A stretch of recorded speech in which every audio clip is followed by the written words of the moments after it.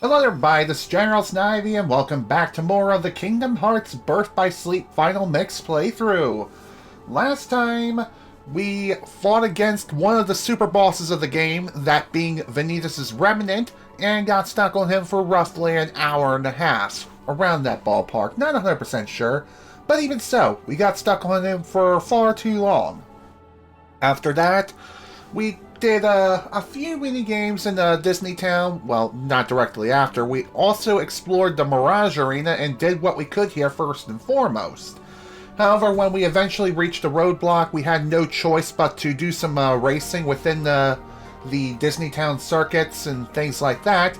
And I actually had to return to Disney Town temporarily in order to unlock the additional tracks and race on those tracks here within the Mirage Arena, so that way I can level up my Mirage Arena level. And anyway, after that, I did unfortunately once again reach another brick wall where I couldn't progress any further until I got the necessary number of medals to unlock the remaining arena challenges.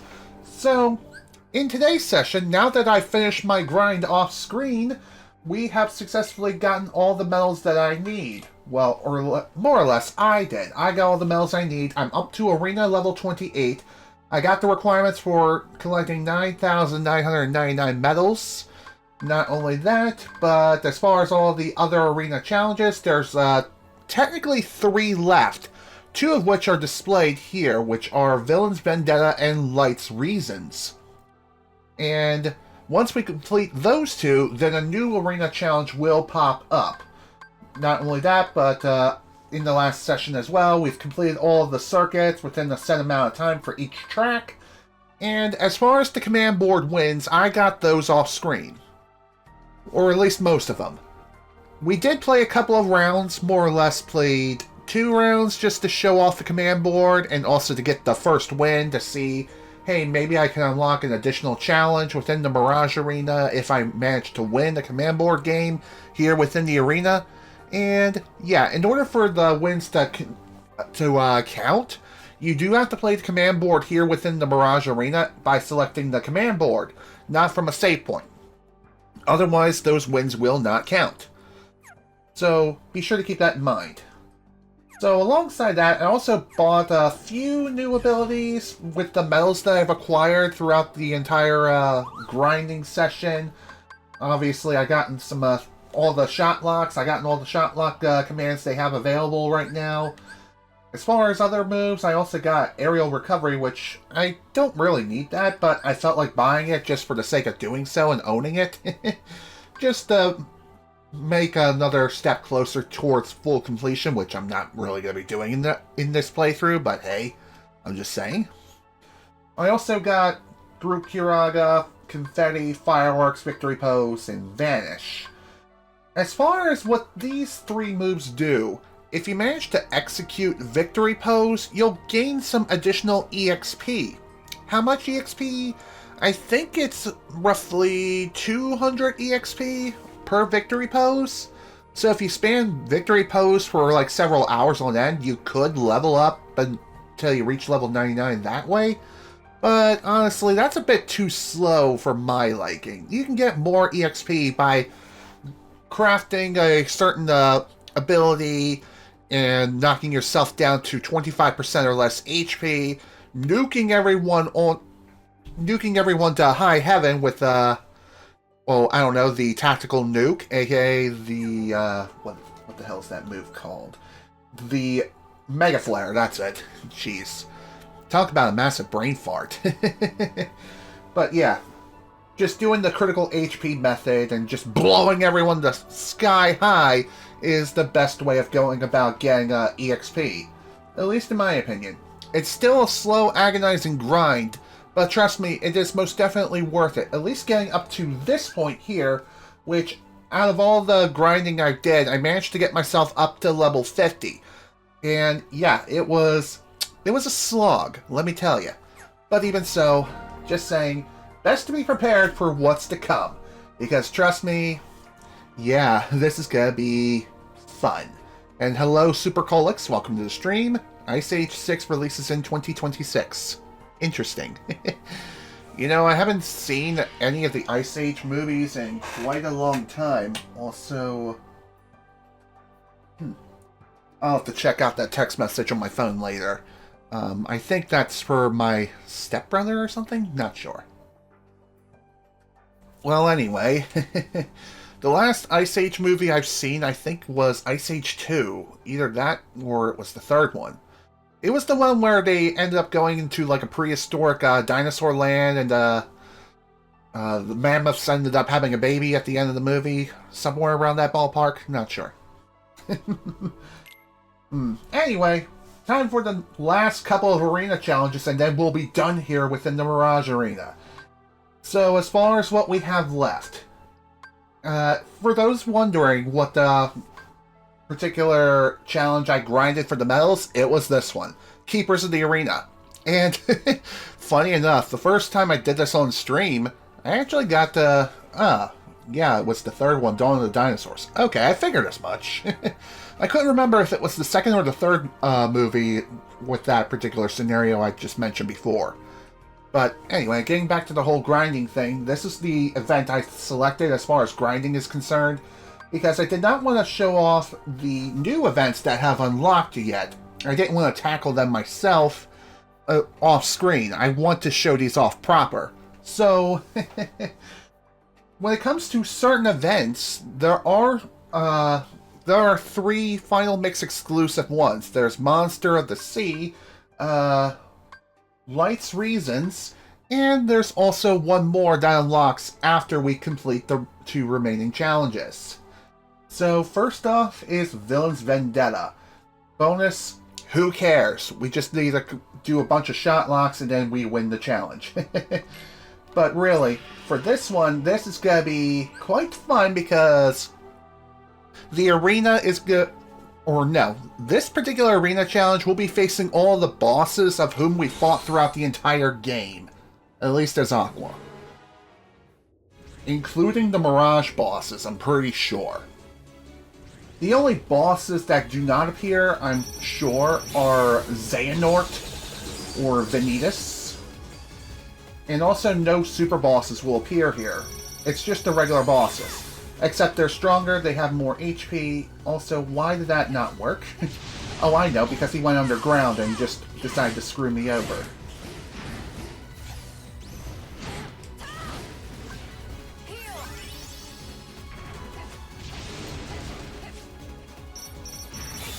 That'll work. Oh, and by the way, the shot lock I equipped for Aqua is Light Bloom. The reason why I equipped this particular shot lock... Why did I say shot walk? What? Anyway, the reason why I equipped that particular shot lock is because I find this one works the best out of all the shot locks I have in my possession. All the other ones are just not that good. Like, even the Mirage Arena exclusive ones that you can buy here, yeah, not too good. At least at this point in the game. If you acquire them earlier on, they are more useful, but otherwise, no. You know what, fine. I'll just take what I can get. I'll just recharge the focus gauge and then we'll be fine.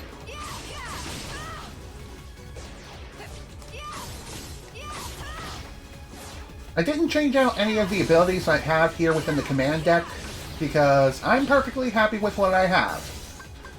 These abilities have served me quite well. Of course, I still have the situational third deck that I have set up for an upcoming super boss, but that's not until quite a ways from now. Provided we need to get that far first. This'll work. Time to throw this thing into a blender! That would be sweet. Okay, didn't quite deal as much damage as I would have liked, but hey, that's okay.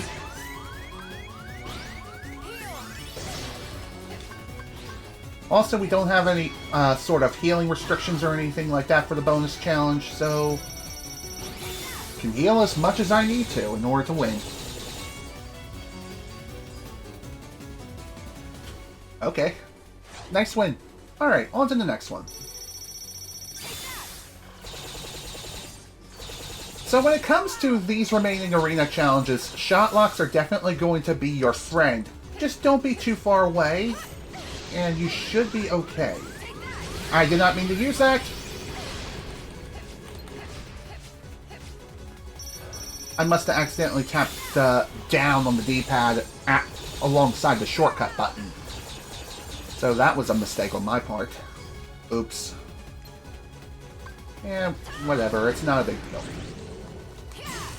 Yeah, I don't think so, buddy. Okay for you. On to the next round. And we have the Ice Titan. Well, that took a lot more of the focus gauge than I would have liked. Whatever works, I guess. Really, it ain't a big deal.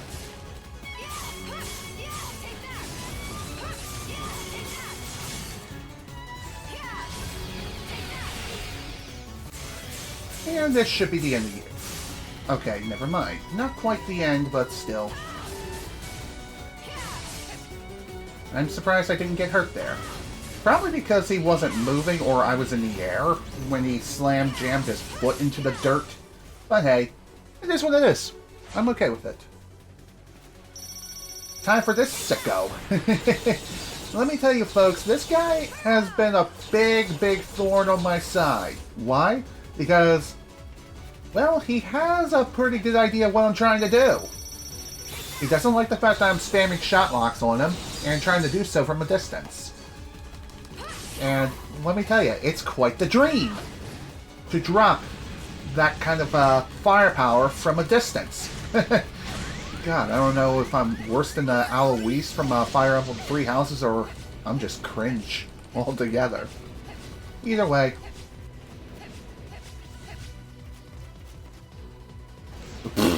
Well, dear.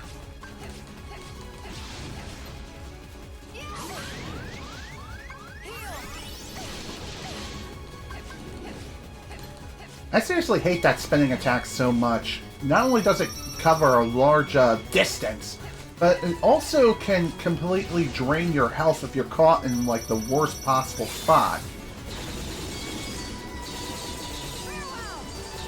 Also, if you're wondering why it is I keep reaching down here towards my ankle, it's because I got a frickin' bug bite. I got it a couple of days ago, and of course, it has to bother the frickin' bananas out of me. It just has to do that while I'm streaming. That's just my kind of luck for you.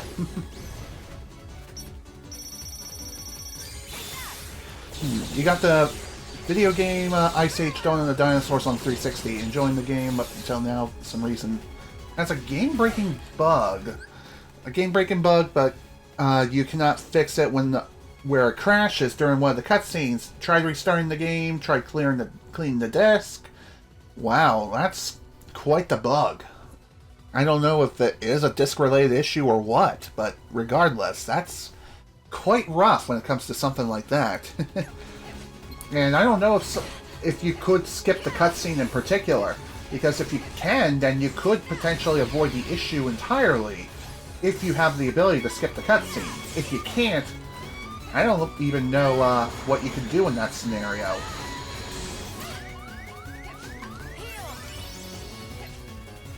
Well, either way, hopefully you'll be able to figure it out.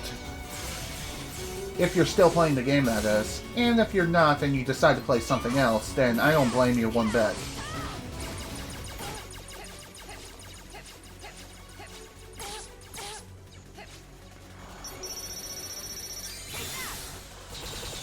Alright. For some reason I was thinking he was going to be invincible during that particular attack. Thankfully that's not the case.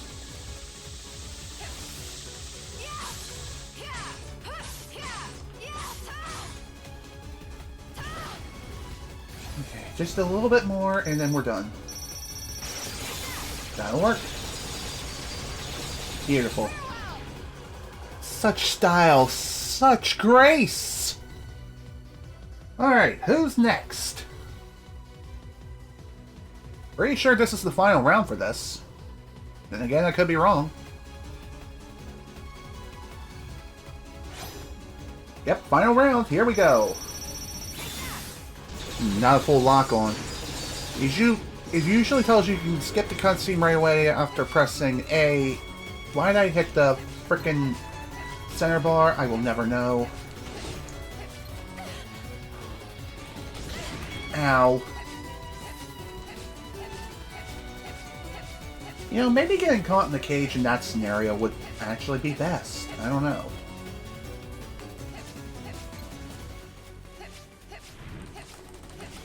Okay, usually tells you can skip the cutscene, pressing A. However, since it is a glitch, it never pops up on screen.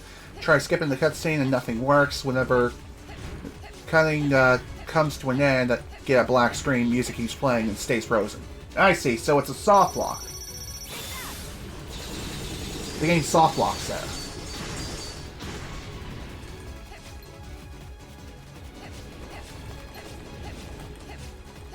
Not sure how that can happen, but I guess that's just a sign of poor programming. Either way, not exactly a good time for anyone. Ow. Talk about an explosive temper, am I right?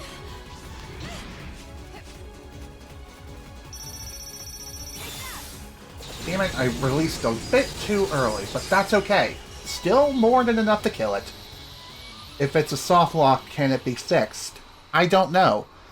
It might be possible. You could potentially ask someone within the speedrunning community for that particular game. Maybe they encountered the issue too. And maybe they have a solution for you. Not sure. That's my guess though. Sometimes the best solution to figuring out something as crazy and complex as that is to ask the speedrunning community. There might be a Discord server dedicated to that game, so it's worth a shot. Anywho, after completing that event, we got ourselves a new Keyblade, the Ultima weapon. A Keyblade that boosts all of your stats. It also makes it easier to land critical hits and deals higher damage when you do. Funny enough, when it comes to that particular Keyblade, it's not exactly living up to its name in this game. There's actually another Keyblade that's even stronger than that one. Kind of ironic, don't you think? But anyway, we might as well use the Keyblade while we can. So, here we go. Ultima weapon. Okay. Minus 1 point in strength, but also gain additional magic points. And for Aqua, that is definitely well needed. Okay, what do we got next? That would be Light's Reason. Lightning reflexes successfully block the enemy's attack at least 100 times. Not necessary. Alright, let's do this. Funny enough, when it comes to this particular fight, this, believe it or not, is Master Ericus's armor. He even wields his Keyblade too, which is even crazier.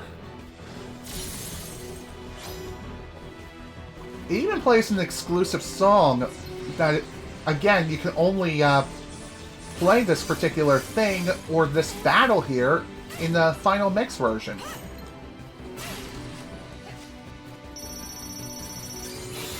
So, when it comes to this fight, this is technically classified as a super boss, and therefore, he's going to be tough as nails.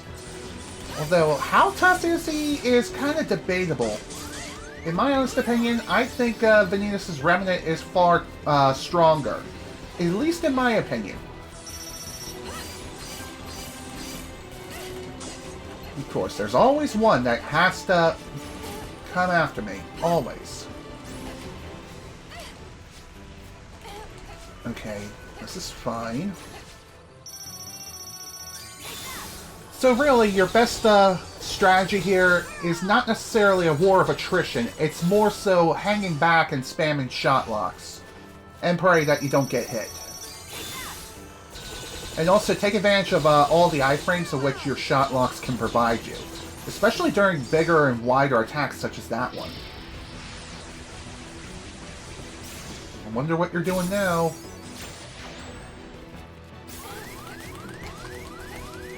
Okay, that's... What can I say? This thing, it's been a while since I've last fought against this particular super boss. So please forgive me if I know next to nothing about it and I'm kind of fighting him blind. Well, to be fair, I've fought against him around this level and... Oh dear. Well, that certainly sucked. That'll work. It may seem like that we're doing nothing but chip damage here, but trust me, we are dealing damage.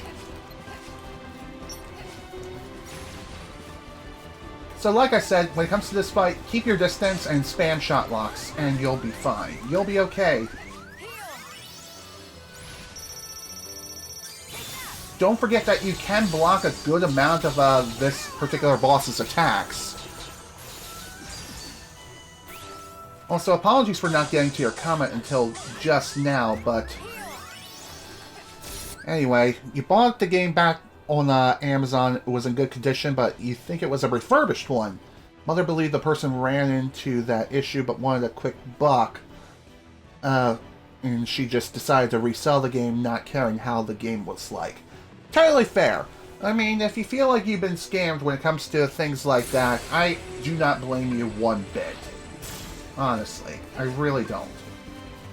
If you feel like you were trying to buy a used copy but it ends up being refurbished, then yeah, you should be entitled to getting your money back. That much is certain. At least you got the product at all to begin with.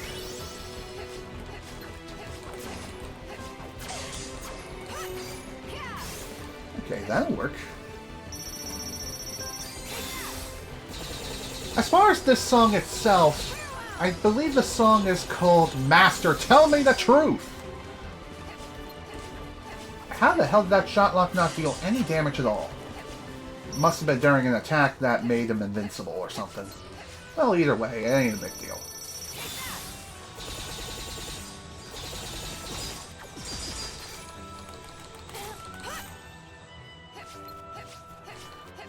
Like I said, this guy is tough. Don't let your guard down for even a moment. Otherwise, you're going to get smacked and completely ruined. You're going to be sent to the Shadow Realm. Don't be afraid to spam your dodge as well, because, whoo boy, you're going to be doing it a lot here. Of course, he had to be invincible during that attack. Great.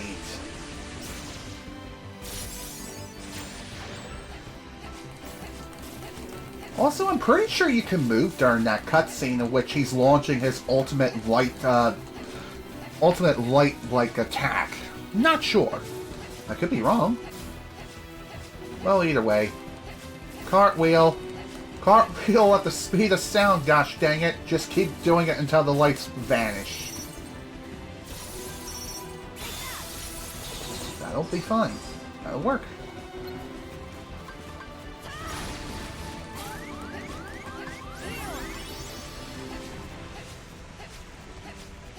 So one thing I will go ahead and confirm is, if you do end up losing an arena challenge, well, it just counts as a loss. It's not a game over, it's just a loss. Whatever experience and all that you gained during the arena challenge, you get to keep. So, if you lose, not the biggest deal breaker in the world, it's just more annoying because you have to do the challenge all over again.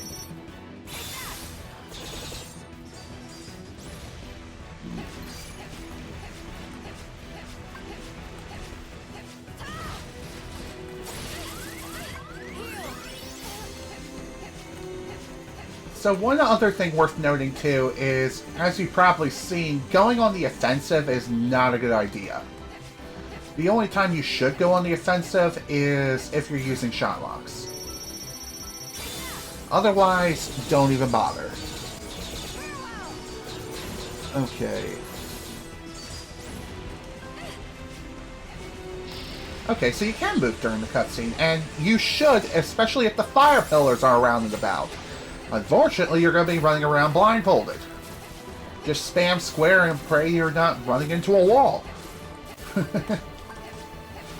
Okay, so what you did, you thought to yourself, maybe you just need to restart the game from square one.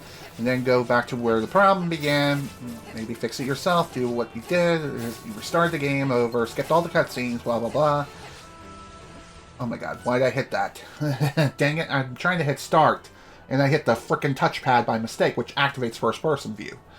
Okay, go back to where the problem began. Maybe it'll fix itself. Okay. Skipped all the cutscenes. Went back to where you were. A lot quicker. Unfortunately, that did not fix anything.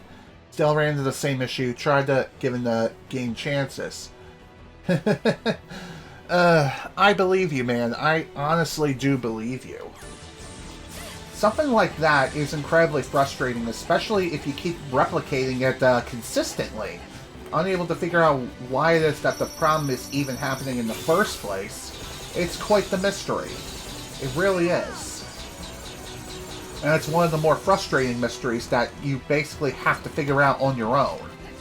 Either that or you can ask a speedrunner and they might be able to tell you.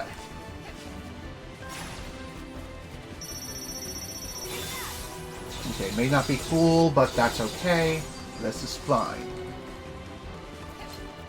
Kind of annoying how this is doing, like, next to no damage at all, but hey, it is what it is. Not the biggest deal breaker in the world, but hey. Still annoying nonetheless. Oh, shnikes.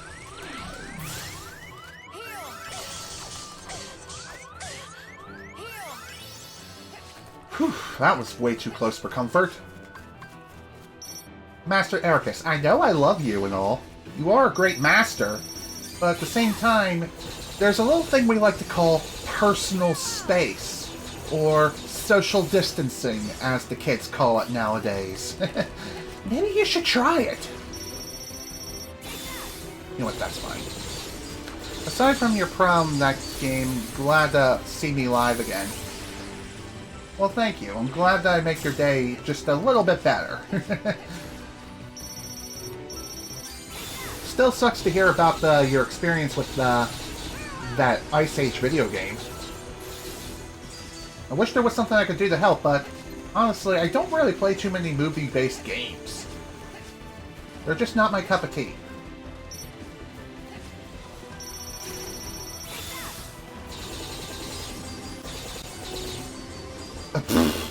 Wow, that did no damage at all. Great.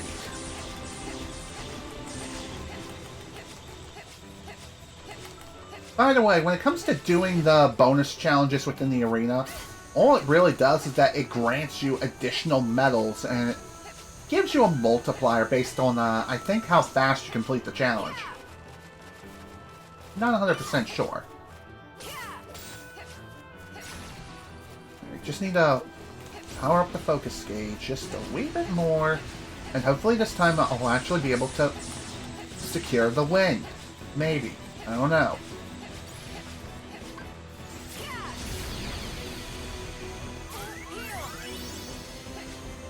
You know what? That's okay. I guess getting hit does have its benefits. Farewell! Phew! Like I said, pretty easy super boss, and the easiest one in the entire game, in my opinion. Of course, I'm only saying that with Aqua. I'm not sure how it is with Terra or Ven. They may have additional difficulties, especially with Terra. I could be wrong, but hey. It is what it is. Anywho, there is one more challenge that unlocks now that we're at Arena level 30. At least there should be. There he is! Peering into the darkness. Down to the wire. Finish it within 25 minutes. Now, you may think this guy is a bit of a pushover and a walk in the park. No. No Heart, aka this guy right here, he is a lot harder.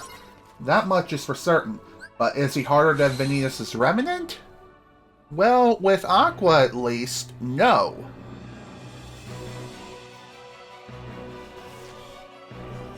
Hello, No Heart, aka Xehanort. Yeah, he's wearing the same armor as that of, oh, damn it, what's his name? I know it. Xemnas.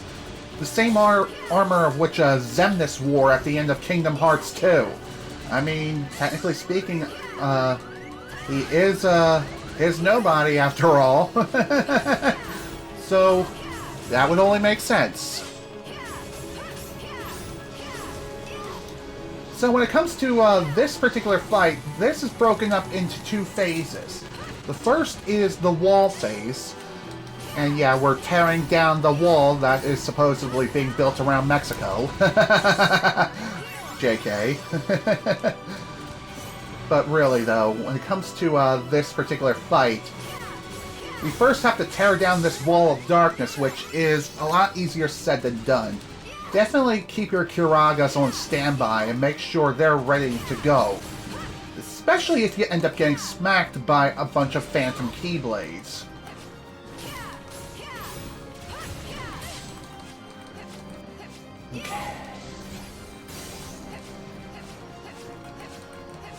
There will also be points where you're going to be dragged as well into portals of darkness, and if that happens, oh dear. You're going to be trapped there, and you're going to get completely shredded.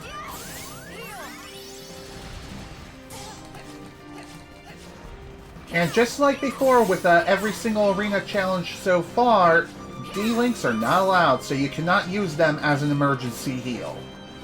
As much as it sucks, it's absolutely true. And there we go, that's Phase 1. On to Phase 2! Phase 2 is going to be a hell of a lot harder. Maybe we can take this guy down in one go? Or perhaps not. Your guess is as good as mine. Let's find out.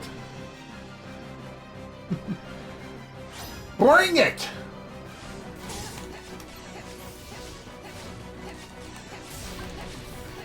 Also, when it comes to this particular song, up until Kingdom Hearts 3, this was the best rendition of this song. I can't remember the exact name of the song, because it's French. It has a French title. Again, I wish I knew the name. That would definitely make things a hell of a lot easier.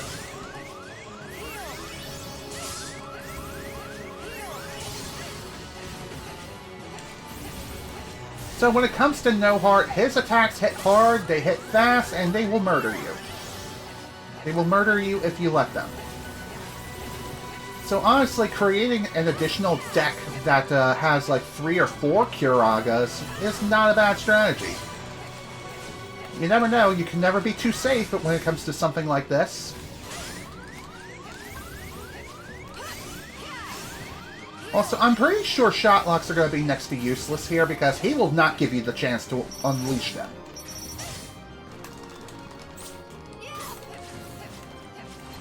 Oh, and by the way, if you ended up getting grabbed by No Heart, you're just... you better mash. You better mash like you're in the Monster Mash. Otherwise, you're going to get ruined.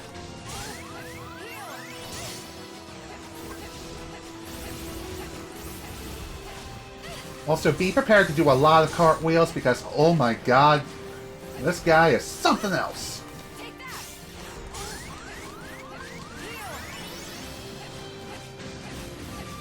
So again, take advantage of as many iframes as you can. And Aqua's barrier is definitely super happy, super nice to have. Terra's block, on the other hand, how am I stuck right now?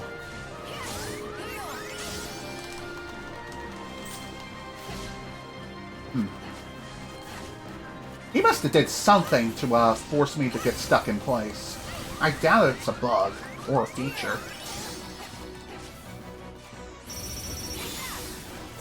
Okay, may not have gotten as many shot locks off as I would have liked, but hey, it gave me some valuable iframes, so that's something at the very least.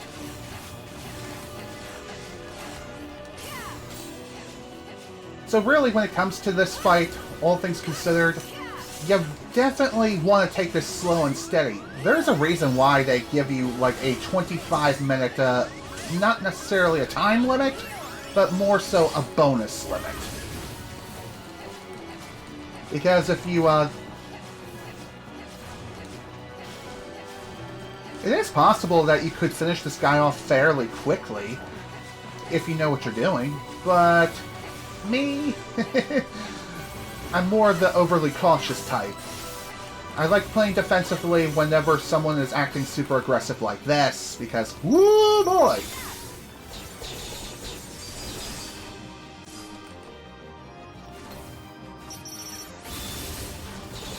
Don't be surprised if you can't get your full shot locks off at all whatsoever, because he ain't gonna let you. Not like many other bosses in this game, or hell, even like the Master Ericus armor.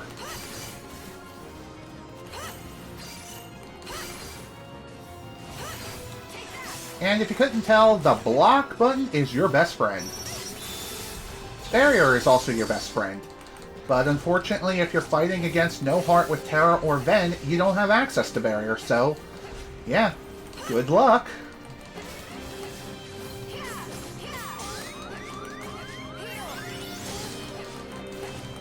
So really, all it comes down to is pot shots.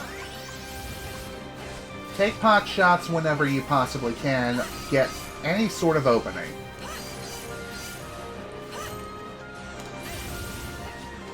However, the openings of which he'll give you are extremely low, so that's something to keep in mind.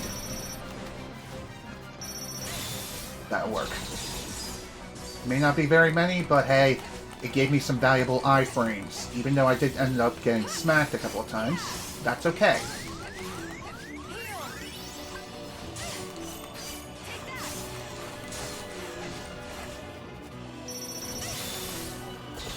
Okay, 10 out of 20, not too bad.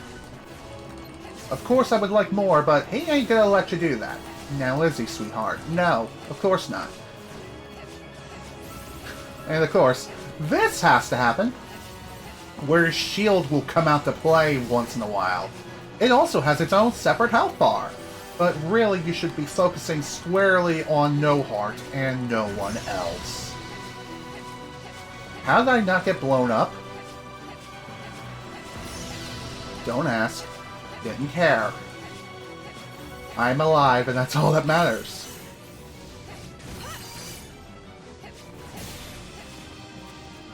Hey buddy, can you calm down a little bit? I get the fact that you are a pro X-Defiant player, but Jesus Christ, enough with the jumping around like a kangaroo! Jeez! Jeez, Manetti! I don't know who hops more! Jeez. Talk about a pain in the ass. Oh dear, that was piss. That was just absolute piss. 11 out of 20, not great.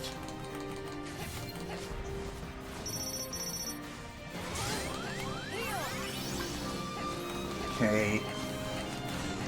Do not be afraid to utilize your shortcut button, which, if you're playing on the PlayStation, it's left on the D-pad. I'm not sure what it is on Xbox, but I'm going to guess it's also left on the D-pad.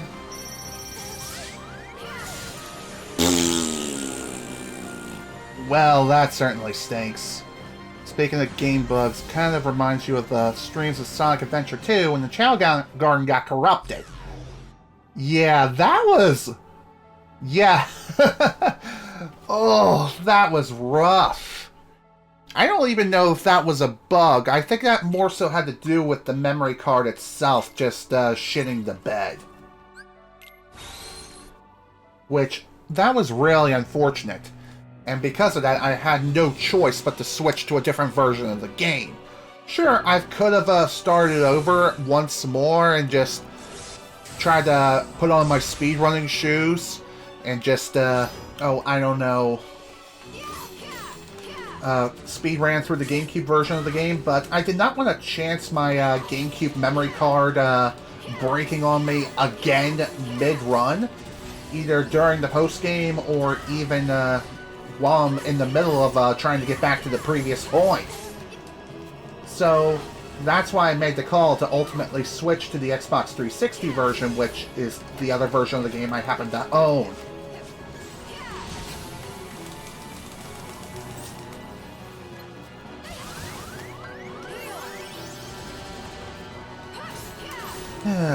Well, that certainly sucks how I have to start all over again.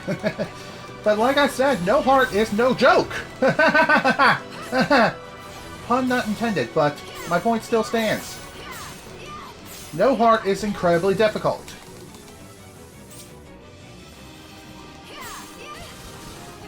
It sucks that we have to deal with this sort of banana slammer shit again. But really, it's not the biggest deal breaker in the world. It's just more annoying if anything else. But yeah, that was very upsetting for when my data got corrupted during my playthrough of Sonic Adventure 2. Why? I just lost roughly 70% of my progress. And that's what was most disheartening to me.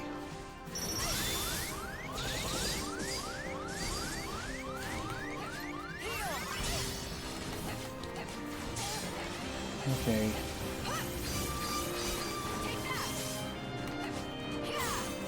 By the way, if you're using something like Counter Blast with your block/barrier, timing is key, because you don't want to release the barrier and counterattack when he's in the middle of his combo. Otherwise, you're going to get completely destroyed. Also, take full advantage of Leaf Bracer if you absolutely must. Iframes are your best friend in this fight, so any sort of elemental rolls that you happen to have in your possession, throw them in the trash, because they are trash. Because elemental rolls, not only do they suck eggs, but they also remove any and all iframes. And that is super annoying. 14, not bad, not bad. Would have liked to get all 20, but I don't want to be turned into Swiss cheese, okay? Like that.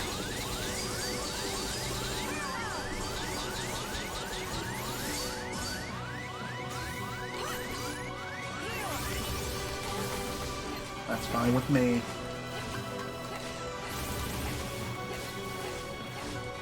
It's fine with me. I'm totally okay with this.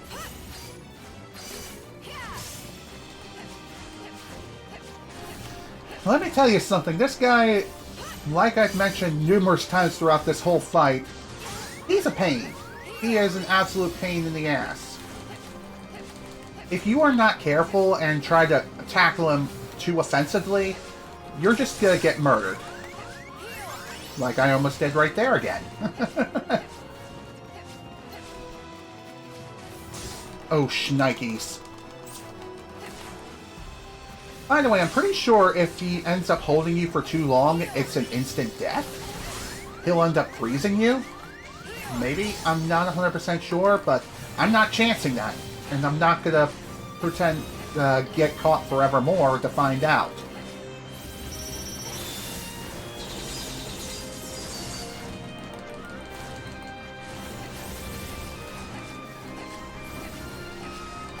Oh boy, oh boy. Okay, this is fine. Just gotta wait.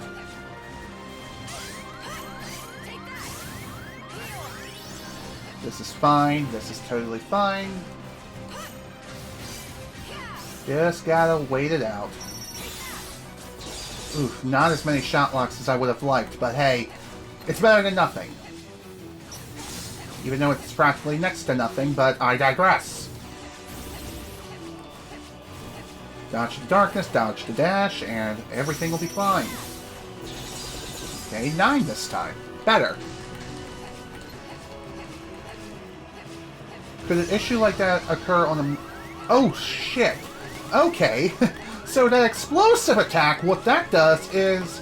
Not only will it reduce your HP down to 1, if you don't happen to have Second Chance or Once More active, but it will also make it so your commands also reset, as far as timing is concerned. So that's not fun. You also lose your focus gauge too, so it's like getting hit by Sephiroth's Heartless Angel attack, like way back in the day. Back when we fought him.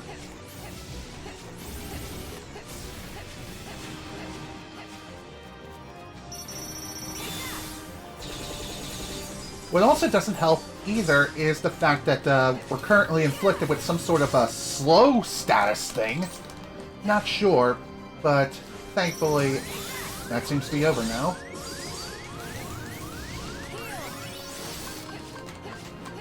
Go back to Curaga, please.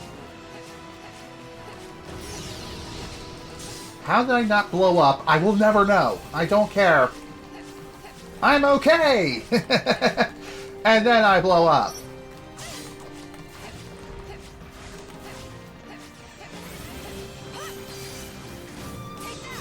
Oh shit.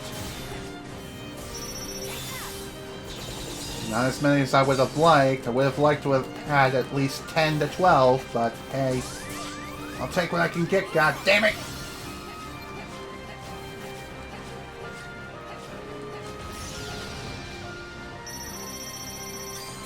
Okay, full shot lock. Will this do something? Yes, it will. Not as much as I would have liked. Hey, it at least cleared out one whole health bar. So that's good. 17 will be fine. Bazinga! 2 tries, but hey, I'll gladly take it. Phew! That was really rough.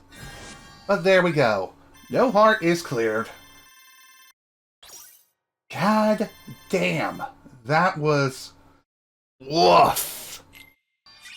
And there we go. We got ourselves another new Keyblade. The Royal Radiance. The most powerful of Keyblades. AKA the stronger Keyblade than the ultimate weapon. So in other words, this is the true Ultima weapon. Ain't that hilarious? Anyway... it increases the speed at which command gauge fills, which is nice. So with that out of the way, give me that big shiny new Keyblade because, sweet merciful Moses, look at the thing. It's beautiful, ain't it? But there we go. The Mirage Arena is done. All the events have been cleared. We got the max arena level possible, which is 30 for this game. And we're basically done with the Mirage Arena, which is awesome. So we might as well go ahead and buy ourselves some nice trophies on our way out. Or at least try to. Let's see, what else can I buy? I guess this. Just for completion's sake, I guess. Which really, I do not need. Also, buying tickets at this point is completely pointless, so don't do it. Trust me, it's not worth it. And as far as buying ultimate recipes are concerned, there's not really much of a point in doing so. All it'll do is just reveal certain abilities saying, hey, this will unlock the ultimate move.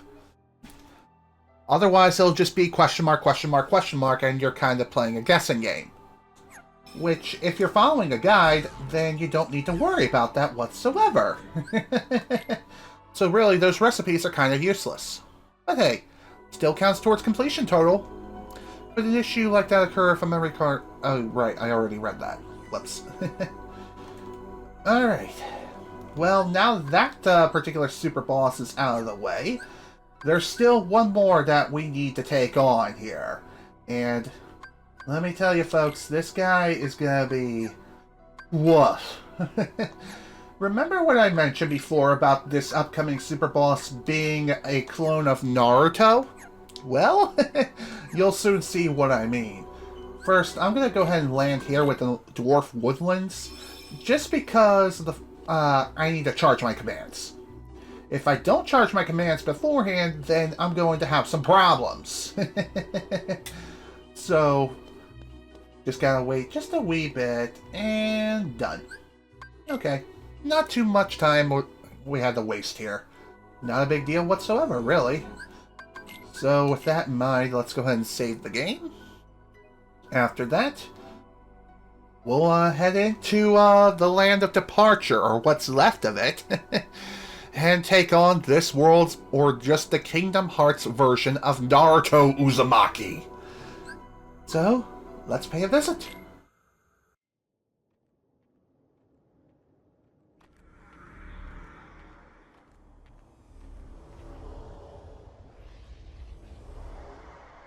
Ooh, spooky.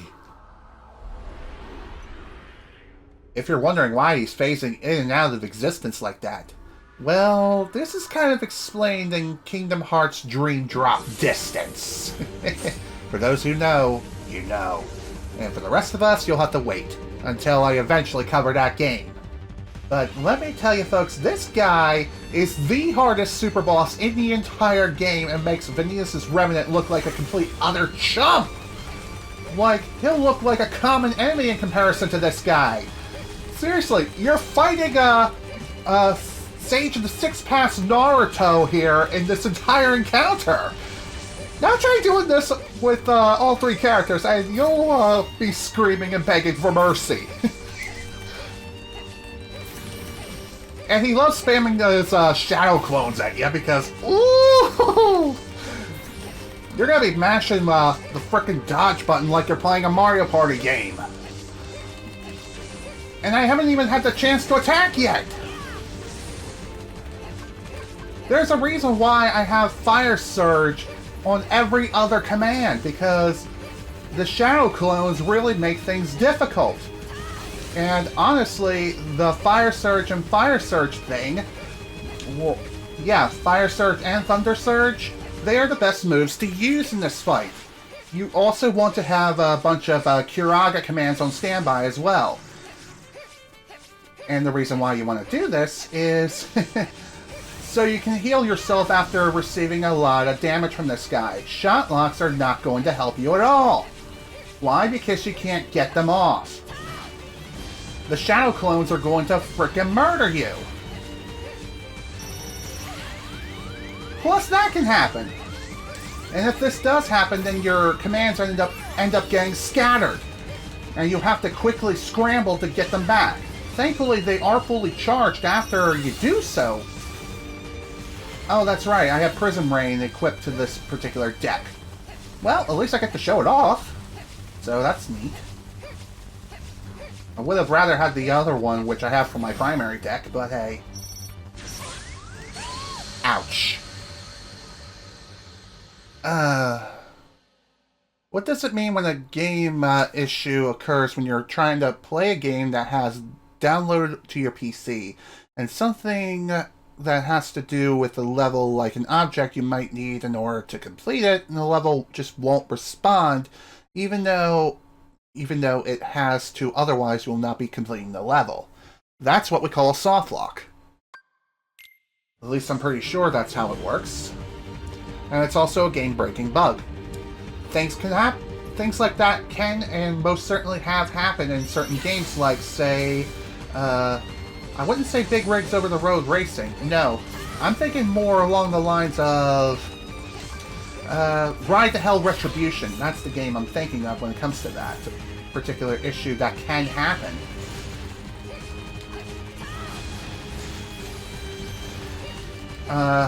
Another game that has that issue, I don't know off the top of my head.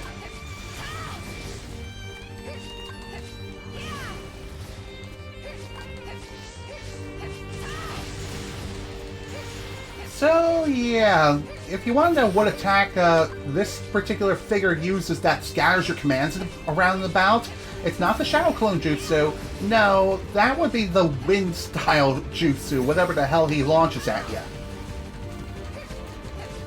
One more thing, too, is when it comes to your command deck, if you install any more than 4 Curaga-like commands, then you're going to have a lot of problems, because his attacks will then become that much more unpredictable. That, or it makes it so the fight is next to unwinnable. At least I think that's how it works. Not sure. Oops. Didn't mean to do that.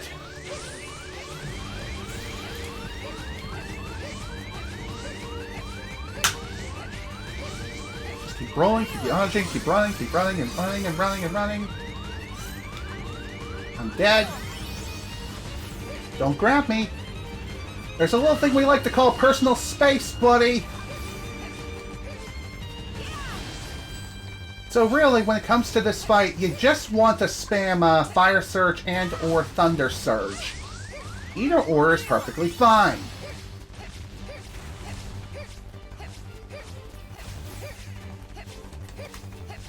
And also be prepared to dodge a lot. And pray that the ending of your command style doesn't end up costing you the game. Ouch. Ow.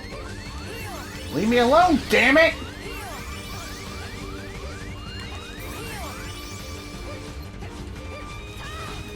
Seriously, screw this guy! Also, if you're wondering what that counter is, that is a Doom counter. Mash like there's no tomorrow, because that counter does not reset. Once it counts down to 0, you are dead.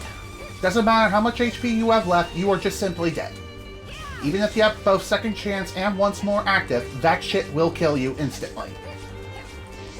It starts at 5, and it counts down rapidly from 4 to 3 to 2 to 1. And then, boop, you're done. You're done! Basically, if you're not good at mashing, oh dear, you are most certainly going to die if you get caught in that Doom attack. You might be able to escape once, if you're lucky, but other times, not so much. I think another thing that this guy can do too is, if you have too many cure-like commands active, then he'll temporarily stop time and fully heal himself throughout the fight. How many times he can do this, I'm not sure, but I'd rather not find out.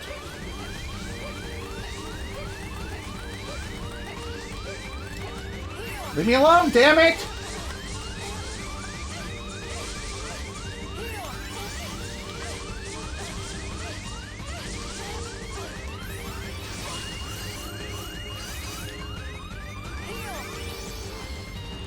God damn! Talk about a pain in the ass. And it's only going to get worse. This is why I recommend having roughly 4 cure commands. Because if you don't, you're just going to get smacked. And another problem too is that he loves going invisible! Like that! Ugh, Jesus flip. You thought the PC downloadable games were a pain in the butt. Didn't think console games on a disc would also have unusual issues. Oh, believe me. Movie-based games are pretty notorious for having game-breaking issues. Not all of them are like that, though, thankfully. But... jeez. Well, that certainly could have gone better. Dang it. Thankfully, when it comes to the Kingdom Hearts HD collections on PlayStation 4, there aren't too many game-breaking issues as of right now. When the collection first launched, you had a very high chance of crashing the game if you were playing Kingdom Hearts 2 and you happened to try to save the game. It was like a 50-50 chance of whether or not the game will crash or not.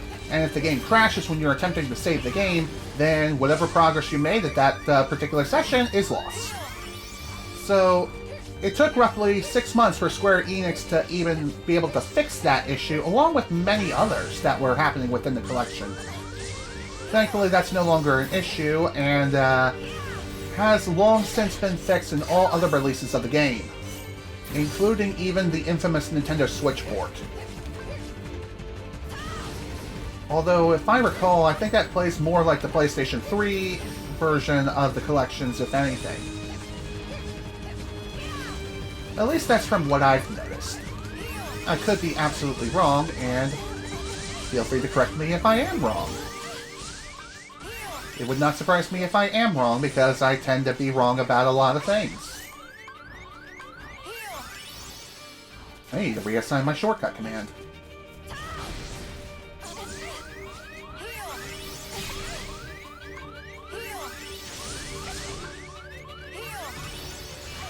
Come on, man.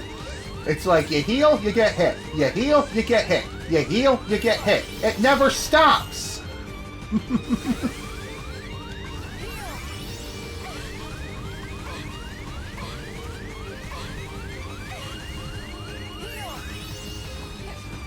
Jeez, talk about a pain in the ass.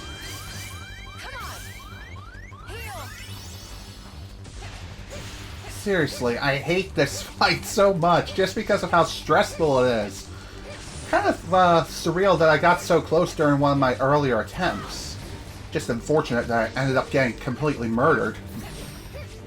Funny enough, just like with many of the other super bosses in this game, you can refight them if you happen to fulfill certain conditions. In other words, just re-examine certain points where you first encountered the boss. Come on, man! I was in the middle of a damn combo! God, I hate that shit.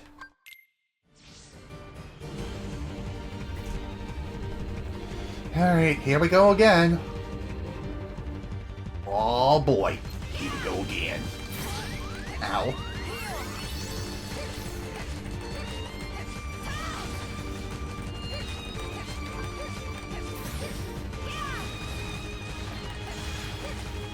By the way, if you couldn't tell, bringing items to this fight is not recommended at all, because it takes far too long to use items, and you only have a couple of frames to be able to heal yourself, because if you don't take advantage of those frames, oh dear, you're just dead. Your goose is cooked. You get nothing. You lose. Good day, sir.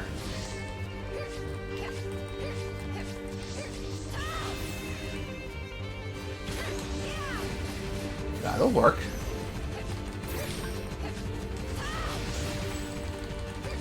That also works pretty well. And somehow I did not get my commands blown away, along with myself.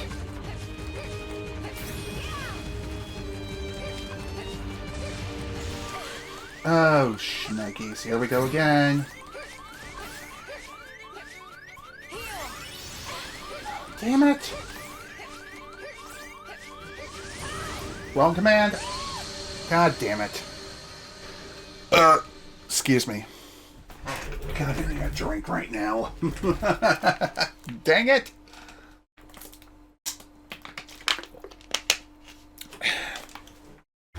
By the way, selecting continue instead of retry, it'll eject you back to the world map.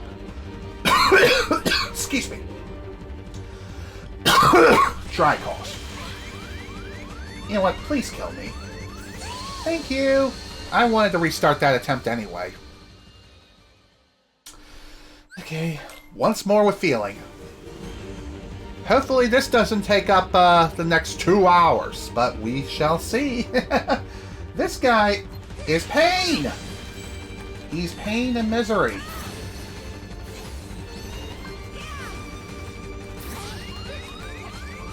By the way, using something like a mind command would not work too well here. I mean, maybe it could. I'm not sure. Never tried it. But I do know that the Fire Surge strat works incredibly well. And I figured, might as well go with the tried and true strat. It's tried and true. It gives you some much needed iframes when executing the attack. It deals a good chunk of damage every time it hits, especially when it's maxed out. And it's just overall really good attack. Just like with Thunder Surge. Same thing, except it's thunder.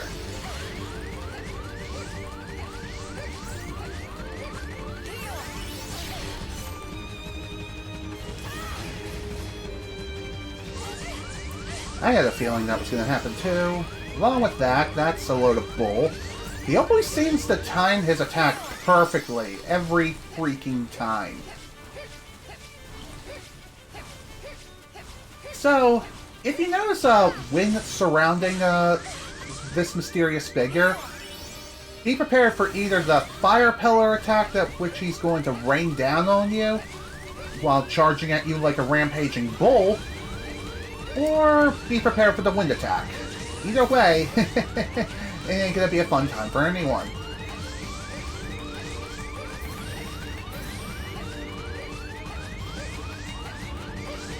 Just gotta wait for him to slow down even just a wee bit. Enough with the Shadow Clone Jutsu! At least I'm not fighting a freaking army filled with shadow clones. Ugh, jeez. Now, I do believe you need the power of a fox spirit in order to be able to do just that, but even so, just saying.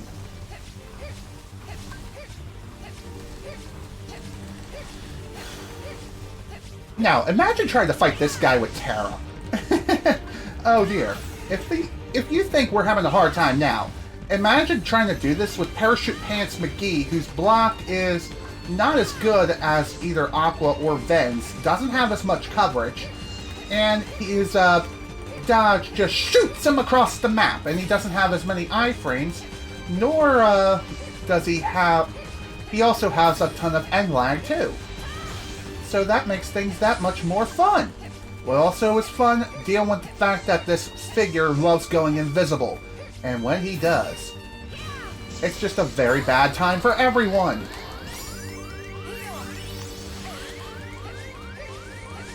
I'm not 100% sure, but I feel like the Doom countdown counts down faster with the 60 FPS thing.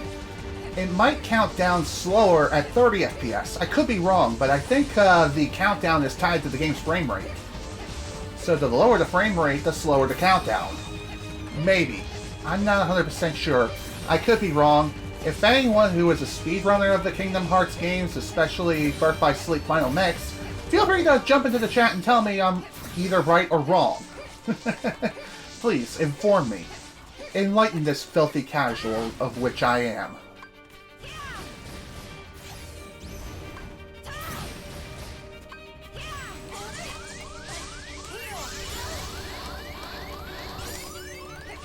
That was too close.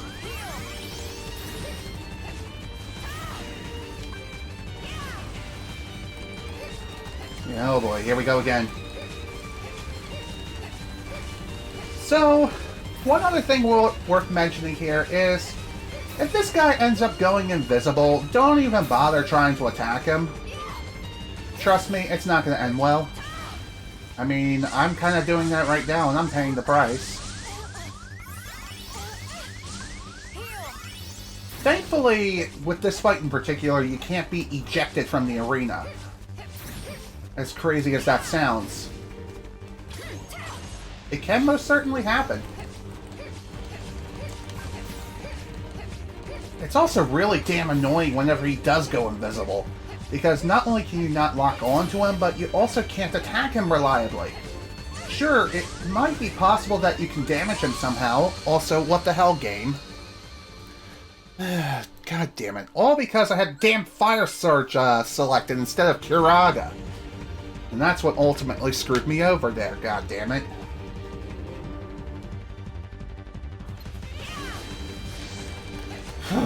Here we go again. Like I said, in my personal opinion, this figure is even harder than Vanitas Remnant. At least with Vanitas Remnant, there is a pretty surefire strategy of taking him down, and that is laying down mines and playing super defensively. This guy, you have to spam Fire Surge and pray. And pray that you don't end up getting turned into Swiss cheese within a matter of seconds. And also pray you don't end up getting your shit blown away either. And by the time you heal, you'll have to heal again because he's smacking you with his next combo. His next combo meal, which he got from Burger King. What can I say? He loves having it his way. He rules! God damn it.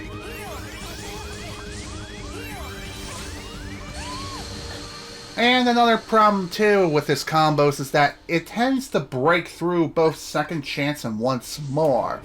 So that is incredibly annoying. Is it a bug?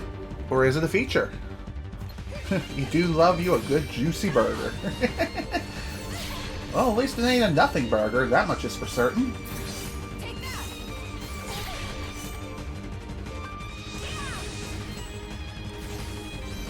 Seriously, I hate this fight so much, but damn is it a fun one too.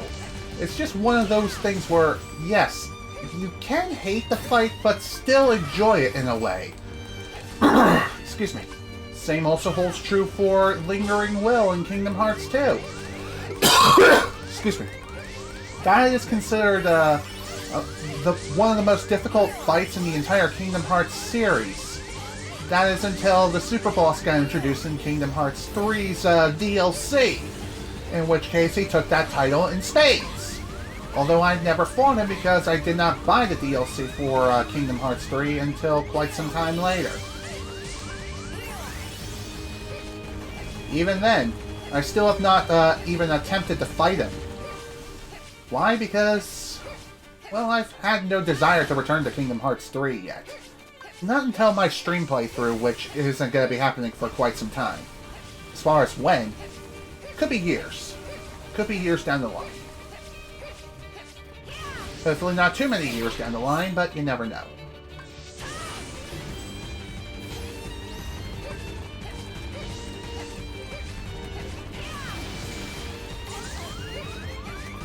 Great, I'm dead again!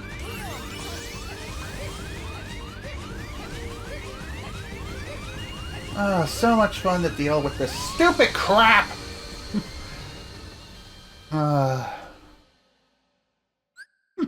That's cool. You like mayo? I don't like mayo. I'm not disgusted by that at all. I tried mayonnaise, not too good.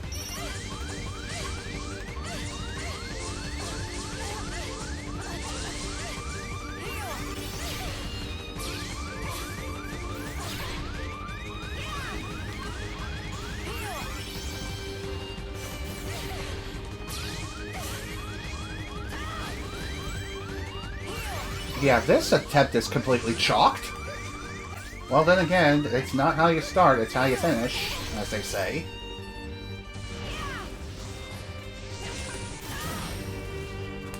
Dude, attack the Shadow Clones, dude. Attack them in a straight line and you'll be fine, okay?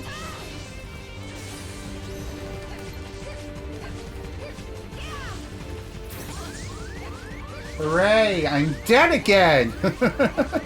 You could drown your burger in chicken and patty and mayo if you wanted to. Totally fair.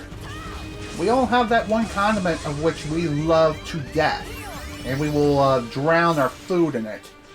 For me, that would be barbecue sauce. Also, that was complete bullshit. I was in the middle of a goddamn combo, and how the hell did I die? I will never know. Just like counting how many licks it takes to get to the center point of a Tootsie Pop. And no, the answer is not 3. Oh, God damn it, not again with the wind-style Rasen Shuriken shit!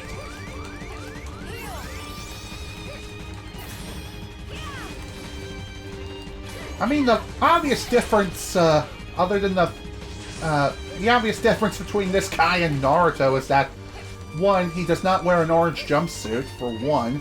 2, what is the other difference? Oh yeah, he also dual wields, swords, or knives. If Naruto did something like that, he would be dual wielding kunai. But, hey, I'm just saying.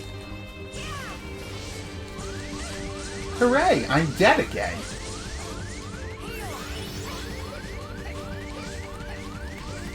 Give me my things. Thank you.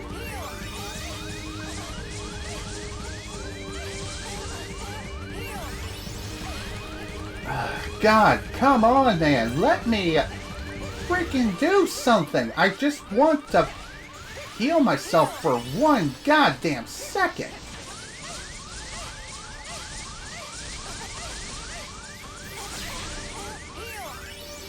How did I not die? Never mind, I just shut the hell up! If I ask these questions, the game's like, oh, you wanted to die? There you go. Oh, man. Talk about a pain in the ass, am I right?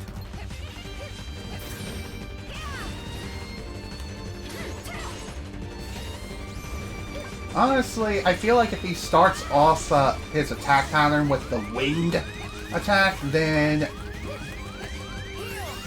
you're gonna get ruined.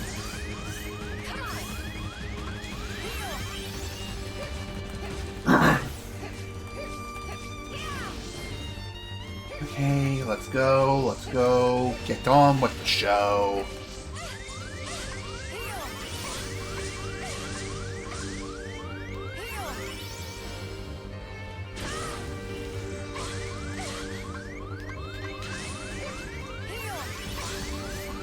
And here I thought I would have a few more iframes or something. Of course not. It's like as soon as I heal, next combo meal available for customer number 623,420. He wanted the number 69 burger. Just saying.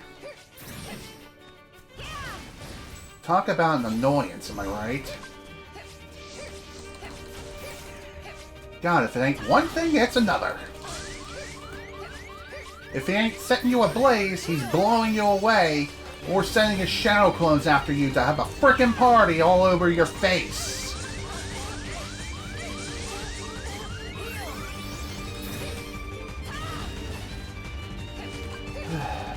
Boy, oh boy.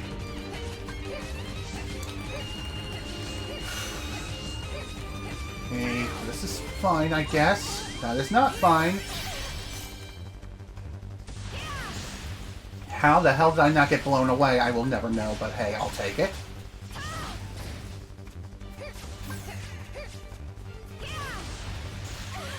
God damn it. Of course, he had to catch me just as the end lag occurred. Always. He just knows how to time it absolutely perfectly, where I cannot move or do anything at all.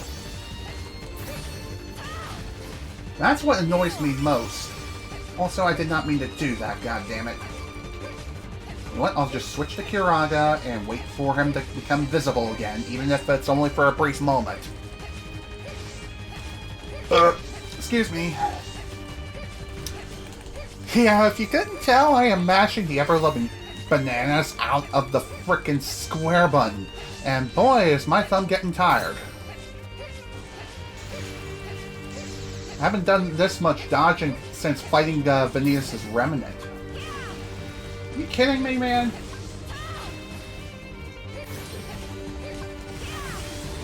That'll work.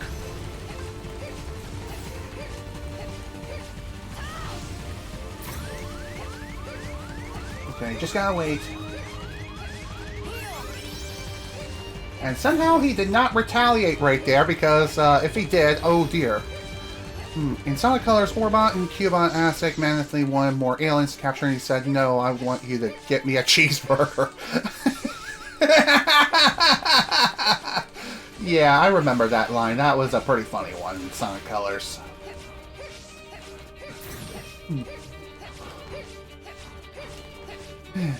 Eggman definitely knows how to bring down the frickin' burns, that's for sure.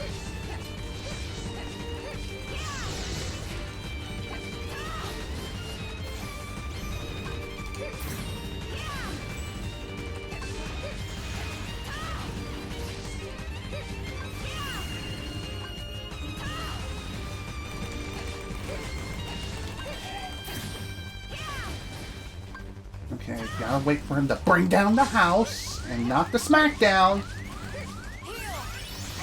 And of course I get blown away again. Great. Great. Everything's great. How did I not get hit there? I will never know, but I don't care.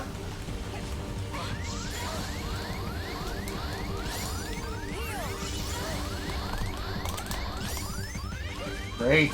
Just great. Here comes the Doom Patrol, ready to murder me again.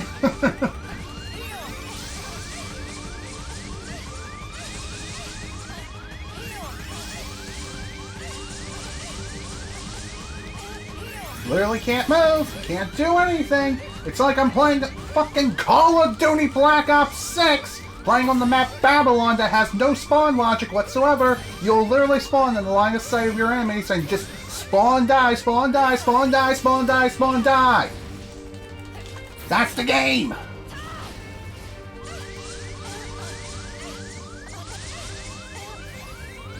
I'm dead. Okay, not dead yet. Hooray! Hello, the real pillow. Welcome to the stream. Glad you can make it. Anyway, if you couldn't tell what we're doing, we're rolling around at the speed of sound for our very lives, as if it was, as if our lives depended on it, which it does. Anyway, we finished the Mirage Arena not too long ago. We completed all the super bosses that were there. There was, mainly 2 of them. Completed the bosses of, or the Guardians of the Arena. Completed them, relatively easily. That wasn't too bad. And so after we did that, I decided to come here and fight against the mysterious figure, and we've been here for quite a while. I actually got pretty close during one of my attempts, but unfortunately I ended up getting murdered. So now we're back again, getting pretty close to the end, I think. He still has a bit of health within his first health bar reserves. So other than that, my day's going great.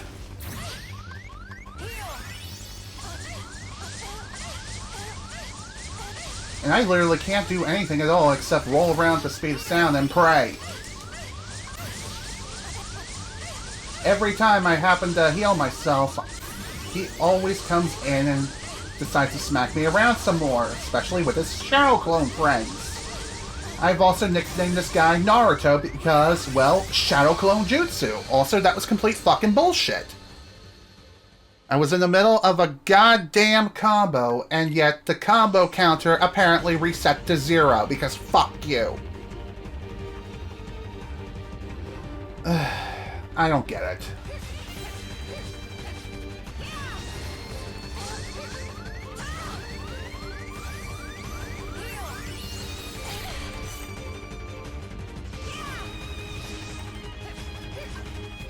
Oh, that was so freaking bad. I literally couldn't do anything at all. It was just constant barrage after barrage after barrage. And no, we're not talking about the Lion's Barrage either, or the Naruto Uzumaki Barrage. Although, it certainly felt like it! Because it lasted 2,000 years and it wasn't instantaneous where you're having 4 Shadow Clones sending you to the goddamn moon. And then getting slam jammed into the dirt. See what I mean about the Shadow Clone thing?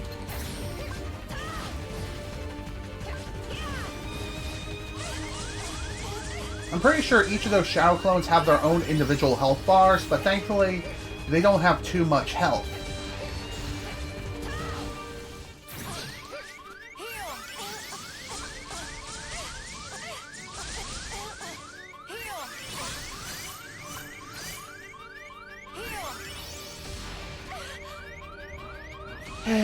Well, this attempt is completely chalked.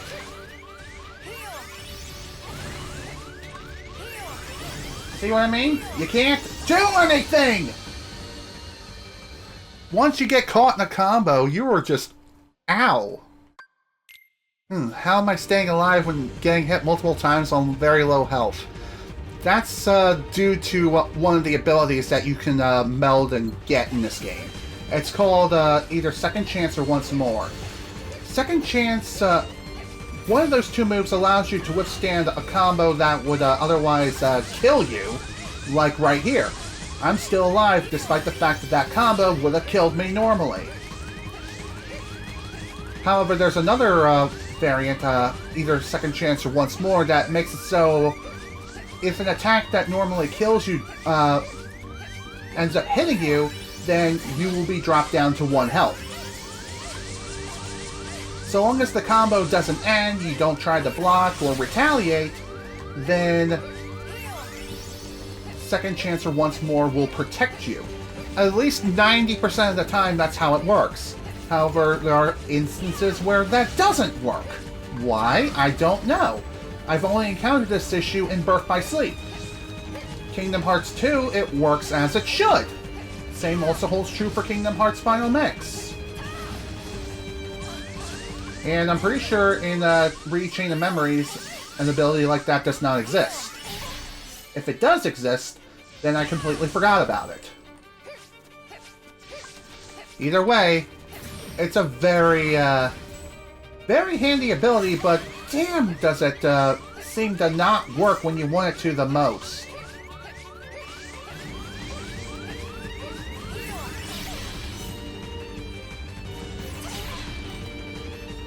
By the way, if you happen to get caught by that grapple attack, mash the frickin' block button.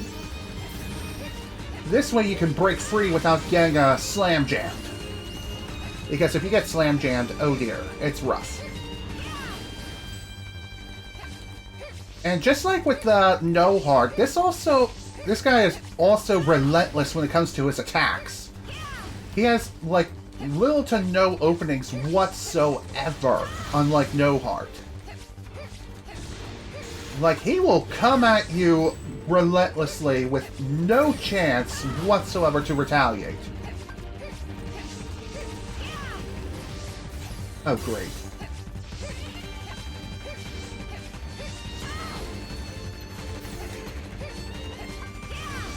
Okay. So far, so good. Never mind. Shut up. I should fight this guy and hopefully not get completely murdered. Also, whenever he has these orbs out, he tends to let them do the work for him. Have I heard of the new Dragon Ball Z Sparking Zero? I have.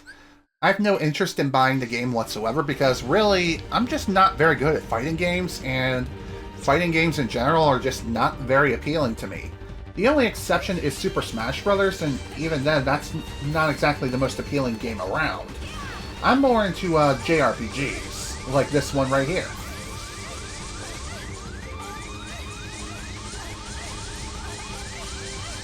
Hey buddy, can I have a turn, please? No? Of course not.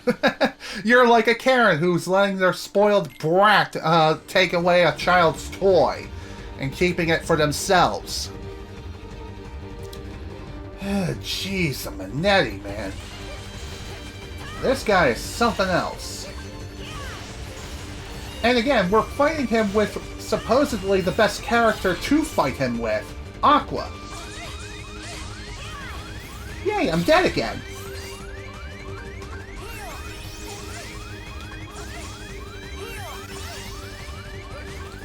Another thing, too, is that unlike Vanitas Remnant that can two-shot you with the majority of his attacks, this guy can one-shot you if you're not careful. What are Karen's problems? There's a lot that can cause a Karen to explode. There are far too many problems of which to list. It could be something petty, or it could be something a bit more complex. Like you didn't mean to do something, and what do you know? You accidentally offend them somehow. Why am I in the air? I don't know. But that unfortunately screwed me. I would love to heal right now, but unfortunately, if I do, then I'm gonna get smacked by the flaming pillars of death! And then I'm gonna get blown away again! See what I mean? See what I mean? You have no chance!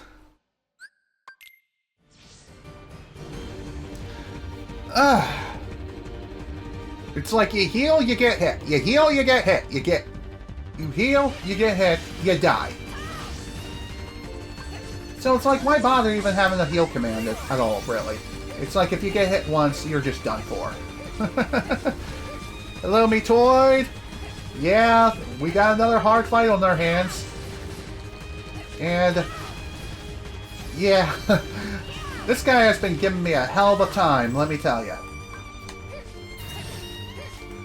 I actually gotten pretty close a couple of times, but unfortunately I just ended up getting murdered by either his flame pillar bullshit, his shadow clone jutsu, or something else entirely.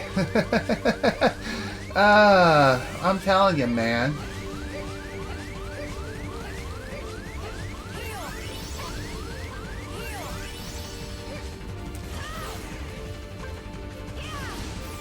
But, oh jeez. Oh dear, here comes the shadow clones. And somehow I murdered them all. I'm okay with this. Honestly, his best attack and your only opportunity, realistically, to be able to damage him at all is when he jumps into the air and sends this flying Flame X scissor attack at you. Otherwise, you're just done.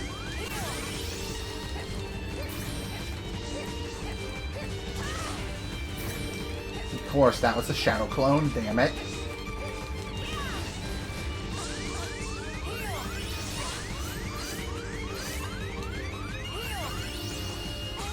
I'm not sure if there's a point in trying to counterattack him, because I'm pretty sure that, oh shit, I'm dead.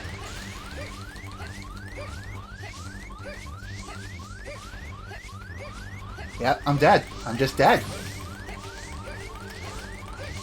I would like to have my buttons back, please. Yeah.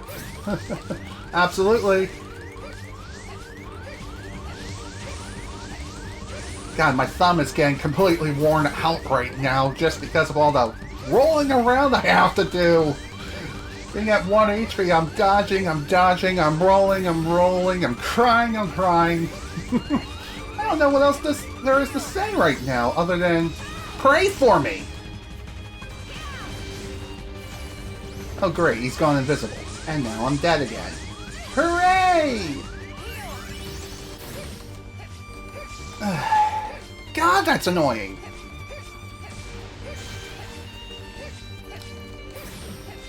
Also, if you couldn't tell, I did readjust the timings on Nightbot, so they're not as spammy and don't overwhelm the comments section. I did just, say, hey, it's not all Nightbot all the time. Damn it! I don't know where he went, but... Of course, he went invisible again. Can't do anything!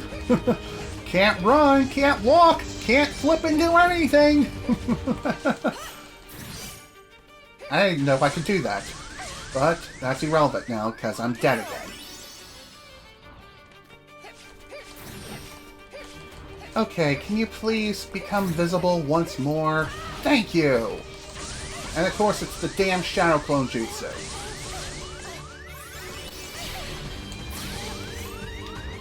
Hooray! Dead!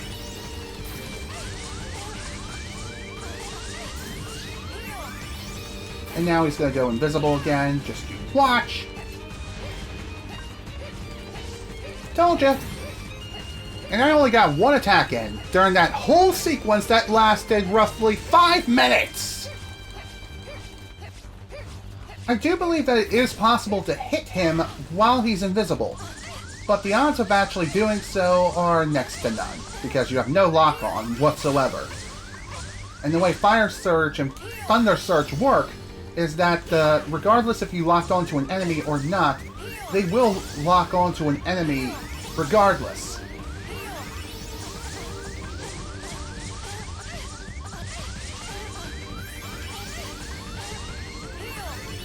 And this is why I have Kiraga on every other command.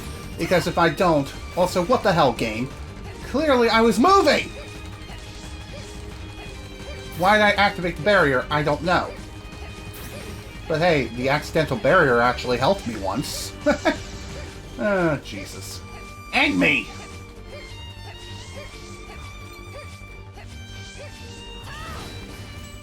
Okay.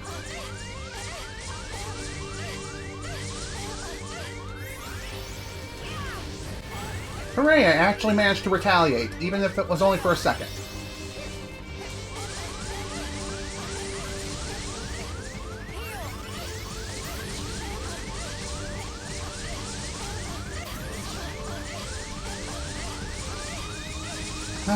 Get used to this, folks. This is going to last a while. Roughly 5 minutes. It's just constant, non-stop Naruto Uzumaki barrages. And constant healing. If we can even make it that far.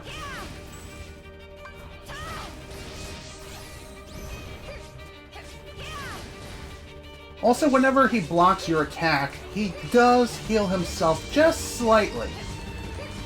How much? I think it's dependent purely on your attack power or something. I'm not too sure, but either way, he does heal himself. That is a reset. Absolutely. Abso-bloody-lutely.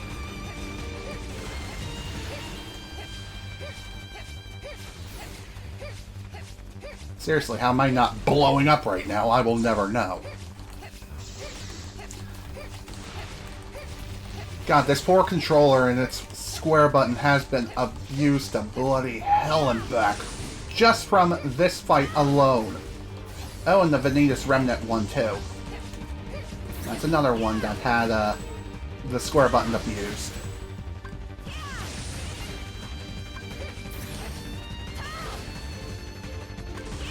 There we go!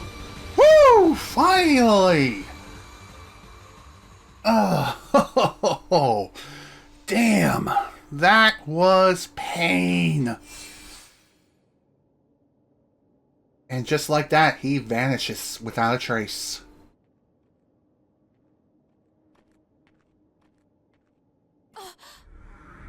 Oh, hello. Ready for round 2? God, I hope not.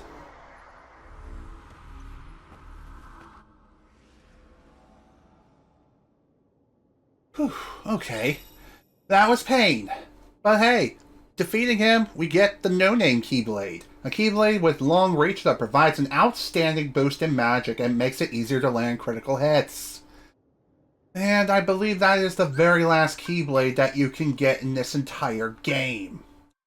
Is it stronger than Royal Radiance? No, surprisingly. The reward, honestly, is worth it, but it isn't at the same time. It's difficult to explain, but either way, that was rough. Even rougher is if you are going for full 100% completion and didn't collect this chest here, chances are you'll have the item that's inside and you won't be able to discard it. Therefore, in order to be able to get this chest again, you'll have to fight him once more. So, yeah, no. Thank God I got that chest earlier on, like shortly after I started Aqua's playthrough. God damn. That was... I don't even know. Oh boy. God damn, that was just one of the roughest super boss fights I've ever had to do in the entire franchise. And I'm not looking forward to fighting the super boss eventually in Kingdom Hearts 3. Thankfully, that's not for a long time for that. That's not for going to be happening for a long, long time. But anyway, this was not the right world I wanted to go to. I was like, why is there a front door? Right, I wanted to go to the main plaza of Disney Town. The reason why I even came back here is to show off all the other mini-games here. Since there's not much left to do, might as well. Want to play Ice Cream Beat? Sounds good. So, we have a couple of songs that we can play. The first I've already shown off in Then's story, It's a Small World. The other song is Blast Away, Gummy Ship 2. So, let's play it. And we're going to play on beginner because, well, this is our first time playing the song. So, let's give it a whirl. And, of course, we're going to get the same instructions again. Time it with the beat, push the X button, and bada bing, bada boom. Let's do this.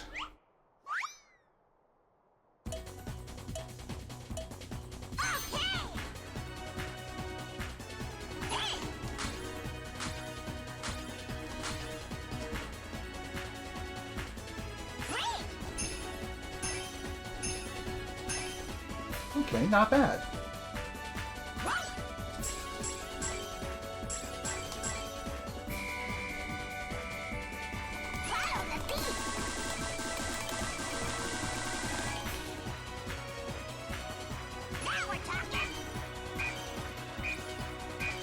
There we go.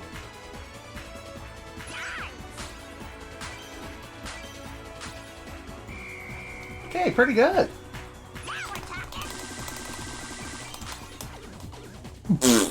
Well, that certainly stunk. Just because of all the mashing I did. That's cool. And I agree, this is a pretty adorable minigame. Oh yeah, nice, fantastic. And also, after completing a song for the first time, regardless of rating, you'll get the master version of the song. So what that is, it's the same song, but more difficult. So in other words, think of it like Guitar Hero. If you're playing a Guitar Hero and you're playing on, say, easy difficulty, then you move up to medium, and bada bing, bada boom, it gets a little bit harder. So you have to push 4 buttons as opposed to 3. Expert and, well, hard and expert, you have to push all 5 buttons while also strumming. And that's just how it works.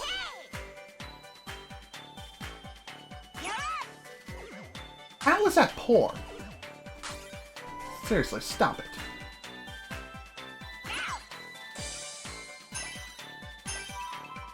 Much better. And beginner, if you couldn't tell, really is made for, I say as I completely screw up.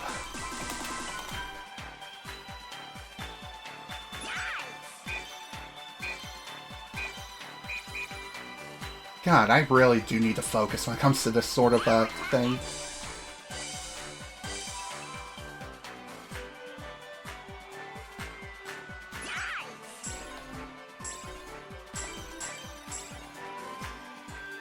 Okay, so far so good, I guess.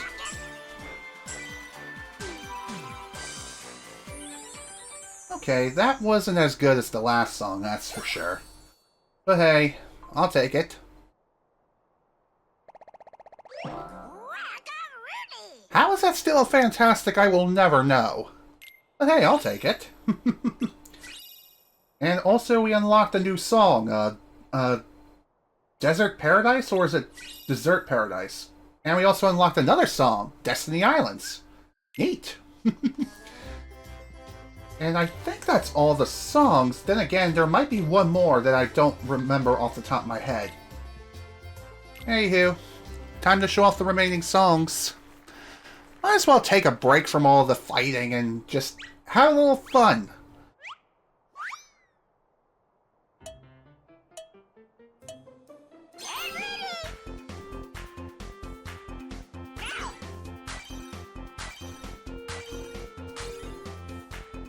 I think this is an original song. I could be wrong.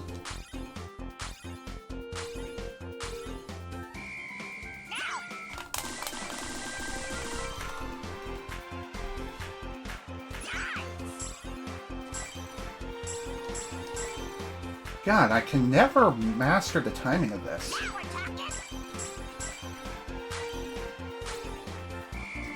Sometimes it might not be a bad idea to play this on mute.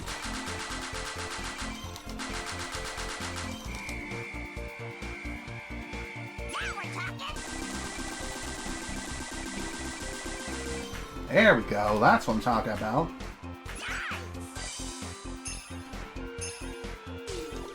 Oh, pfft.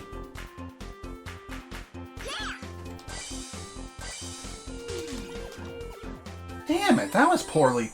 Oof. That was just oof. But we still got over 7 meters. Not bad. How is that still a fantastic? I will never know, but who cares? On to the next song. Next, Destiny Islands. Now, hopefully this one will be pretty nice to me. And funny enough, this is the rendition from the first Kingdom Hearts game.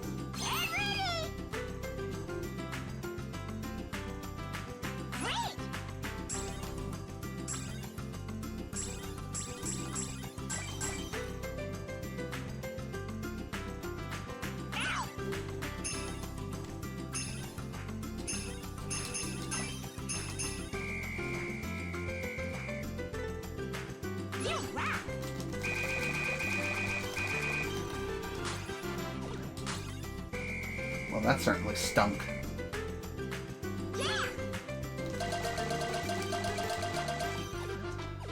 Damn it! How am I still poor?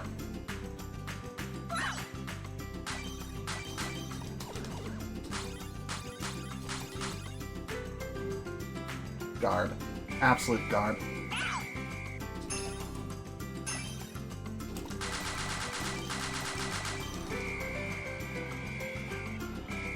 God, if I'm struggling this much on beginner, imagine what master is like. It's like jumping from beginner to expert in Guitar Hero.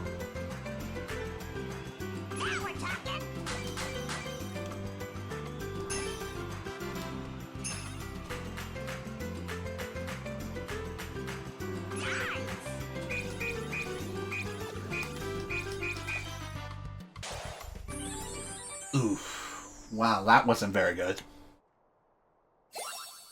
Somehow that's over 9 meters. Neat. I know you can do it. Good rating. Alright. I don't know what would happen if I got a fantastic rating on that particular song, but I think if you get a fantastic, you not only unlock the master version, but you also unlock a new song too, if that's applicable. So let's give this another try.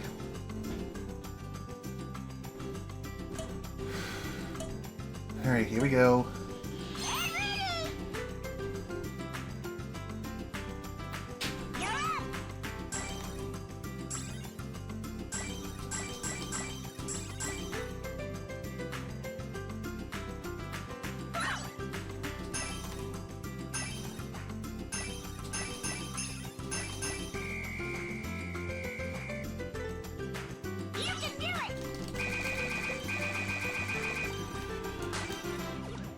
Damn it!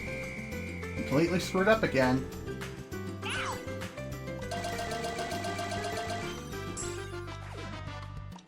How is that poor?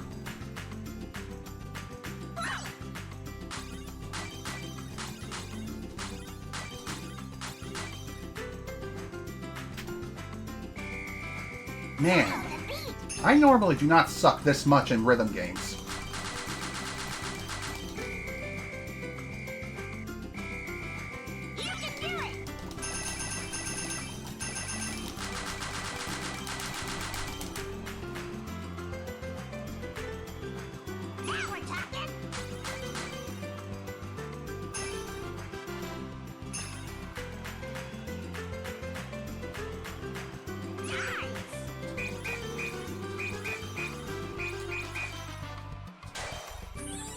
Okay, that's better.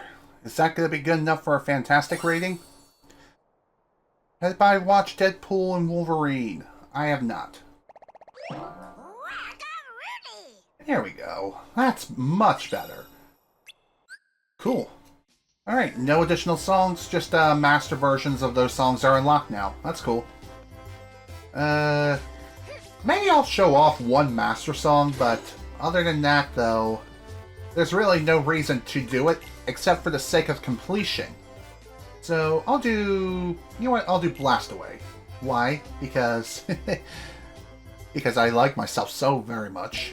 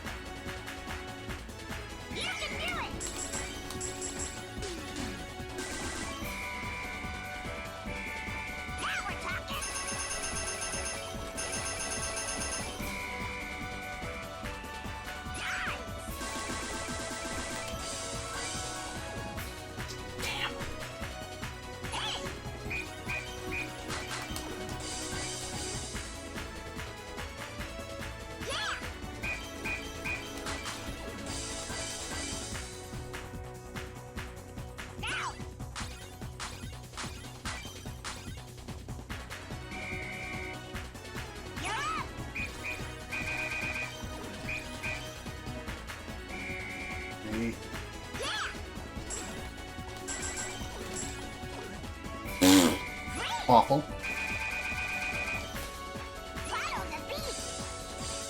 Trying. trying to follow the beat. You're up. Follow the beat.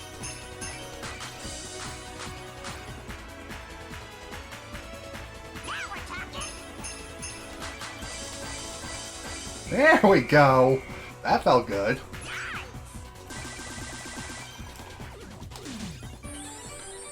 Ooh, that was not great. Donald Trump is trying to be on South Park again. Hey, not bad. How is that only a cool rating? Well, whatever.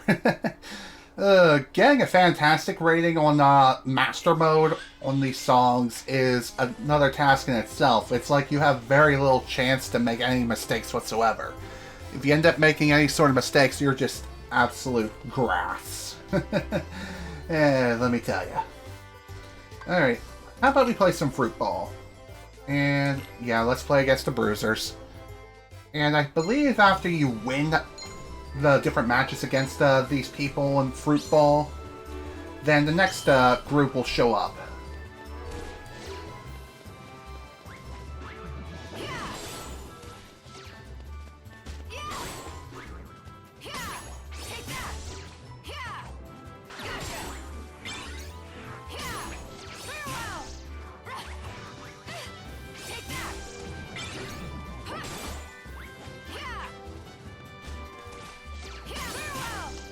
Okay, that somehow worked.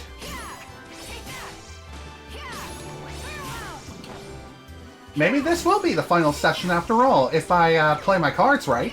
That would be fantastic. I do love this game, don't get me wrong, but it is time to move on to bigger and better things. Eventually here.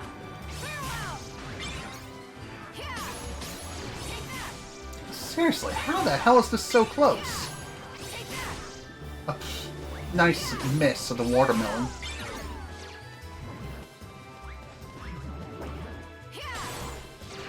That'll work. Oh dear. Ah, man. That came back and bit me in the ass. I'm not sure if there's any sort of strategy whatsoever when it comes to Fruit Ball. There might be a strategy that you can use to imply in every single match and win. I could be wrong. I wouldn't be surprised if I am wrong, but regardless, just seems like these Fruit Ball games last for way too long. I mean, right now we only got 1 minute and 15 left on the clock. I think the problem is that these Fruit Ball games last 3 minutes! 3 minutes! Oh dear. There we go. Okay, I'll take it. Dude, smack the thing. Oh my god.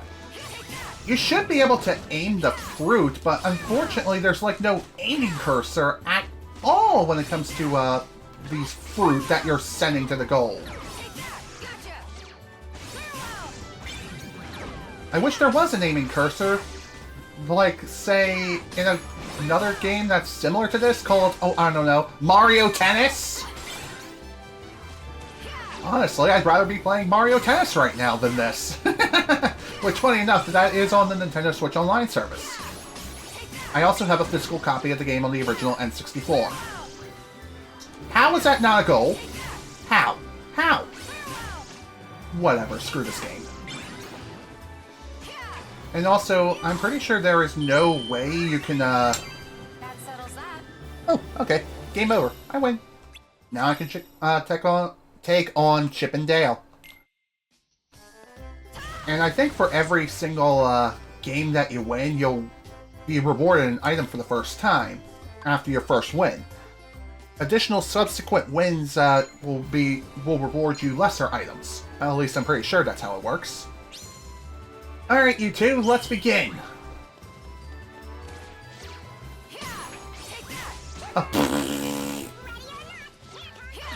Damn!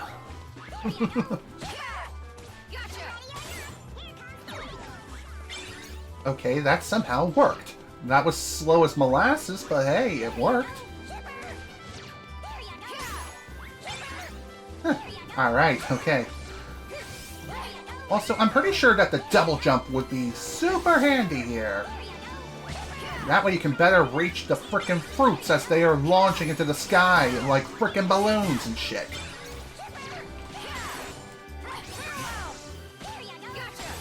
Okay. Dude. I really wish you could dodge towards these things, but unfortunately you can't. Okay, that was pretty funny how it just casually bounced into the goal like that. Nice. That definitely makes things a little bit easier. I think the problem when it comes to Fruit Ball in general is just the overall jankiness and the physics used on the bouncy fruit as they're flying through the air, out of control. I mean, you do have some form of control when it comes to these things, don't get me wrong, but the control that you are offered is just seriously limited in comparison.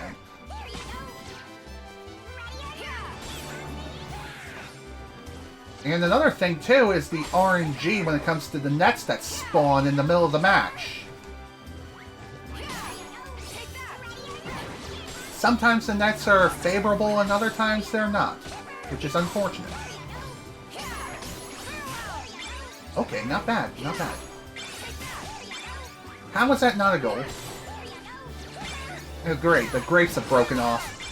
That's only going to make things that much more chaotic, and I think that starts happening as soon as you start playing against Chip and Dale.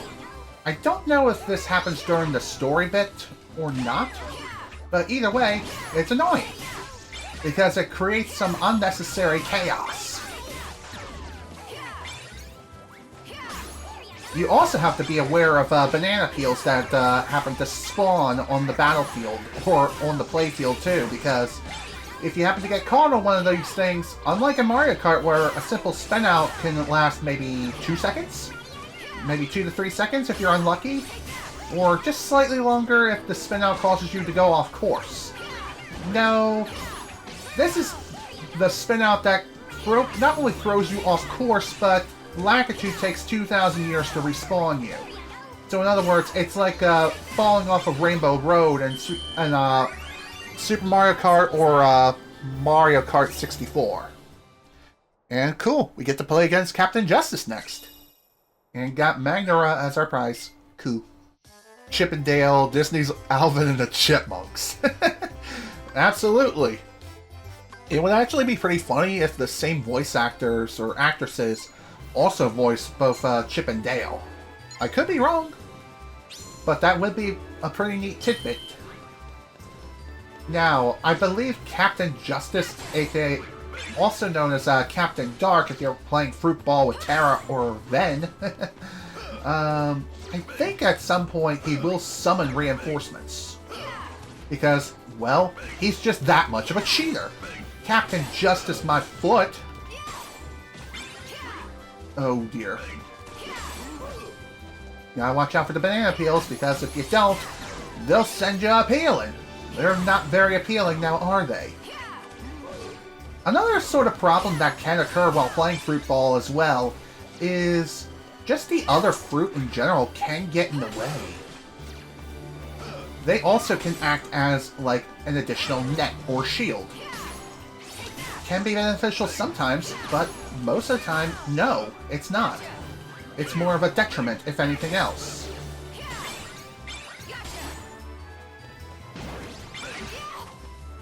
So, one other thing worth mentioning too when it comes to Fruit Ball is, even if you build a very strong lead from the start, you could very easily end up getting screwed over by a unlucky set of grapes that happen to break off, happen to get smacked by some fruit, or you happen to get hit by a banana peel, which lasts for 2,000 years.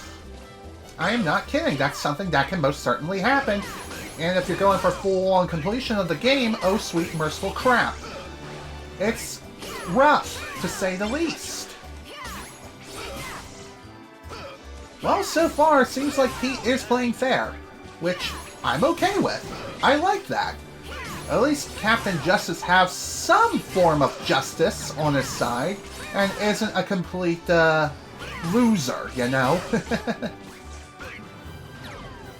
It's also super annoying how, oh my god, how'd that miss? Oh my lord. I really don't like the fact that this game is so damn close. One more thing worth mentioning too is that I do believe that ties also count as losses. So keep that in mind.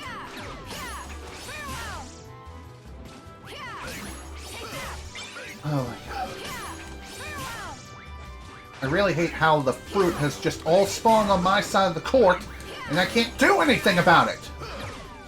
And none of my fruit happen to go into the goal at all. They only go into my goal for whatever reason, and I can't do anything! I guess that's why people find fruit balls so frustrating. Because it's so unpredictable. You never know how things are gonna go. Ah, dang it. Well, there's always another chance, so we can do this. Can Aqua only do these games? No. Ven and Terra can also play these games as well.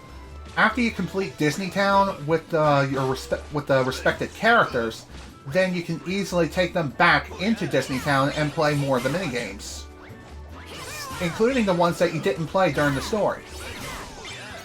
So, for example, the Beat Mania-like minigame that I played with Aqua, you normally play that with Ven. Same also holds true for Rumble Racing. You play that as Terra during the story. But you can easily return to Disney Town after you completed Aqua's game and play the other games if you want. It's all up to you.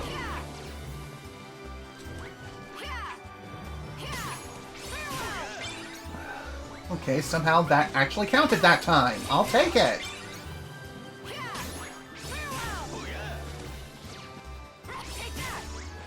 Somehow that worked. I'll take it. Oh, pfft, son of a bitch.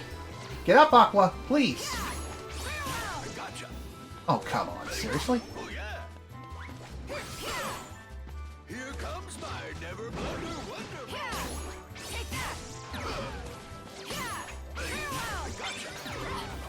If you're wondering what the point of a curve shot is, well, it makes the shot a bit more unpredictable when it comes to just trying to hit it in general. It'll spin all around and and overall, all it really does is that it disorients whoever does the curve shot. How did that count? I will never know, but I'll take it.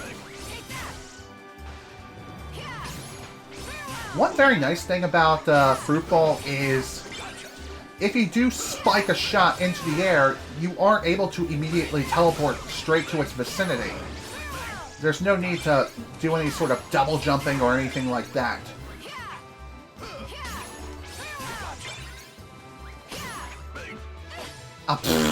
Goddamn bananas! You're driving me bananas! And no, I don't want any pajamas! Otherwise I'll be tumbling down the stairs while being chased by teddy bears. And yes, I just made an obscure reference. For those who know, you know, congratulations, you are cultured. And if you don't know, well, that was a bananas and pajamas reference. There you go. Bit of obscure 90s trivia. Aqua, please. God, I don't know what's worse, being smacked around by fruit or slipping on a banana peel. Why does that seem like that lasts for 200 million years? They are snake. Neat. Cool. You remember Bananas and Pajamas, huh? I remember that show as well. I remember watching that quite a lot as a kid. Yeah. When it comes to Fruit Ball, it is a very annoying minigame. It's incredibly inconsistent. It's like, will you succeed or will you fail? It all depends on RNG. The RNG gods will either smite you or completely murder you. It all depends. So, now that all the minigames are shown off, I'm not going for full-on completion here, because, well, that's just pure overkill. And really, I've never gone for full-on completion when it comes to the Trinity Archive, and I'd have to do it 2 more times with both Ven and Hera, which I'm not going to do at all, because that would drive me bonkers. Let's see, as far as what we have left, not exactly sure. I do have the other command boards to show off, so with that out of the way, why don't we play some games? Why don't we play some command board games?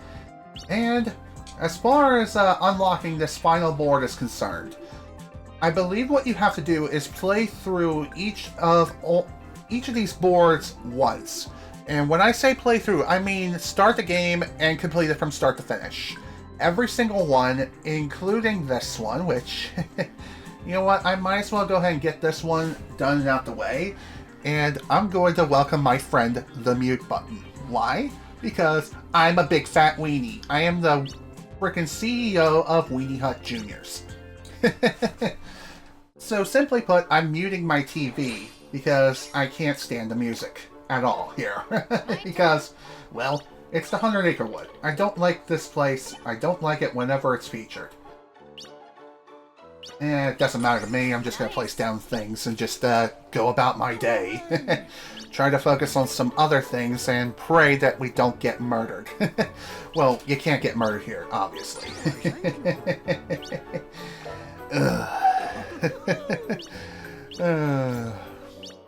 Banana's names are just B1 and B2. Okay, that makes perfect sense. Again, I do remember the show somewhat, but not entirely. So, you may be wondering, am I going to go for the win on these command boards? The answer is no. That's not necessary. I believe all you have to do is just simply complete each of the boards. Just finish a single game. Doesn't matter what the rule set is, whether it be the short rule set or the long rule set. It really does not matter. Nice. Just complete a game and it's really as simple as that. They're not even animated, they're guys in costumes. Absolutely, this is true. The only animated part is the intro, which is pretty interesting. It's kind of surprising to think that that particular show has not been revived yet, or had any sort of reboots at all. It's kind of crazy if you think about it. Basically everything under the sun has gotten a reboot of some kind, just not Bananas in Pajamas. Why? I don't know. But really, I don't care. I mean, it would be nice to see a show like that come back again for this current generation of kids, but really, it doesn't matter all that much to me. I mean, if it does get revived, great. If it doesn't, then it doesn't. It's as simple as that. Nice. Okay, let's keep going here. Thankfully, this board, as well as the first version of the Land of Departure, those two boards, well, more or less these two boards here that I've mentioned, have the shortest rule set, or the shortest goal which you can set for winning the game, which is 5,000 GP in total. After you are awarded 5,000 GP, you just race back to start, and that's how you win the game. So long as you actually make it back to start. Otherwise, it's going to be a bit problematic. There. If 2 or more people happen to have the GP goal requirement set within their possession, whoever makes it back to start first wins. That's how it works. I'm not sure what the special space requirement is for this board, or the special space event is. I've never landed on it. Maybe we'll be able to see it in this playthrough. Who knows? Regardless, Why, thank you. if you're wondering why it is I'm even I'm taking on this board now as opposed to doing the other ones, and going in that order, it's because I want to get this board done and out the way. All the other boards, I'm perfectly okay with. Even the ones like Cinderella, I'm okay with listening to Bippity Boppity Boo. I would rather listen to that than whatever is playing here. Honestly, that's just me and my silly little opinion. Huh, okay. What do we got here? Honey Hunt, huh? I think that's the name of the event. Either way, I don't know what this does. Ah, it gives you a GP multiplier. And if you happen to pass by it, then I think you can also gain some additional GP just by passing by it? Maybe? I'm not exactly sure how that works. Like I said, I've never landed on the space before. And if we would have gotten Captain Justice or Captain Dark, that would have been that much more hilarious. But unfortunately, that's just not the case here. Yeah. So as far as the other card abilities that you can unleash upon yourself, there's Stun, which, as the name implies, allows you to temporarily stun an opponent. It will last one turn on their cycle. Of course. So passing by the pot does award you additional GP. Then again, maybe you have to land on the pot in order to be awarded that? Considering the amount that was awarded, I'm going to say yes, that is the case. But either way, still something worth mentioning. What else? What else? Not exactly sure what else to really talk about right now, which is kind of baffling. You know what? I'm gonna go this way. I know it's kind of crazy that I'm doing that, but trust me, there is a reason. And thankfully, there is a shortcut that allows me to teleport all the way towards where the red checkpoint is on the path I'm currently taking. And thank you very much for the free GP. Much appreciated. You freak. You fool. You chump! Okay, I really should be quiet because... if I trash talk these people... Oh dear, they're gonna come back and murder me. Or more or less smack me around. Okay, so when it comes to the honeypots, you have to land on the honeypots in order to obtain their bonuses. Otherwise, you just pass through like any other space. As far as how long they stick around for, I'm not 100% sure, honestly.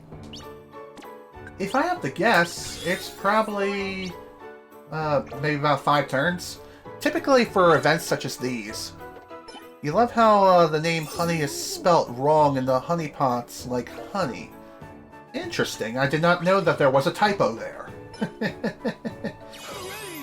But I do get what you mean. It's pretty interesting. It's not like I play this particular board all that often. In fact, I try to avoid it like the plague. In actuality, I've never played on this board very much at all. I think I've already mentioned why that is. I dislike the 100 Acre Wood. Not so much the board itself, but just the whole IP in general. I don't like this franchise. Well, Winnie the Pooh. I don't like it. I hate how it's shoehorned into every mainline Kingdom Hearts game. And it even made its way into certain spin-offs like Chain of Memories and also Re-Chain of Memories. Although, when it comes to its inclusion in Re-Chain of Memories, it is better than what it was in the original release. Because in the original Game Boy Advance release of Kingdom Hearts Chain of Memories, the 100 Acre Wood was just more or less just a dash. A dash back to from one end of the place to the other.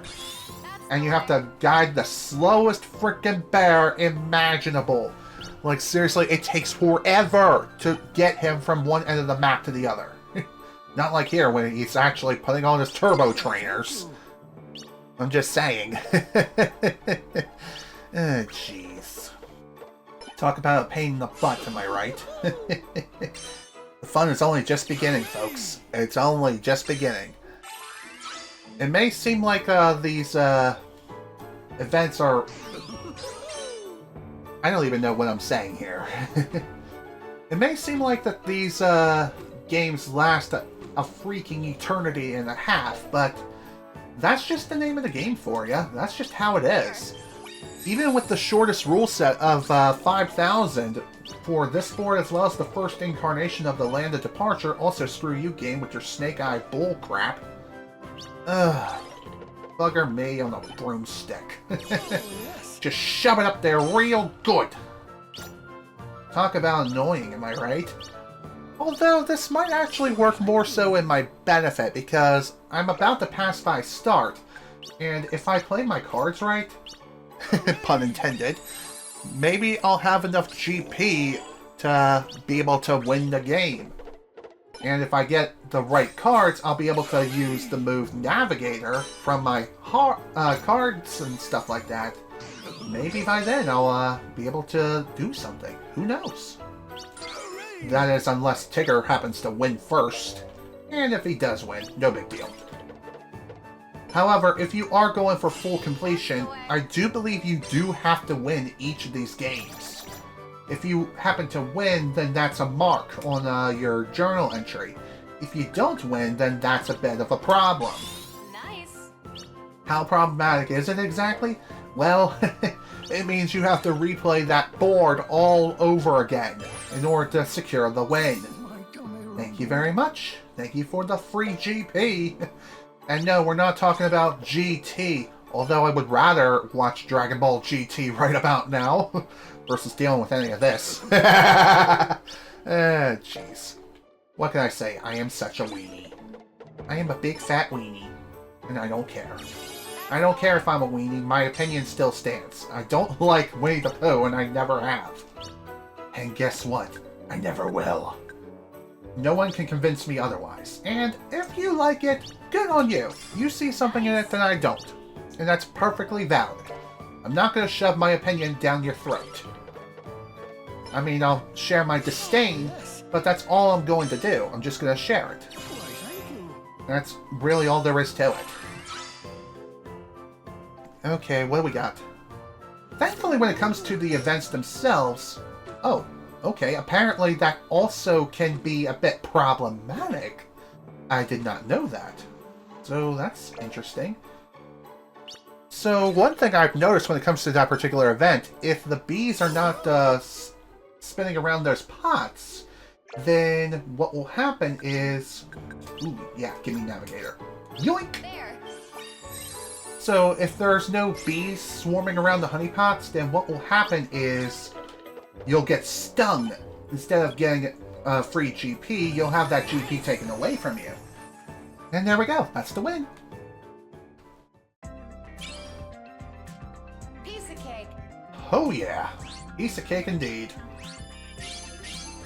When it comes to the command boards, each of the command boards do have their own designated special ability that you can find on the board. If you manage to get it, then great. You can add it to your arsenal. You can also gain additional commands this way too, and it's super effective for leveling up your pre-existing commands. So, that's awesome. Alright, one board down, on to the next one. And, okay, apparently I was wrong about unlocking the final board. I think what you have to do is win each of these boards. You have to win each of them in order to unlock the final board. So, with that out of the way, and the worst board in the entire game completely squashed to high heaven, now we can play in the Castle of Dreams with oversized Barbie. My turn. And listen to a far better tune like Bibbidi Bobbidi Boo, albeit it's the instrumental version, and a shortened one at that, but even so, a better song overall. Although, when I did the whole grinding aspect when it came to the command board here on the Castle of Dreams, this was another board I played on mute, just because if you listen to this song long enough, you might go a bit cuckoo crazy. So one other thing I haven't really mentioned, and you probably noticed as well, is at the start of each and every single one of these command board games, you can choose to shuffle the play order, if you so desire, or you can just leave it as is. And the play order by default is you go first, then your other opponent.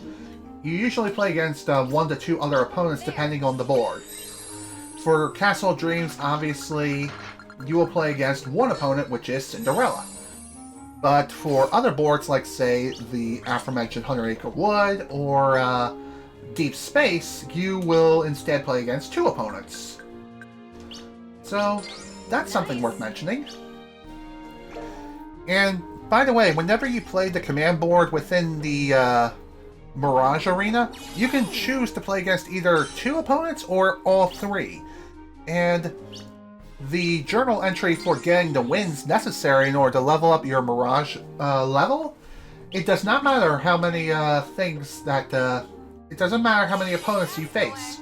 So long as you win, that's all that matters. Same also holds true for the goals as well. If you happen to achieve your goal at the lowest level, then that counts as a win. Even if you're playing at the highest goal amount, which lasts a hell of a lot longer than it should be, that also counts as a win. It really depends on how much you love the command board and how fast you want to get it done. If you feel like taking your sweet time, then by all means play the longer games. The benefit of playing longer games is that you will be able to level up more of your commands, but you also have a greater risk of having having your progress completely wiped off the face of the map. Oh great, Captain Justice is here. Ta-da! Wearing the mask of peace and hope comes the fearless defender and hero of this town. It is me, Captain Justice. Ah, great. So, like I mentioned before, when it comes to Captain Justice, as well as Captain Dark, what will happen is if you happen to summon either one, you will be awarded a new D-Link in the form of Pete, whether it be Captain Justice or Captain Dark. It depends on the character. I think with Zen, he'll get Captain Justice. I could be wrong. But I know with Terra in particular... Ooh, I could buy this space. You know what? Screw it. I'll buy it.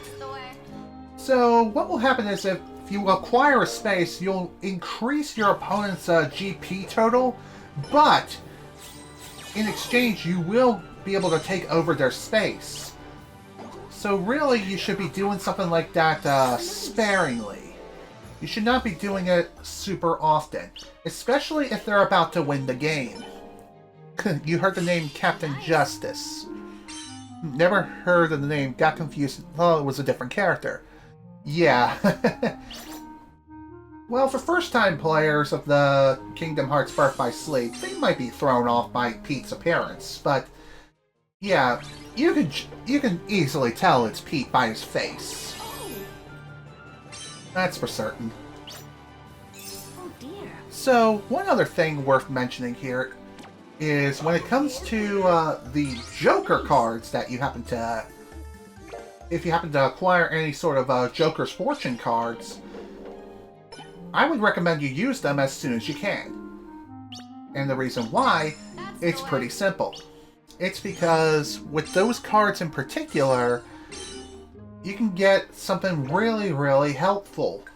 A lot of times that's usually what happens. And funny enough, when it comes to computer players getting their hands on Joker Fortunes, they will, 90% of the time, they will always use the card on their following turn. There are some instances of which they will not use the card, but instances like that don't happen very often. How nice. So, whenever Captain Justice appears on the board, he will stick around for roughly 4 to 5 turns, if I recall correctly. And in order to be able to... No. Oh. Bananas. Jeez. If you want to have Captain Justice by your side as opposed to the side of your opponent, what you have to do is just simply either land next to them or pass by them. The same can also be done to you, so keep that in mind. So what Captain Justice does, as you've seen, is that he will either give you a random amount of GP, which I think is based on the amount of spaces you have on the board. If you happen to have a lot of spaces, then he will give you a ton of GP. and that's really how he works. Other times he may end up capturing panels that are nearby. It really depends on what he feels like doing. 90% of the time, though, he will just give you a random amount of GP. And like I said, I think he sticks around for 4 to 5 turns. As far as his alter ego, Captain Dark, what he'll do instead is, instead of giving you GP, he will take that away from you.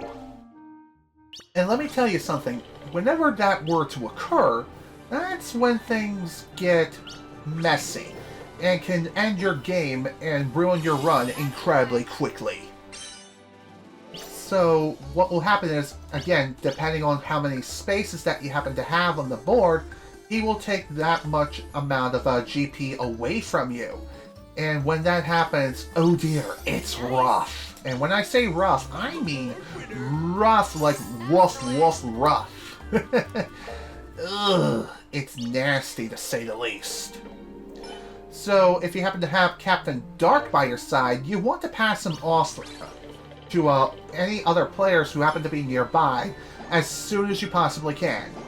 Otherwise, try taking the long way around when it comes to navigating. That way you can have Captain Justice stick around with you for as long as humanly possible. And just like that, we're already nearly won the game. So one more thing worth mentioning here is when it comes to... shoot. I forgot what I was going to say. But to answer your question of why it is that Captain Justice is even here, well, after you complete the story of Disney Town for your corresponding characters, when you return to the command board and play another game, there is a chance that he can appear from those special spaces instead of the board special space events. Speaking of the special space events, for this one, or the one I just played with Castle of Dreams, you will roll a dice, and depending on the dice's roll, you will gain additional GP based on the number of properties you have, as well as the dice roll. It'll go up to as high as 6 times. After that, you'll be rewarded the GP and you get to continue on with your day. It's a pretty simple one, and it's also one that can be super deadly and annoying. Now, on to the Deep Space board. And I think for this one, I will shuffle the turn order just for the sake of variety. Okay, so for this one, I'm going to go second, and I'm okay with it. It is going to be a little bit confusing thinking, hey, why am I not the green? But I'll get used to it. My turn. In time. Alright, I'm going to go this way. And there's a very particular reason why. Not only because of the green checkpoint being nearby, but also the special space as well. Once you acquire the special space on your first run, or just the first time in general, it will be replaced with another high value space, which I believe is predetermined each time. So, for example, on the Land of Departure's first incarnation on that very small board, there is a shot lock command. I believe that is Ragnarok. After you happen to acquire that particular space, then it will be replaced with zero gravity or something like that. And it'll be that way for every additional time that you play on that board. I believe there's also one in all the other boards as well. Not so much shot lock commands, but also, but more or less super special commands.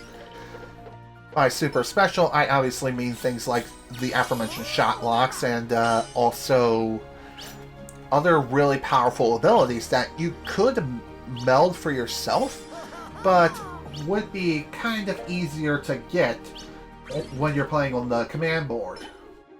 It really depends. Oh, nice! Captain Justice is here! Captain Justice is on the scene. I'm a board winner. Thank you! Thank you for coming to my rescue, man. I most certainly needed it. Because my rolls have been kind of crap. Now, as far as the special event for this board, what will happen is whoever lands on it will gain an electric shield. Well, more or less a kind of like a fly trap of sort. Not exactly sure how to describe it, but it's a thing. How it works is whoever is nearby will get zapped, and the thing lasts for 4 turns, which sounds like an eternity. Which, trust me, it certainly seems that way from time to time. Also, thank you! Thank you for acquiring that space. I'm not sure if that drains from your pocket or not, but I have a feeling it does, because this is Pete after all. But hey, I'll take a free space. Well, I'm saying free in air quotes, but you know. That's just how it is.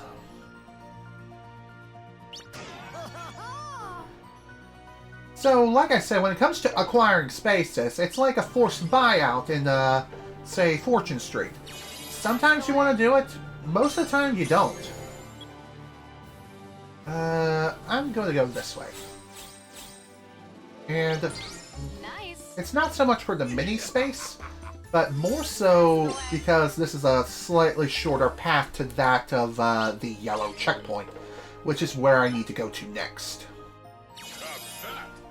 So, when it comes to that electric shield, how it works is that it works in a circular diameter. And I think it's like roughly 3 to 4 spaces away, circular. So if you happen to be that close to whoever has the shield active, you will lose a certain amount of GP every time or every turn. If they happen to be nearby, that is. Nice. And if you happen to have a shield yourself, then what will happen is, you know what? Yeah, I'm gonna buy this. As crazy as this sounds, I want the space. Just to make things a little bit less problematic. I know it seems like I'm throwing away the win right now, but trust me, I do have a plan. And yeah, it is possible to have that shield reset.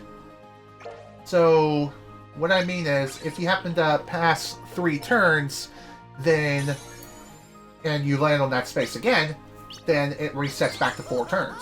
If you happen to have 3 turns left on the shield, or whatever it is, and you happen to land on the special space again, then what will happen is you will just simply reset the thing back to 4 turns. It's as simple as that. Like I said, this particular special event is rather annoying and really...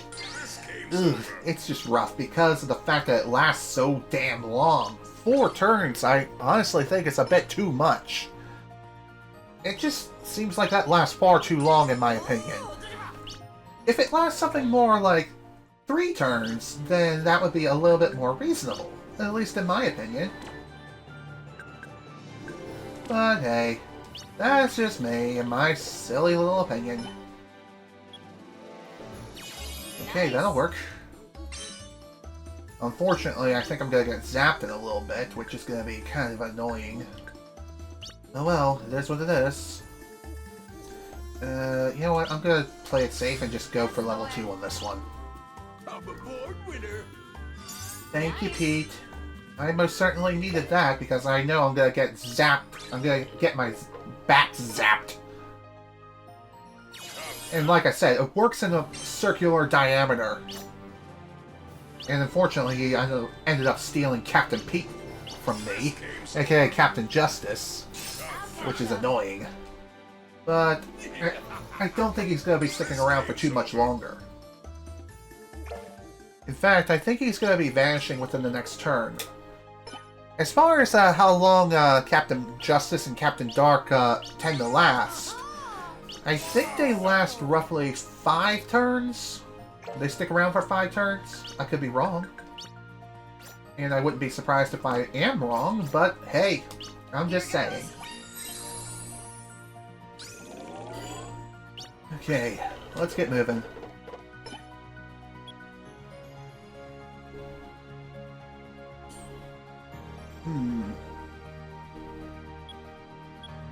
I'm gonna go this way. No, this way. Almost landed on the wrong space. That would have been really, really bad. Ooh, that would have been rough, to say the least.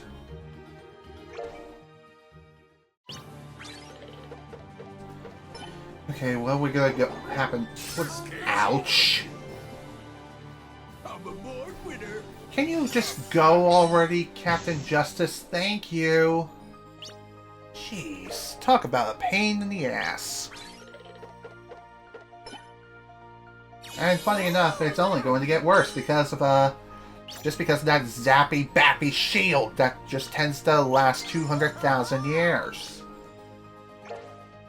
But thankfully it doesn't last that long. It's just 4 goddamn turns that seem to last an eternity. So whenever these, this shield happens to stick around for, you want to get as far away from it as possible. Nice. Because trust me, you don't want to be around for when you're, whenever they're making their rounds. Otherwise, it's going to be a very, very bad time.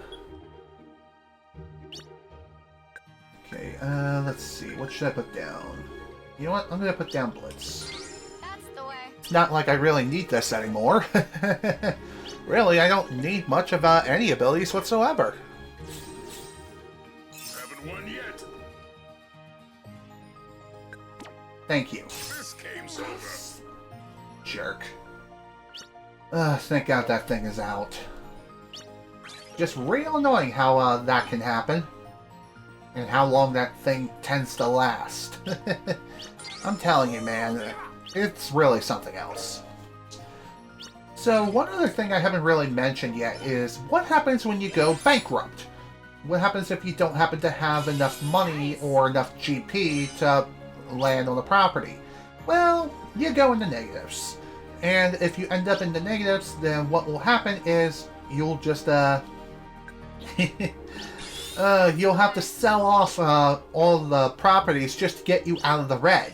And if you have nothing to sell and you're still in the red, well, unlike, say, Monopoly, where you are forced out of the game, you can keep playing. But there's literally no recovery afterwards. You're just stuck in the red until you are able to pass through all the checkpoints, return to start, and try to make your way out of the deficit. Which is a lot easier said than done. Man. Okay. You know what? Sure. Let's go with that. Nice. Level 3. Maybe I'll get lucky and Stitch will get a 1 or a 2 and buckle his shoes. Not that he has shoes, but my point still stands. Who knows? Only one way to find out. This game's over.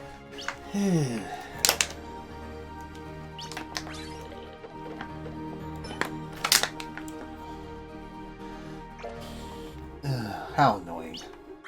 I would really love it if everyone just passed through my, landed on some of my spaces, but alas, it is what it is. Okay, what to put down? You know what? I'm gonna put down poison, because why not? That's the way. I know it seems kind of wasteful that I'm throwing down something like that, but the reason why I'm doing so is just so I have more, quote-unquote, properties on the board. This game's over. The more I have, the easier it will be to just be able to play the game. And by the way, for those wondering if I got the win on this board already during one of my off-screen sessions, yes I have. I think the only win I have not gotten are in Neverland, as well as just the 100 Acre Wood, which I've already gotten. So, there you go. There's that. Oof. Only 8. Not great, Nice. but hey, better than nothing. I've not passed through the yellow checkpoint yet, so better go that way. That's the way. Thank you! Thank you for the prize cube, GP. You know what? This is fine. Catch up. Should I buy this? Yes. Nice. I know it seems kind of crazy, but trust me, there is a reason. Just so I can get it out of the way. And whether I win or lose on this board, it really doesn't matter all that much to me. God damn it. Wait, what am I saying that for?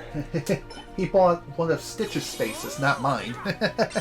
Because I'm the red indicator this time, not the green one. I know it seems kind of weird, but yeah. I know, confused much? Alright, let's give it a whirl, see what we can do. That's the way. Thankfully, it seems like the spaces aren't really that far spread out, in my opinion. At least when it comes to this board. You know what, I better play it safe. Nice. Because knowing my dumb luck, I'm gonna get completely smacked if I don't. Considering how little GP I have left to spend, it's better to play it safe than sorry.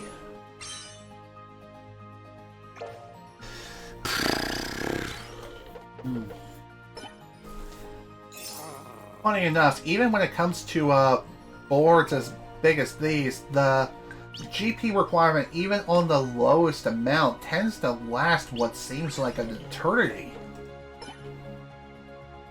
Of course, I would hit that, because I'm just that attracted to it. No, I'm not going to buy this.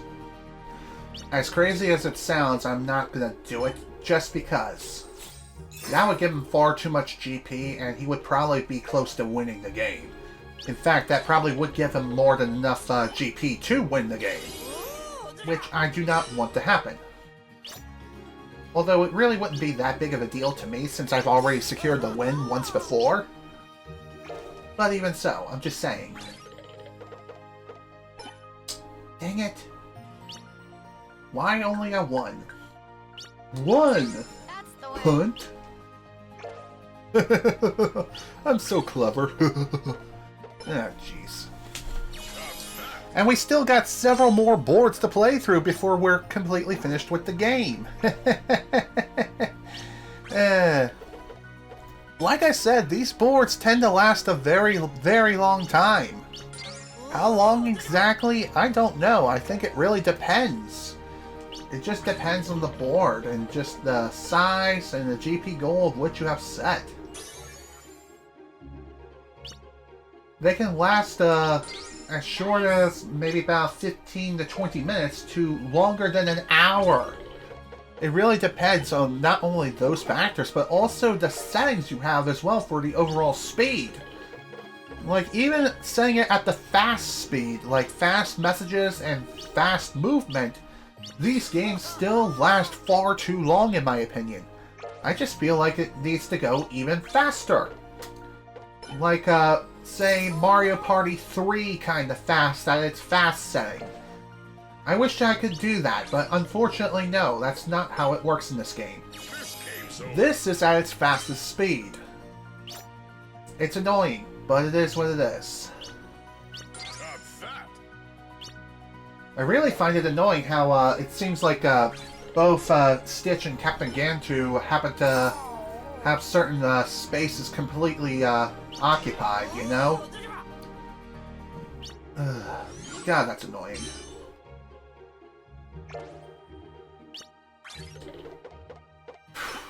Oh man, of course I get this space when no one's nearby.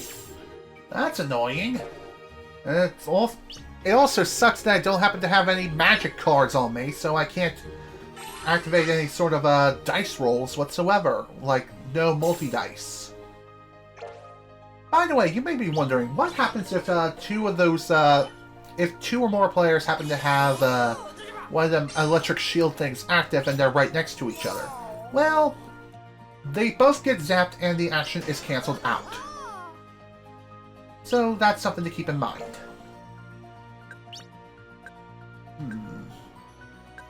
Should I go for double toll? I'm going to say yes. It's going to be worth it. Because all I have is Confusion Strike anyway. And it's not like it's going to be all that good. So what double toll does is that it will temporarily increase or double the tolls which each of the spaces have. So if a space is worth, say, 150 GP upon landing on it, well, that is suddenly doubled to 300, as you've seen right there with the roughly 600. Somewhere around that ballpark. And of course, everyone now can zap each other's baps if they happen to be near each other. Great! Now we're all frickin' fly traps. Fantastic. There. You know, I'm okay with this. As crazy as it sounds, I'm perfectly fine. I'm not fine with that, however. Nice. That was kind of a waste when it comes to the things. This game's over. Okay. I'm almost back to start, which I am happy about that. Perhaps by the time I reach start once again, I'll have more than enough. Okay. Now I just got to get back to start. Once I do, then I win. Where am I gonna go? This way! And that's the way! That's the win! Thank you, Stitch, for all your help. Ha! Got him! Piece of cake. Hell yeah! Whew, that's another board down. On to the next one. I know we're getting close to the 3-hour mark, but honestly, I want to finish this game in this session. That was my goal, and since I managed to beat the super bosses, which I thought were going to take a frickin' eternity and a half, I figured, you know what, let's finish the game. There's not much left to do, so we might as well get it done and over with as soon as humanly possible. So, let's play the next board! On to Disney Town! Speaking of Disney Town, if you happen to play on this board, Captain Justice as well as Captain Dark will not appear because either Captain Justice or Captain Dark are already here. They're your opponents. Speaking of which, when it came to one of those two characters, funny story is when I was doing the board off screen, I actually got really close to losing this one on my first go. Thankfully, I had the attack cards necessary to stun Captain Justice twice in 2 separate turns, and he was literally 1 space away from winning the whole thing. And I was quite a bit of a ways around the corner before I could secure the win for myself. So that was probably the closest game I've ever had. And honestly, it was super satisfying. It really was, in my opinion. Alright, I'm gonna throw down a cure. Here goes. You may be wondering, why am I not using 3 dice? It's actually quite simple. Because I need to place down some cards. I need to place down some spaces. If I don't, then I'm going to lose. Good day to you, sir. You know what, I'm gonna throw down Deep Freeze. Nice. Deep Freeze! Jeez. Oh well. Oh, well, indeed. I'm kind of surprised many didn't decide to buy that space outright. But then again, it is relatively early in the board, so buying it now would have been very unwise. Also, as far as the special space is concerned, it is that very middle special bonus panel right there, right next to me to my left. What it is normally, I don't remember off the top of my head, but regardless though, it is still there, so if you happen to miss it the first time, you just have to play more of the frickin' command board and pray that the RNG gods smile upon you to allow you to land on the space, and also have enough GP to even buy the space. And another thing too is that you have to hold on to that space for the remainder of the game. You don't have to win the game, so long as you've acquired the space and you kept it, then I would consider that a win in my books. But that's just me and my silly opinion. Others are free to disagree. Alright, there we go. Let's place this down. Why? Because why the heck not, right? Man, I'm hungry. I was thinking about eating a snack earlier, but The only things I really ate today were just a couple of the chewy Chips Ahoy cookies, which, my god, they are delicious, especially the Reese's Peanut Butter Cup ones. Mwah! Chef's kiss. I love those things so much. Such a sweet treat. Although the best sweet treats of all are the ones you make yourself in the oven, homemade. At least in my opinion. Nice. Like homemade cheesecake. That is to die for, man! If you've ever tried to make cheesecake from scratch, definitely give it a whirl. It's well worth the effort. Trust me. My mother made that, I think, sometime last year, and she wasn't too sure how well it was going to turn out. But after she made it and we ended up having a piece, then it actually turned out incredible. It was delicious. Was it worth it? Well, on a financial standpoint, no. But as far as our own self-satisfaction, yes. Yes, it was. It most certainly was worth it. Let's see. You know what? I'm going to go with this, level 2, just to be safe. Because you never know. You never know what may happen. You may get a series of unlucky rolls and just get murdered. Not so much murdered in the literal sense, but you know, you're just going to get ruined. I also need to stop mashing through the frickin' special space cutscene because I haven't shown it off yet. I mean, technically I've already landed on it, but what can I say? Here goes. What can I say at this moment in time, honestly? I just, I guess I've had enough of this? Maybe?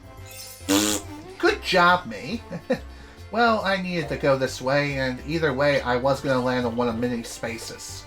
So really, it was a bit of a lose-lose situation. Didn't have much of a choice. And honestly, if you end up playing the command boards on mute, it's really not a big deal. So, as far as the special space on this board is concerned, how this works is you get a flat multiplier on how many spaces you happen to own, I think. Then again, I don't know. I don't know how it works. You get a random amount of GP, That's the way. and it's not determined by a dice roll. Not like in the Castle of Dreams. Other than that, I don't know how else it works. Nice. I'm not exactly sure what I can go for right about now, as far as food to eat is concerned.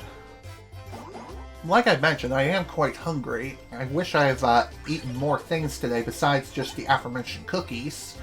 And another thing I did eat for my breakfast, of course, were the Belvita breakfast biscuits. And really, that's about it. That's the only thing I ate. There. Now, it seems like I am using my cards recklessly, but oh, come on, seriously? But the reason why I'm using them so with reckless abandon is because really I have no need for them, for one. Two, I want to see if I can turn my crappy dice roll luck around and maybe, just maybe, be able to navigate through the board at a decent rate. But guess what? My dice roll luck is just complete poo-poo garbage! I always tend to get low rolls no matter what. And I can never freaking move anywhere. See? Case in point. God, that's annoying. It honestly is. And these boards tend to last longer than they need to just because of my low dice roll luck. It's bad. It's just bad. Same, sadly, also holds true for Mario Party. My luck when it comes to that as well is also just... And that's all there is to it. It's just that. Blick. Can I please get more than a 1 or 2? Can I have like a 4 or more? That would be great. Is it too much to ask just to be able to get a decent dice roll? And not have to move around as slowly as a frickin' slug. a slug drying up in the hot summer heat. You know, that would be fantastic. But no. Excuse me. Apparently that's too much to ask for. Well, what do you know? I got a 3. Oh, golly gee. Look at me. I got a 3. Yippee! I am so happy, said no one ever. Damn, my throat's getting dry. And that's just after 3 hours. Thank you for not buying that Space Mini. Much appreciated.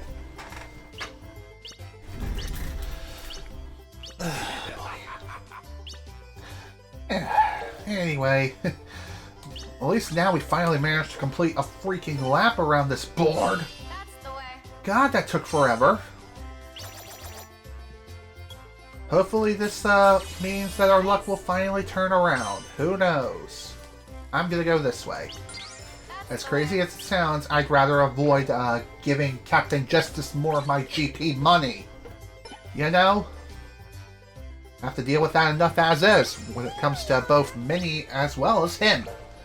Because it seems like they're able to move around at the speed of sound. Always. They always tend to get the best rolls possible. Me? No, never. It's apparently too much to ask for. I have to use cards in order to be able to go anywhere.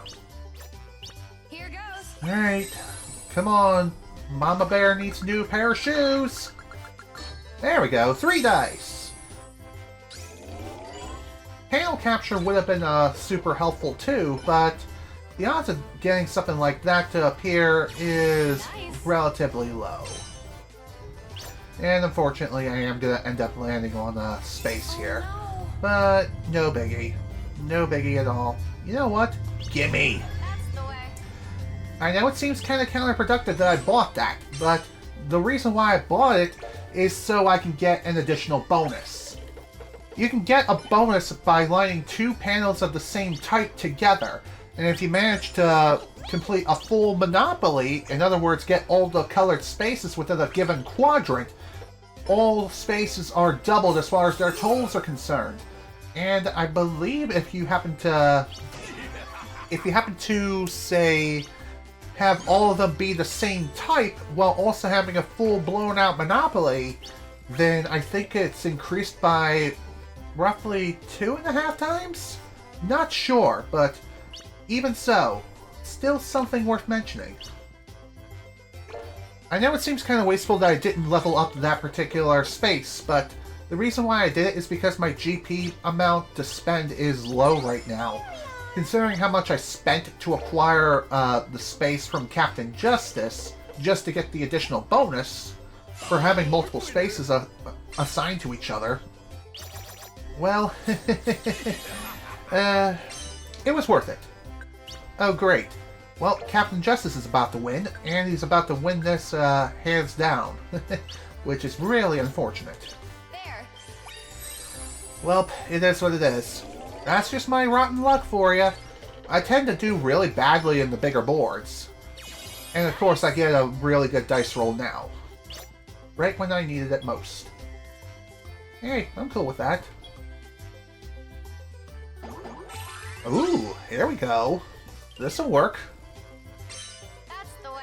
There, okay. Looks like we also have the GP requirement too. So that means it's a race back to start as fast as possible. I'm surprised Minnie didn't buy that space. Alright, Pete, what are you gonna do? What are you gonna do, buddy? Confuse. Great. So what Confuse does is that whenever you approach a junction, you'll automatically move in a random direction. So, for example, if I want to go left, there's a good chance that I'm going to end up going right instead.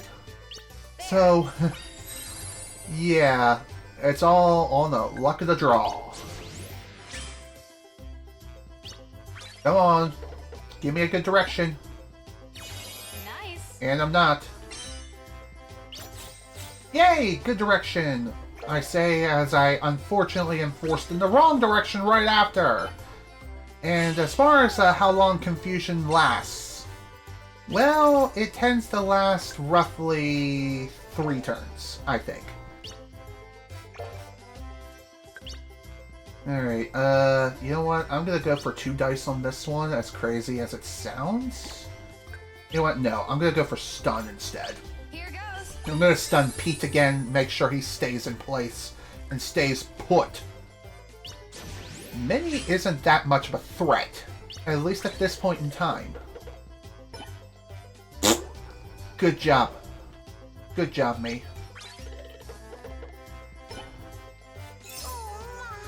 Oh my, indeed. And by the way, if you couldn't tell, if an opponent happens to have the GP goal active, or they happen to have it acquired, they will not buy any more spaces, nor will they attempt to do much of anything as far as spending GP is concerned. That's the way. Because once they have it, they will beeline it back to start. And of course, you know what, this game is basically over now anyway, unfortunately. Not much I can do. This game is lost. It's a big fat L. Because confusion unfortunately screwed me over big time.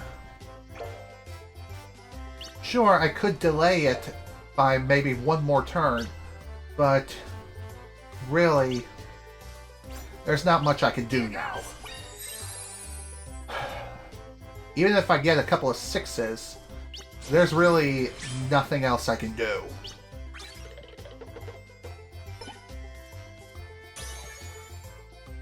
Well, it is what it is. Might as well level up this shit and just boogie on out.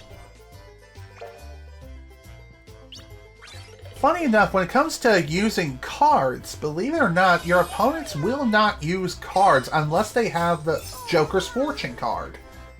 And even then, 90% of the time they will use it, but most of the time they will not. Okay, what the hell am I saying? They will always use Joker's Fortune. At least 90% of the time they will. And that's an L. Great. Never mind! Nice. Phew! Another very close win. Jesus Christ. That was probably an even closer win than the first one I've had on this freaking board. Jesus. Damn, that was intense. But hey, that's the power of the cards for you. They can be really, really handy. It's just weird how your opponents just never use them, like, at all. And you may be wondering, why is it that I'm saving the game? Just in case the game decides to poop its pants and crash on me. Because if that happens, well, whatever progress I made, I will lose it. And trust me, I don't want to lose all the progress that I've made. Because that would be incredibly frustrating, beyond comprehension. Okay, on to the next board, which is this one, aka Neverland. Let's play! This board has given me a hell of a time, let me tell you. Playing this board off screen was incredibly rough, to say the least, because I kept getting screwed over time and time again. It was just nothing but bad luck, one after the other. Beat me. So, remember what I said before about your opponents never using cards? Peter Pan is the sole exception. If he happens to have 2 or more magic cards, he will always use the higher dice roll cards. Always. Whenever he has the opportunity, he will use them. And he's the only one who does it. Captain Hook doesn't have this sort of quirk or anything like that. He acts just like any other opponent. Why is it that Peter Pan is the only one who has this strange quirk when it comes to using cards is beyond me, but hey, that's just me. You know what, I'm gonna go for 2 dice on this one. As crazy as it sounds, trust me, it's all part of the plan. Hopefully the plan isn't getting snake eyes again. Yay, no snake eyes. I'll take that, thank you. And funny enough, when it comes to this particular board, a lot of these spaces are very high in value, but you also get a lot of GP by passing over the checkpoints too. Hence the reason why the minimum GP point goal is pretty damn high. It's also one of the largest boards in the entire game. If I recall correctly, this is the second largest board, aside from the very last one, which is, believe it or not, the second incarnation of the Land of Departure. Which, if we win, then we will be able to unlock and play on that board. Keyword is if I win. Which, let me tell you, the odds of me winning on this board are really low, especially if my dice rolls continue to go poop. I'm just saying. I mean, the last couple of attempts playing this board off screen has been rough to say the least. And also the special space on this board is that 1700 one, which, yeah, that one is, I think it's Magnaga. I think that's the space. I'm not 100% sure. But either way, I'm going to go this way. The reason why I'm going this way is because I think this is the more sensible route to take. I could be wrong. In fact, I probably am. Oh boy, if I am wrong and I end up regretting it, it's gonna be... Ugh. It's gonna be a doozy. I swear, it just seems like I have better dice roll luck in real life than I do in this game. But that was a pretty good dice roll, all things considered. So, really, it's not the worst thing imaginable. Also, you may be wondering, why didn't I just buy that space outright? There's a reason. It's too early. It's too early to buy that space, and that would give Peter Pan far too much of a lead right now, and really, it's just not a good idea. Not at this point in the game. I'll worry about that later. Alright, I'm gonna go for 3 dice. There. I know it sounds stupid, but trust me, the reason why I'm going for 3 dice here is so I can navigate through that frickin' minefield, which I'm not gonna be able to do because my dice roll is crap! Well, at least I don't have to worry too much about losing too much more GP. So, there's that. Yeah, me too, buddy. Me too.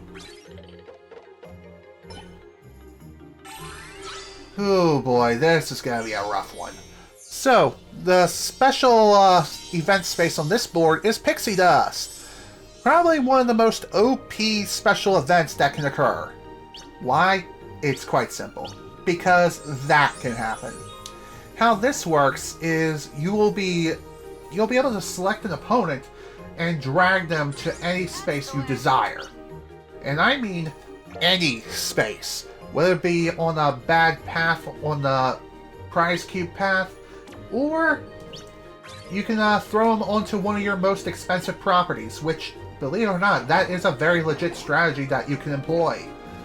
And you can just completely ruin your opponent's day just by doing that over and over again. But yeah, that's a thing that can most certainly happen. So, if you happen to land on the space yourself, think carefully who you want to send to your most expensive space, and when.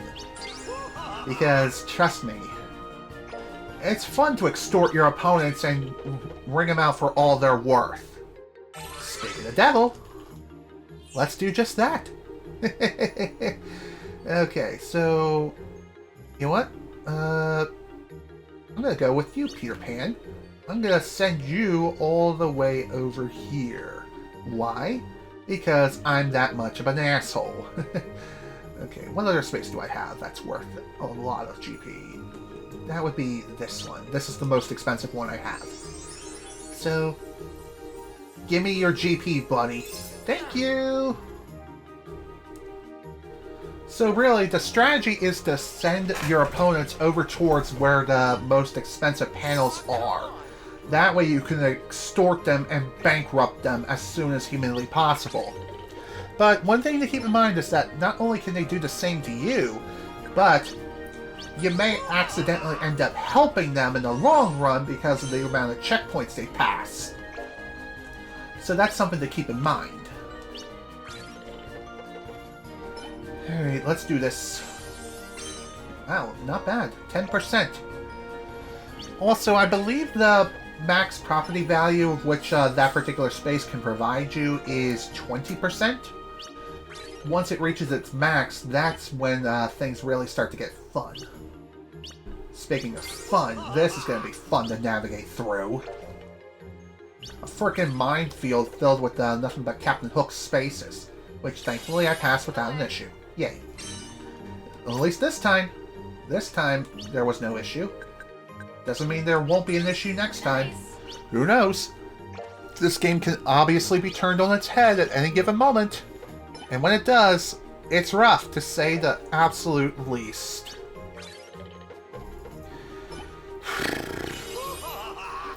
I do apologize for the fact that these games tend to last as long as they do, but that's just how it is. That's the command board for you, and if you're going for full completion, again, you have to do this for all 3 characters, and you have to win on all the boards with all 3 characters. Which, again, let me tell you, it's not easy to do! It may seem like it's easy to do, but trust me, it is not. And if you want to unlock all the boards, you can't unlock the additional boards or secure the wins and count that as a win within your journal by playing the required boards via the Mirage Arena. You have to play them outside of the Mirage Arena, as far as I know. Maybe I'm wrong. Maybe you can play them in the Mirage Arena and still count it as a win. Nice. I don't know. I never actually tried doing that. Like I said, I'm not going for full completion of the game. That would take far too long for me. This playthrough has lasted long enough as it is, because there was like a 2-year hiatus due to my primary PC breaking on me and just overall just being a poopy head. And yeah, it was just not a fun time for anyone. Not a fun time for me, not a fun time for my audience because they all thought I'd gone to the Shadow Realm for some reason, which I really had no updates whatsoever when it came to that. Also, Captain Justice. This is the one board I don't want either him or Captain Dark to appear in, but unfortunately, he's going to do just that. How annoying. It's also annoying how Peter Pan, unfortunately, or Captain Hook is going to be taking Captain Justice away from me. Oh dear. I really don't like that at all, but unfortunately, if I want the blue checkpoint, I gotta pass by him. Well, not like Captain Hook is really going all that far. Okay, maybe my luck will turn around here. Who knows?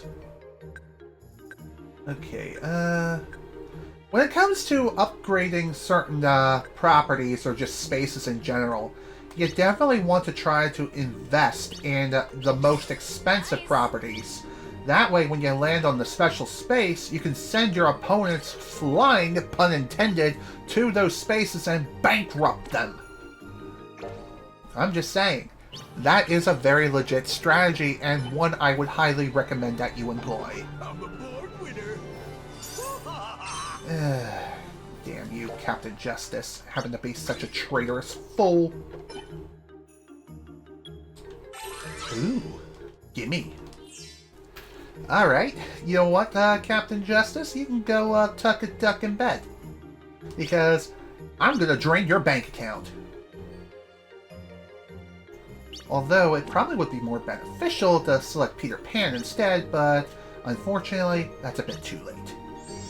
It's a bit too late in that regard. Oh well.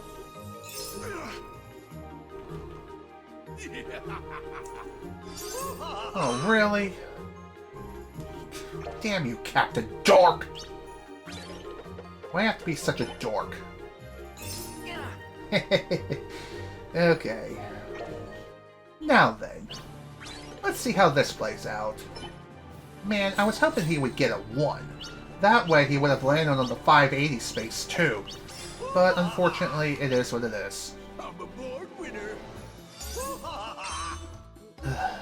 Man, I hate Captain Justice so much. You know what? I'm gonna throw this on. GP Protector. I know it seems kind of pointless, but trust me, there is a reason for it. Because my luck is complete poo-poo garbage. See? Case in point. Nice. Knowing my dumb luck, I'm gonna be losing this GP Protector shield in the next turn. Why? Because, like I said, bad dice rolls. They happen far more often with me than anyone else who plays this game. Then again, I could be absolutely wrong, and someone else has even worse luck than I do. In which case, well, welcome to the Bad Dice Roll Club. I am its CEO, and if you tell me otherwise, then, you can, well, then you're free to disagree with me. And that's okay.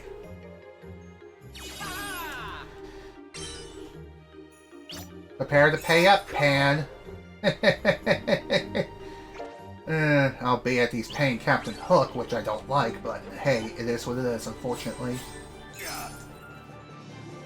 Another very, very bad thing about this board, too, is that these spaces, of which the prize cube paths have, they're incredibly high in value, so yeah. It's rough, to say the least, if you happen to land on one of those. Like, they're roughly 600 plus for each of those spaces. And the fun is only just beginning. Also, funny number. Nice. My thoughts exactly, Pete. My thoughts exactly. Now then, let's continue. You know what? I'm gonna go for this panel right here. Nice. Money Magnet. Probably one of the most useless moves in the entire game, but the reason why I went for that particular panel... Oh, damn it, Peter. Please don't send me away. Damn you! Ah, bastard. All because I went in a completely different direction. Well, thank God for the GP Protector shield. It sucks that I had to lose it because of rotten luck. But, hey, it is what it is, unfortunately. It is what it is. Funny enough, when it comes to this particular board, it's not often that people will complete laps around here just because of the whole pixie dust event that can occur.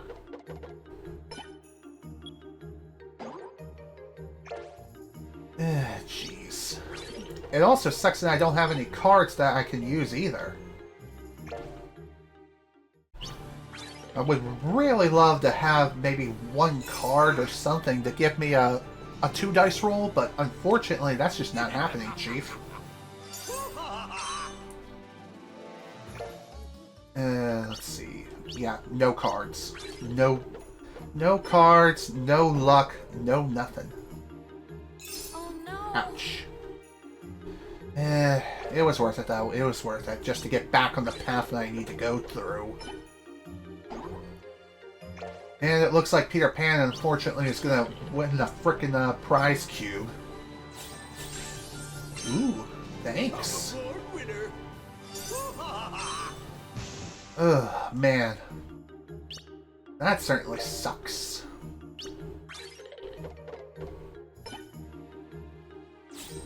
Okay, that's fine. That's perfectly fine with me.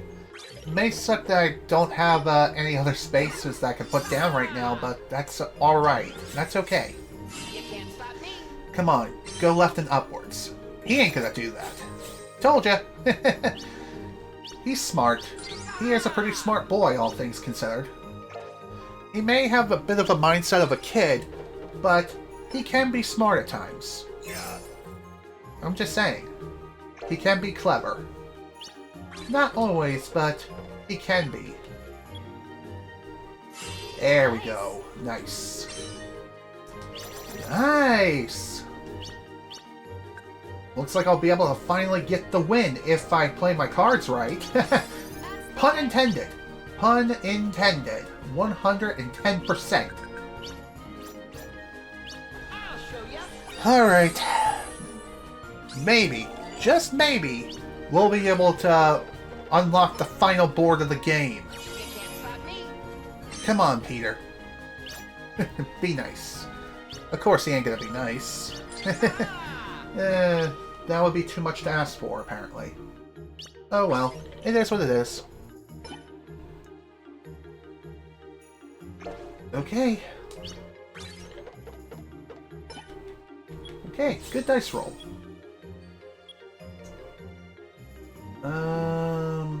Do I go this way? You know what? I'm gonna go for this cheaper panel.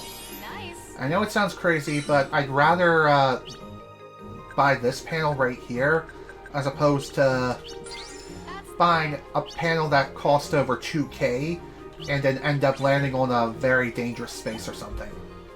Like that. See? Thanks, Peter.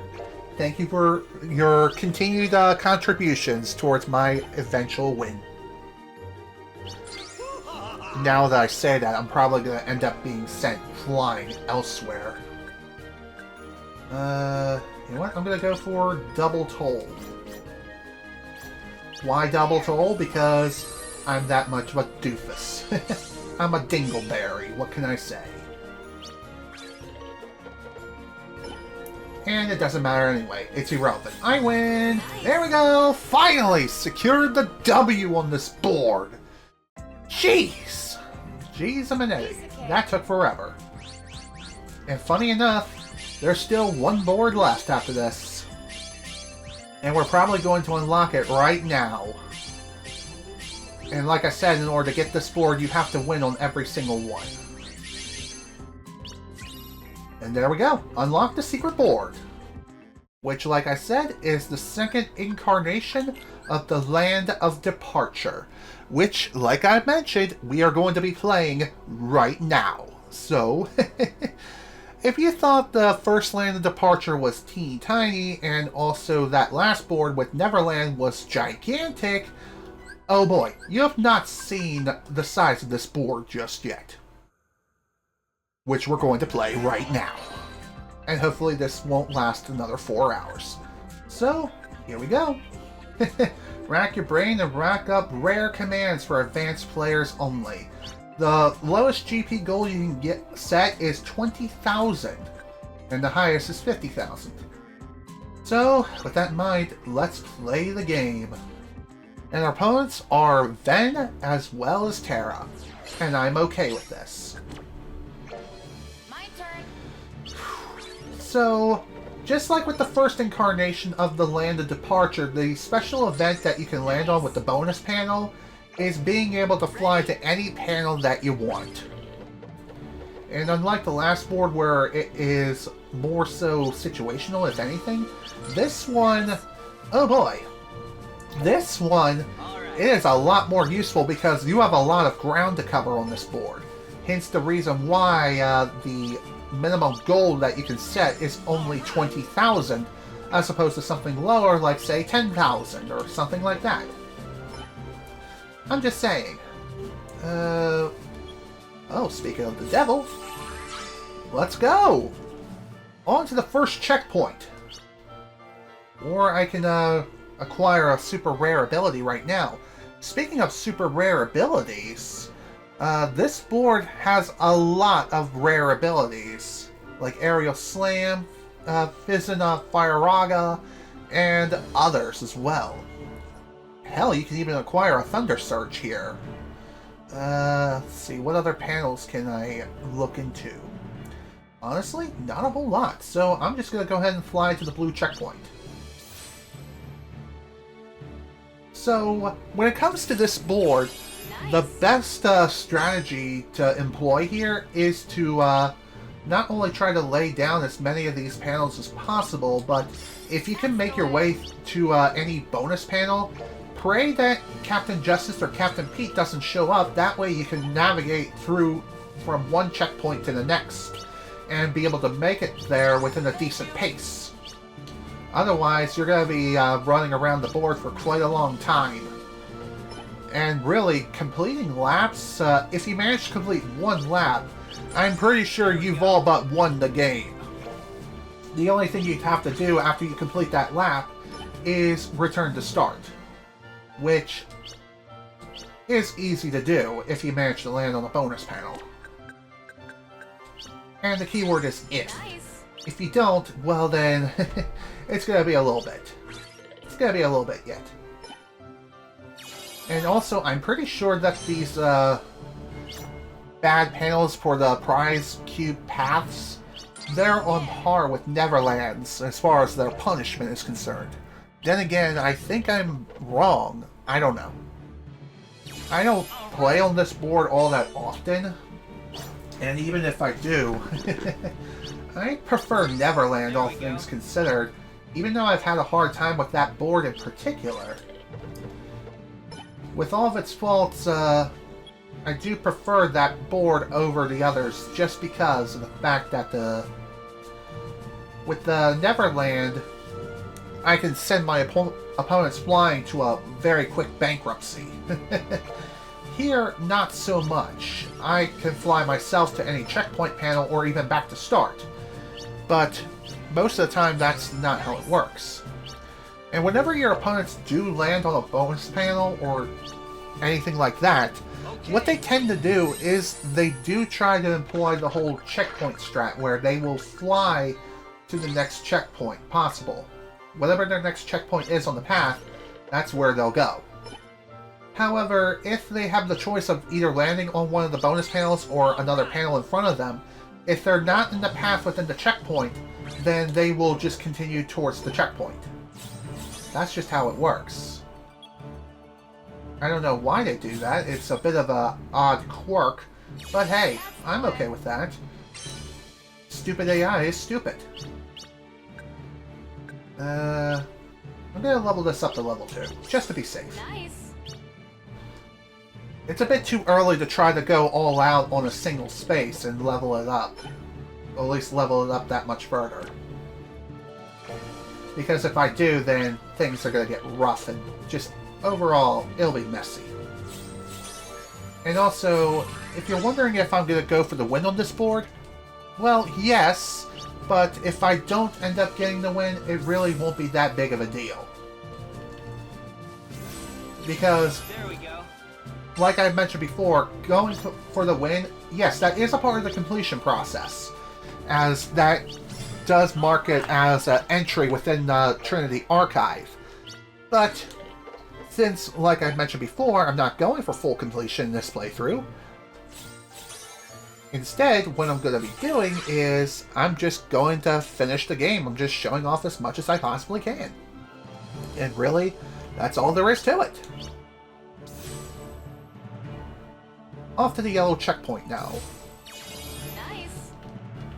Okay, coolio. Next. Kind of surprising to see that I only have these 2 spaces so far.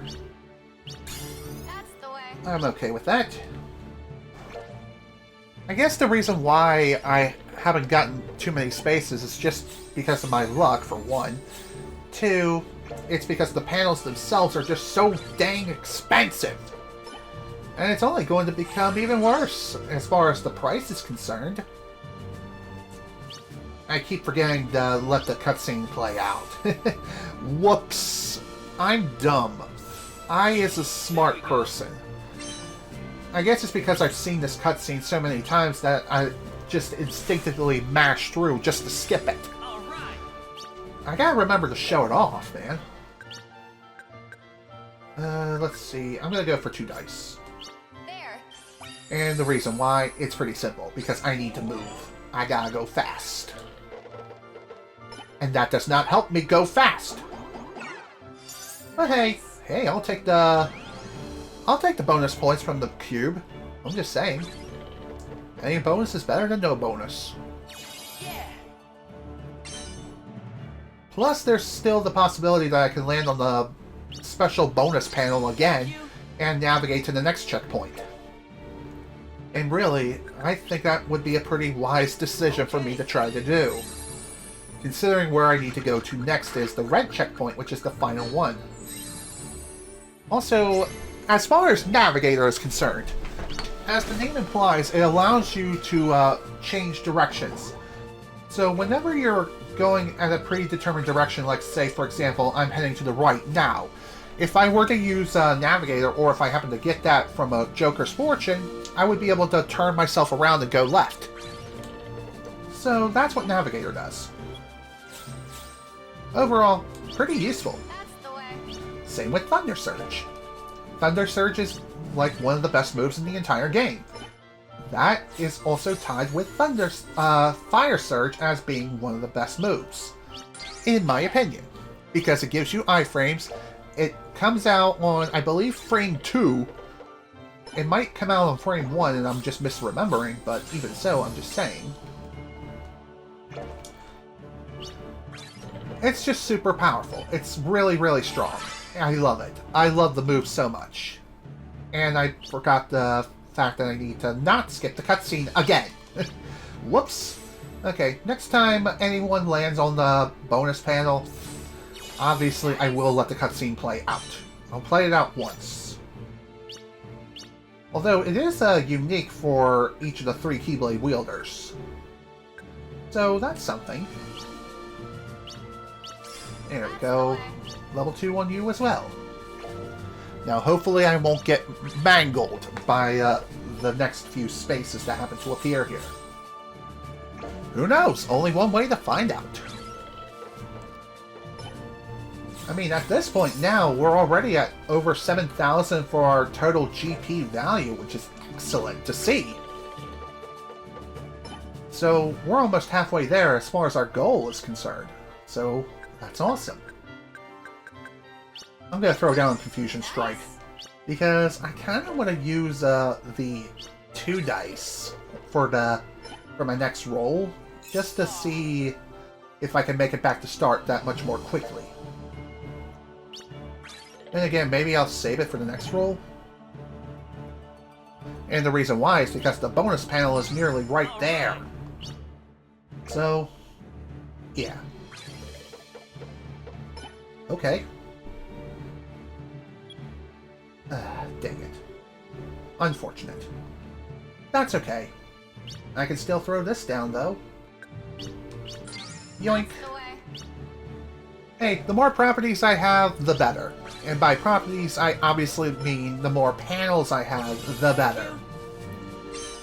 Because it just makes things that much easier when it comes to securing the W. Because trust me, getting the W on these boards is not exactly an easy task, especially for ones as gigantic as this. I'm just saying. I'll take the 2 dice. There. That way I can make it back to start a little bit easier. Provided I don't get Snake Eyes, which I will. I get a 5. Made it back to start. Whoopee! Loody frickin' la-di-da! Too bad that's pointless. It's pointless. 39 buried. 0 found. Yeah, if you couldn't tell, I am absolutely spent. And we're probably going to reach the 4-hour mark by the time we're done with the command boards and things like that. Jeez. Talk about pain in the behind. There we go. As far as what I'm going to do after this, not 100% sure, to be honest. I think I may play a little bit longer. Then again, I may call... Oh, son of a bitch. What an awful, awful roll, man. The RNG gods just hate me today. But anyway, back to what I was saying. Maybe I'll play a little bit longer after I finish the command board. It really depends on how I'm feeling. But since we're getting close to 4 hours, maybe after this board is done, it would be best to call it a playthrough and just call it a day. Not 100% sure. It's just something I'm thinking about. That's the way. Because I've basically shown off everything that there is to do, aside from those dark portals that have appeared throughout the different worlds. In order to get them to appear, what you have to do is really simple. You just have to finish the world for that corresponding character. So, in order for it to appear within the world which Aqua visits, then you have to finish that world as Aqua. Same also holds true for Terra and Ven, respectively. So, there's that.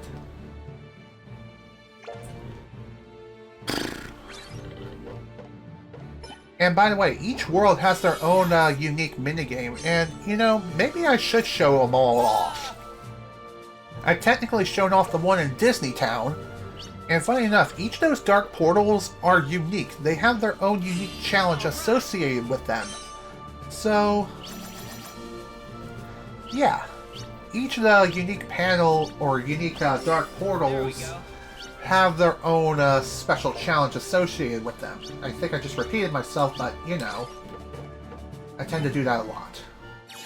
Especially when I don't have a whole lot else to talk about now. You know what, I'm just gonna go for level 3, because, well, just to be safe. Be on the safe side. Okay, I am near a bonus panel, so I would use one of my magic... I would use, like, my magic thing right now, or in the next turn. Oh, really? Thanks, Terra. Jerk. I really didn't want him to buy that property, but unfortunately, it is what it is. Ooh. I'll take that. I forgot to not skip the cutscene again. Good job, me. Dang it. You know what? I'm going to go for the yellow checkpoint as opposed to the green one. And the reason why is because the prize cube is right here on my left. And I could easily go back that way just to make it back to where the green checkpoint is. So really, it's not a big deal if I just pass by it. Nice. There we go. Got that one all maxed out, so if anyone lands on that for some reason, then it would be a very bad day for them. Albeit not as bad as, say, some of the other panels, but still. I'm just saying. Each panel has their own corresponding value, and depending on where you are on the board, it is more valuable within certain locations versus others. It's like real estate. It's all about location. There.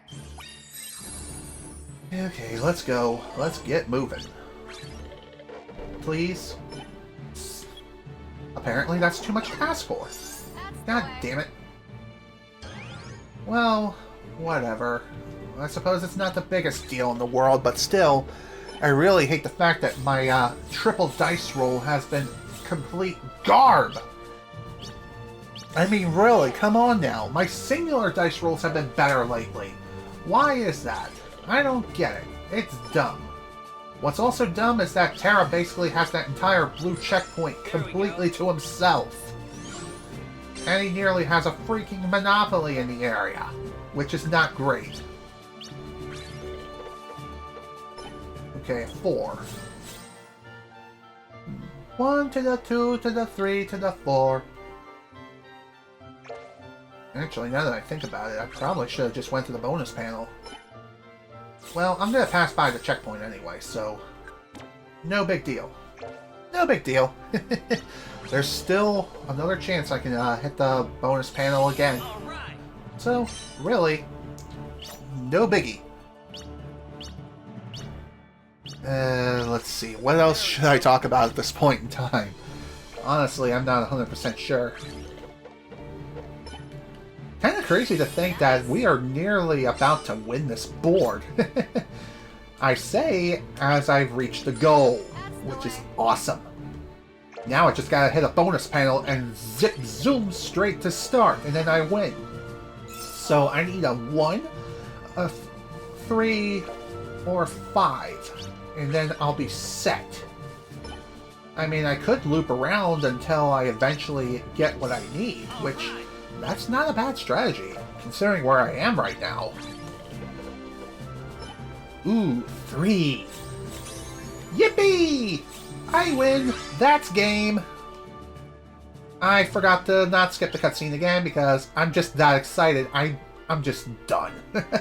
Honestly, I am just 110% done with the freaking command board. Jesus Christ. Phew, that was something. Piece of cake. Hell yeah! That's what I'm talking about, ladies and gents. That's the secret board. Probably the best board in the entire game to play on if you want to level up all your command abilities and even acquire several super powerful ones. And the reason for that, I've already explained why. It's that good. It's that good of a board to play. At least in my opinion. Oh boy. Okay. So, like I said, we're not 100% done yet. There's still the matter of dealing with the there's still the matter of dealing with those dark portals. Nothing down that way, really. Well, that certainly stinks. Oh, speaking of different things around here, I don't know where the dark portal is around here, if there is one. So really, at this point now, I think I'm just gonna try to navigate through each of the worlds and see where the hell these things are and where I can find them. And as I've demonstrated within Disney Town, when it comes to those portals in particular, when you find them, I almost said Heartless. Unversed can appear and be like, "Hi, how y'all doing?" Well, you don't have to deal with them. You could just examine the thing and begin its challenge, if you so desire. That's up to you, though. Would I recommend it? No. And the reason why is because you would miss out on potential experience. Okay, I believe the thing for this world is around here? Also, speaking of things to find, I could also go for all the stickers and show off the sticker album. Okay, apparently I was wrong about the whole thing when it came to shoot, what am I trying to say? I was wrong about the whole dark portal things appearing within every world. That's not the case, apparently. There's still, okay, let me look at the sticker collection. Dwarf Woodlands, I got both of them there. So there's still more stickers for me to collect. Which, you know what? I think what I will do is, while I'm searching for these dark portals, I'll also collect the stickers that I missed, too. Might as well. So that way I can show off the sticker album, as well as where to place the stickers and everything, because believe it or not, there is a point to placing down the stickers and collecting them all. And that's on a per character basis. And the reason why you would want to do this is, depending on how many stickers you've collected, as well as where exactly you place down the stickers, which I will go over soon enough, is you'll be rewarded more heavily, depending on where the sticker is placed and what the sticker is. So, that's something worth mentioning.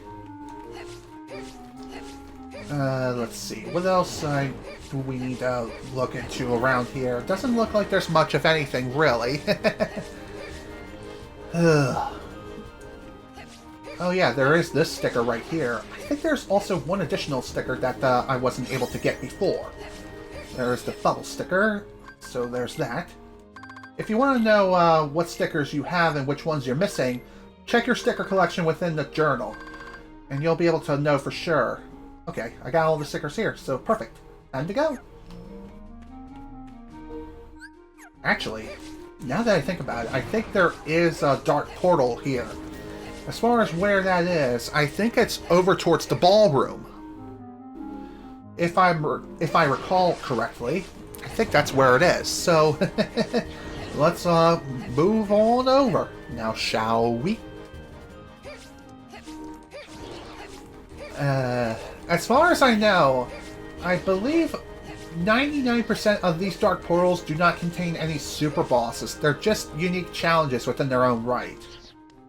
Yep, here it is. Perfect. Okay, so I do need to clear out all the enemies. That's unfortunate. Eh, no biggie. There we go. Everyone's dead. Perfect. Now then, let's do this challenge. Let's see what this is. Defeat as many lone runners as you can before time runs out. Okay, that seems simple enough. Let's do it!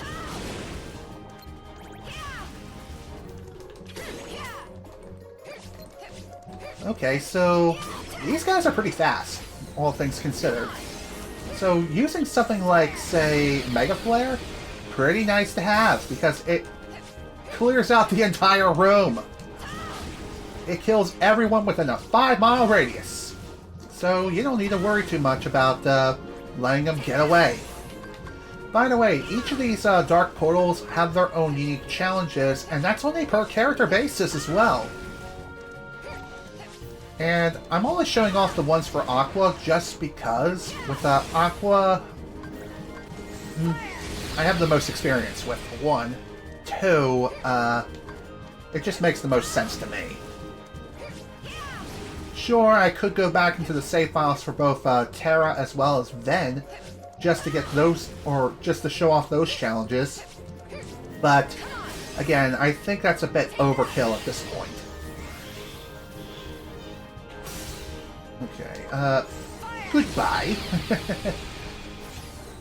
Just a little bit more now, not too much time is left. And by the way, each of these challenges have their own unique requirements in order to get 3 stars. The requirement in order to get 3 stars for this one, I don't know which one or how many you need to defeat. But I do know it's a number. 64! Not bad. Not bad at all. Maybe the requirement is 100? Oh, that's 3 stars. Maybe it's 50. Ooh, Illusion L. Neat. Neato! And you can replay these challenges as many times as you want. So after completing it once, or even after examining it once, you can replay it over and over again, if you so wish. Just so you can get your hands on more unique abilities, if you so wish. But, even so, it's pretty neat. Pretty nice way of gaining some additional items and things of that nature. Can you all just go away, please? Thank you. Oh, you're not dead yet. Damn it! How many times have I told you to freaking perish when I tell you to perish? I mean, really, come on now. Okay, do I have all the stickers for the Enchanted Dominion? I have a feeling that I do, but I could be wrong. I'm missing 1 in the Enchanted Dominion. I'm also missing 2 in Radiant Garden. So, might as well start with the Forest Clearing, because I'm pretty sure this is where I need to go to next. I could be wrong. I don't blame you there, my dude. I don't blame you there. Also, one other thing worth mentioning here is that despite the fact that you've cleared certain areas, sometimes new areas will open up upon finishing that character's story within that location. Like, for example, that castle.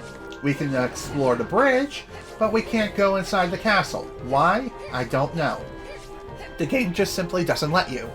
It's like there's nothing down this way. Even though it seems like there should be something down that way, there sadly isn't. Okay, well, there's this portal right here. Perfect. Let's see what this is. Okay, what do we got? Attack the fireballs launched by the flame box. Don't let them hit the ground or the mission will end. Okay. Let's play.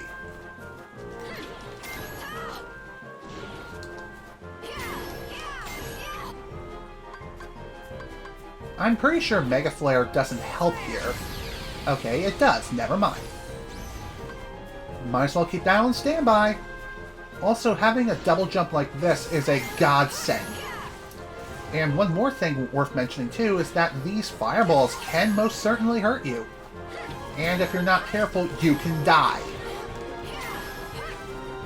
So keep that in mind. If you happen to have a move like Mega Flare available on standby, definitely save it for when a bunch of fireballs get launched into the air. And as this event goes on further and further along, the fireballs will eventually... It'll start getting to a point where they're very, very close to the ground. And you'll have to deal with a whole bunch of them all at once. So again, having something like Mega Flare is super nice to have.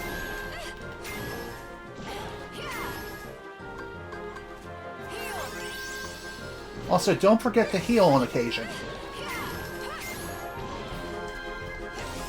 If you happen to forget to heal, you could end up getting smacked by a fireball and end up perishing super quick. And if you happen to perish, then that is a game over. And that entry is essentially deleted. Unfortunately, when it comes to something like Mega Flare, as nice as it is, unfortunately, Terra cannot gain access to this. Then again, I don't think Ven can gain access to Mega Flare either. So relying on something like this, as nice as it is, you'll have to rely on something far more powerful. 54. Not bad. Not bad at all. Wow, 3 stars. Cool. I thought the requirement would have been a lot more strict, but thankfully that wasn't the case. Alright, time to go searching for the next sticker that I'm missing. And now that I think about it, I think it's at the castle. I could also pick up some treasures along the way, too, if I happen to be lucky. Okay, nothing around here around this bin or anything like that. That's nice. No treasures, no stickers, nothing. Which again, like I said, the sticker album, it is different from character to character, so that's something to keep in mind. Each character has their own unique sticker pack, or just their unique sticker picture that they have to assemble and put together. Okay, let's see. Where else can I look around here? What's kind of funny is that despite the fact that Maleficent is no longer roaming these castle walls here, her guards are still around, despite the fact that their employer is, you know, nowhere to be found. Kind of strange how they're still roaming around here, but I guess they gotta protect the place of which Maleficent left behind, you know? Just in case she may come back at some point in the future. Don't know when she'll come back or if she'll come back, but you never know. Which is why they are protecting this place with all their might. As crazy as it sounds, it's true. Okay, cool. New sticker. Also got ourselves another treasure, which I've been missing all this time. So I'm cool with that. Alright, let's go ahead and get out of here, get out of the world via the jail cell, because why not, right? Let me check the sticker album, check the sticker collection. Yep, next stop is Radiant Garden. There's also 2 stickers within Disneytown that I completely missed. And, of course, there's still one in the Mysterious Tower I've yet to pick up. Oh, boy. Wow, I've not really done a good job when it comes to collecting stickers, that's for certain. It's unfortunate, but it is what it is. It's also unfortunate I'm gonna probably get another copyright claim for even navigating my way through, Radiant Garden, but hey, it is what it is, I suppose. Well, hopefully we won't be in Radiant Garden for too long, and even if we do end up sticking around for longer than we need to, it's really not a big deal. It honestly isn't. Okay, well, at least we didn't have to stick around for very long when it came to this place. And by the way, if you really do want to get all the stickers in the game, you do need all the fast or just the maxed out movement-based abilities, such as high jump, and for Aqua in particular, the double jump. You also need the air dash too. You just need it in order to be able to even get to some of these sticker placements in their locations. Just saying. Let's see. Like I said, there's 2 left in Radiant Garden I need to pick up. 2 in Disney Town, which... yeah, I could have picked them up the last time I was in Disney Town, but the reason why I didn't do so is because I wasn't sure if I even was going to have the time to be able to do that. But hey, it is what it is. It's not a big deal. And besides, there's some treasures here that I forgot to pick up here anyway. Does it really matter if I get these treasures or not? At this point, no. It really does not matter at all. Because it's not like I can carry them with me to the next game anyway, so... hey, it is what it is. Okay, let's get moving. Only 1 sticker remaining within Radiant Garden. And of course, there's still the aforementioned missing treasures that I still need to pick up too, but... hey, it is what it is. Not a big deal. Hopefully we won't be here for very long, but who knows for sure. Oh, and by the way, there's still this minigame that we still have to do here. So, goodbye. Let's clear everyone out. Let's see what this is. I also forgot to check to see if the mysterious tower had one of these dark portals. But anyway, this one.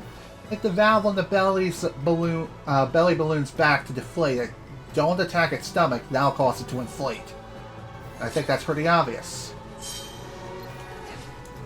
And also, reaching the back of this thing is a task in itself.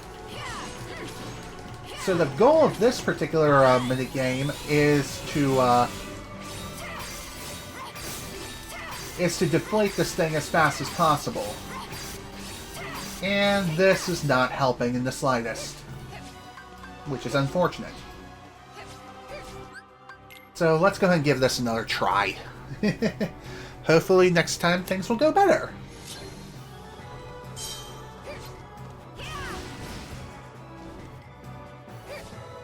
And by the way, if you're wondering what is the best method of getting this thing to deflate, having something that attacks multiple times per attack or per hit is very ideal to have.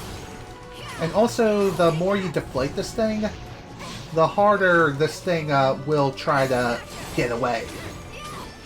It'll also become more and more difficult to deflate it completely. 31 seconds, not bad. I think that's a 2-star though. My guess is that the 3-star requirement is 30 seconds. Never mind. That was irrelevant. I win. Illusion B. Oh golly gee, drink my wee! I win! I don't even know what I'm saying anymore.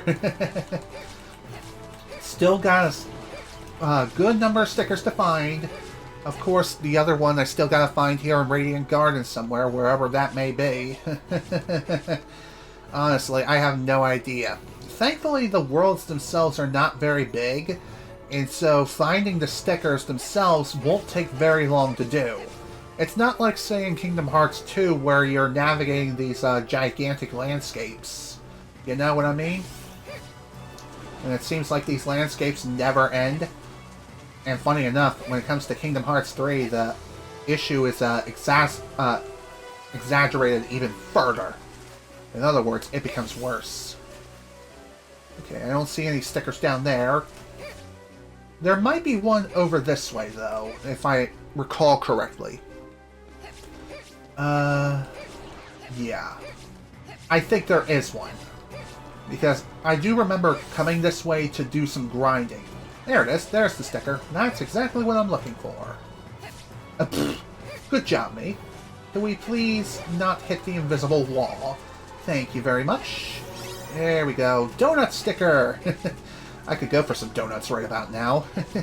There is a Dunkin' Donuts like right up the street from where I live. I know nowadays they're now referred to as just Dunkin', but I will always refer to them as Dunkin' Donuts. They've always been Dunkin' Donuts to me, and that's the way it's going to be. I'm just saying, it's always Dunkin' Donuts, and you cannot tell me otherwise. Just like Twitter being called X. I am not going to call Twitter X, no matter what you tell me, okay? The only times I would do that is if I'm making a business inquiry.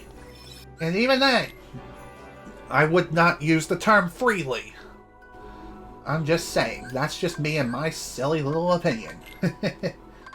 Okay, what do we have next as far as the sticker collection is concerned?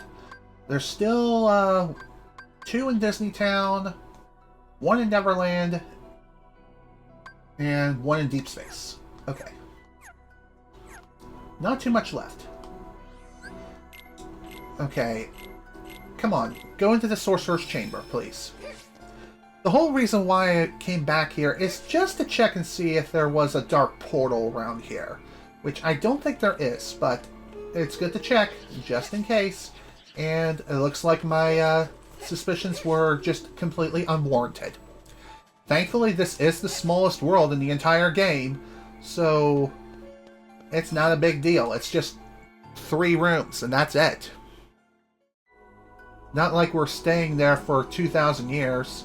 So, here's what I'm going to do now. We're going to head into Deep Space and grab the stickers from here. Speaking of things of that nature, this is a brand new area. The reason why we returned here, as opposed to one of the other save points, is because you can get here from the launch deck. Funny enough, when it came to this place, I missed all the treasures in here. Oh. Okay. Maxed out on Mega Ethers. Unfortunate. Oh well. It is what it is. I could always use a Mega Ether right now if I wanted. Just so I can get that particular treasure, which really I should. Yeah, you go, Boo, please. Oh, you're still alive? Really? Oh, great. Gonna have to clear everyone out first before I can go into the menus in order to equip one of them Mega Ethers and just use it so that way I can get the damn treasure chest. Oh well, it's not a big deal. At least I gained some additional EXP. And I can also do so pretty quickly, too. Plus, there's also the matter of the Dark Portal challenge that is around here. It's kind of funny how, out of all the Dark Portal challenges I've done up to this point, so far, there's only been one of which I've only gotten a 2-star ranking for, and that's the one in Disney Town. And honestly, I think when it comes to that one, what I really need to do is, in order for me to get an easy 3 stars for Aqua at the very least, is to equip nothing but screen nukes. So, it is what it is. Alright, I'll go ahead and put away one of my fire surges for the time being. Put in a Mega Ether just so I can use it. There we go. Just so that way we can get it back. I know it seems kind of weird, but trust me. It's all part of the plan.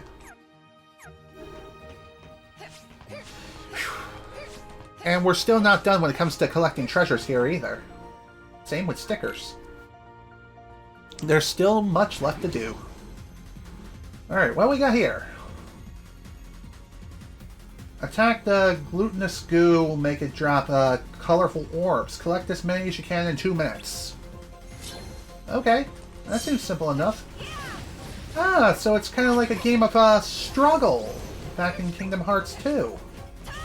So, this thing will have roughly 100.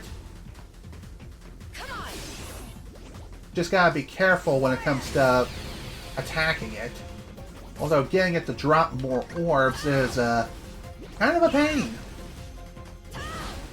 So really, you want to use something like a Fire Surge and Thunder Surge and things like that if you want to be able to win at this minigame. Also, shot locks are your friend. At least I'm pretty sure they are. Well, not exactly a full shot lock count I really wanted, but hey, it is what it is, unfortunately. Well, at least I get to show off the challenge itself. And also, I'm pretty sure the more colorful orbs you have, the more unpredictable this thing becomes when it comes to its attack pattern. It also tends to attack you a lot more if you happen to have way more orbs.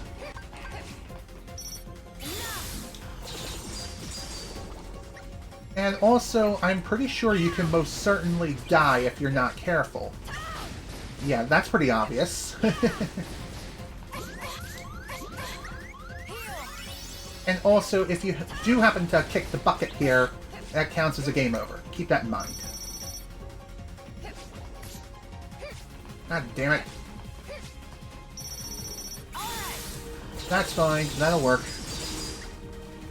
It'll work for now, I guess.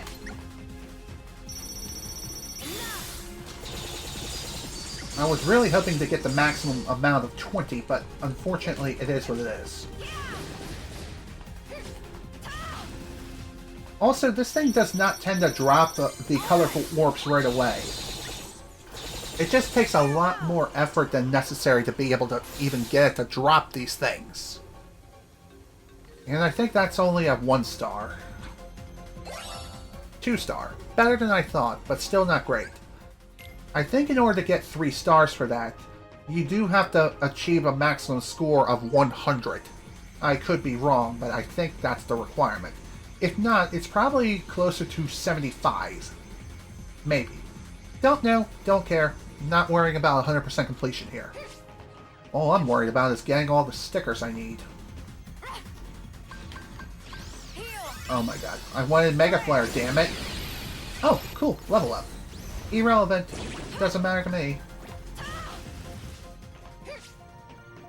Alrighty. Portal time! Speaking of portals, believe it or not, there's actually another treasure chest in here that I completely missed, which I believe is the map. It's funny how I never picked up the map during any point whatsoever when it came to this place. Kind of funny, but also pretty sad too. I guess I really wasn't paying that much attention when it came to collecting the treasures around here. But hey, it is what it is. It's no big deal. It's not like I'm a treasure hunter or anything like that. Funny enough, this place in particular, I had the least amount of treasures collected. Mainly because I was just focusing on trying to complete the story, all things considered. So, that's something.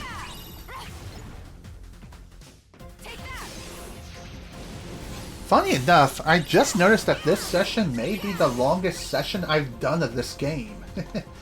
Thankfully, this won't be on par with Final Fantasy VIII with the final session of that game, because sweet merciful crap, that shit took over 6 hours!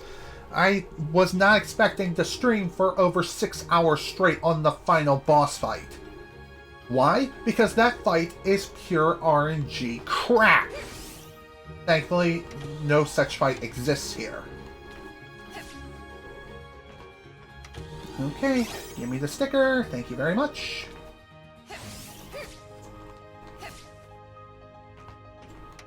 Alright, what else can we find around here? Teleport, eh? Lock onto your foes and press square just before it attacks. Teleporting really pays off if your opponent is vulnerable from behind. Okay. Well, that's a move I'm definitely not going to be using ever. I mean, it sounds useful, but it's more situational if anything.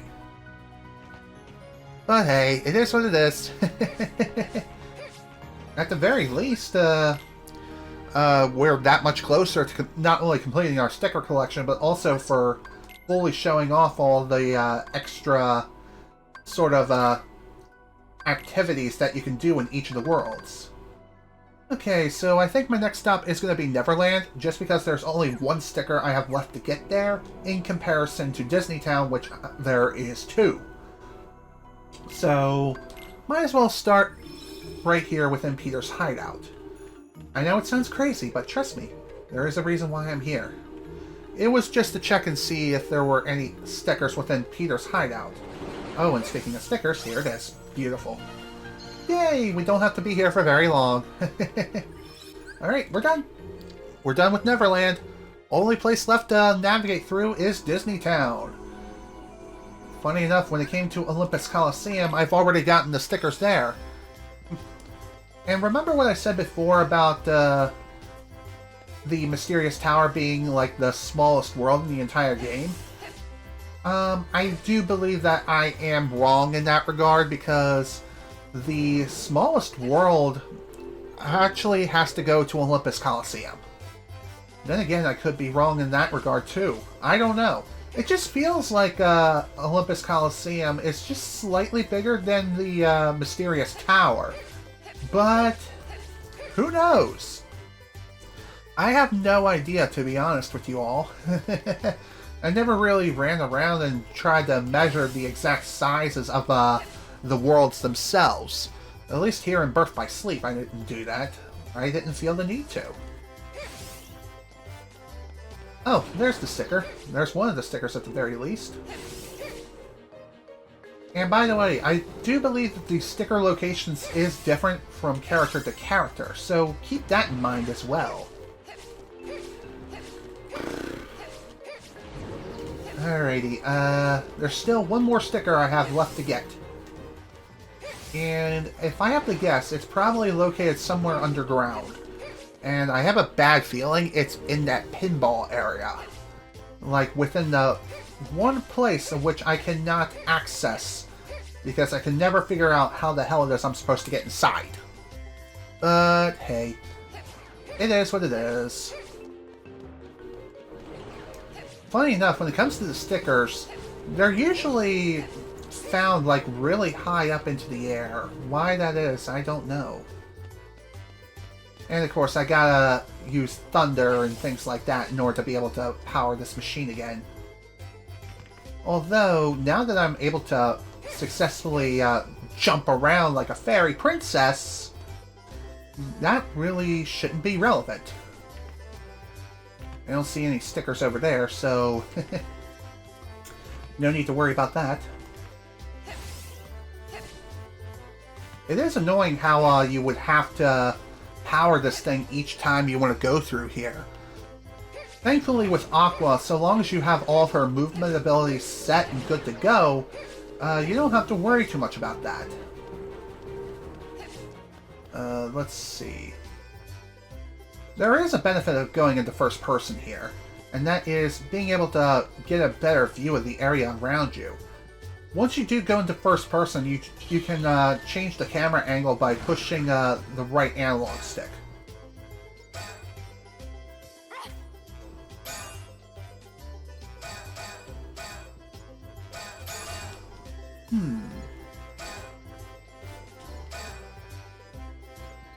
I wonder, can you activate the things by or go through this sort of thing by hitting all... I don't know. I'm not sure how this works exactly. Let's see. Where's the last sticker?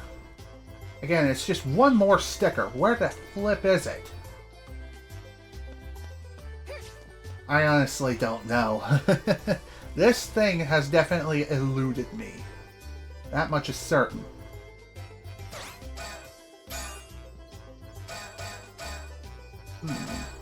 I have a feeling that in order to access this door, you have to hit all the bumpers. And being able to do that is a bit of a pain in the butt.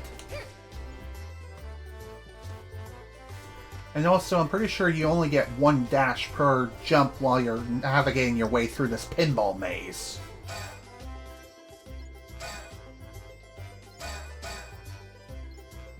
And I don't think you can double jump either while you're going through this either. So that's a bit unfortunate. Also, I just got a message through Facebook Messenger. I'll have to read that later.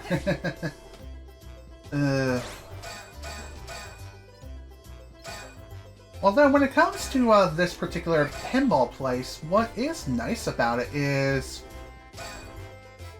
well, as you can see, It is a pretty good way of making lots of money.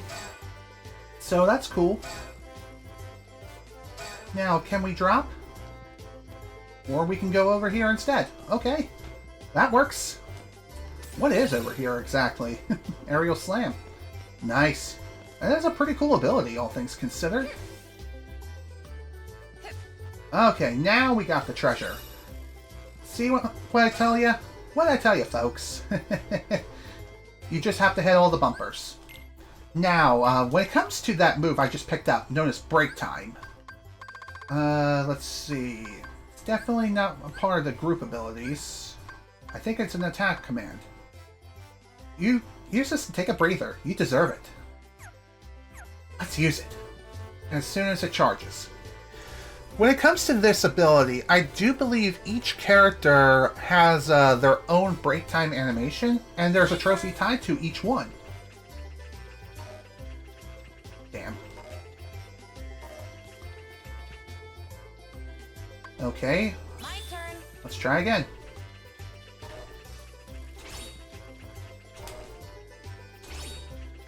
Just seems like this is really difficult to nail. Damn it! I double tapped like an idiot. My turn. Alright, one more time and then we'll just move on. I can't see the damn circle! And it just comes in way too damn fast! My turn. Why? It's always the first one that throws me off. Always. My turn. I'm stubborn. What can I say?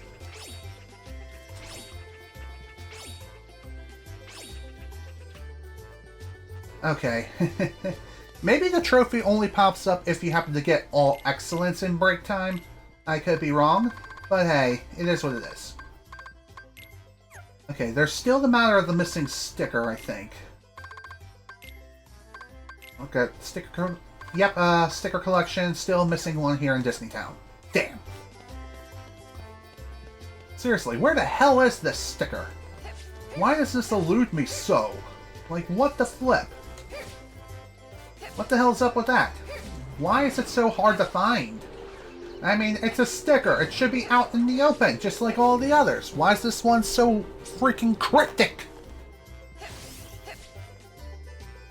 It's not like I need to do some sort of a ritual in order to get the thing to even appear.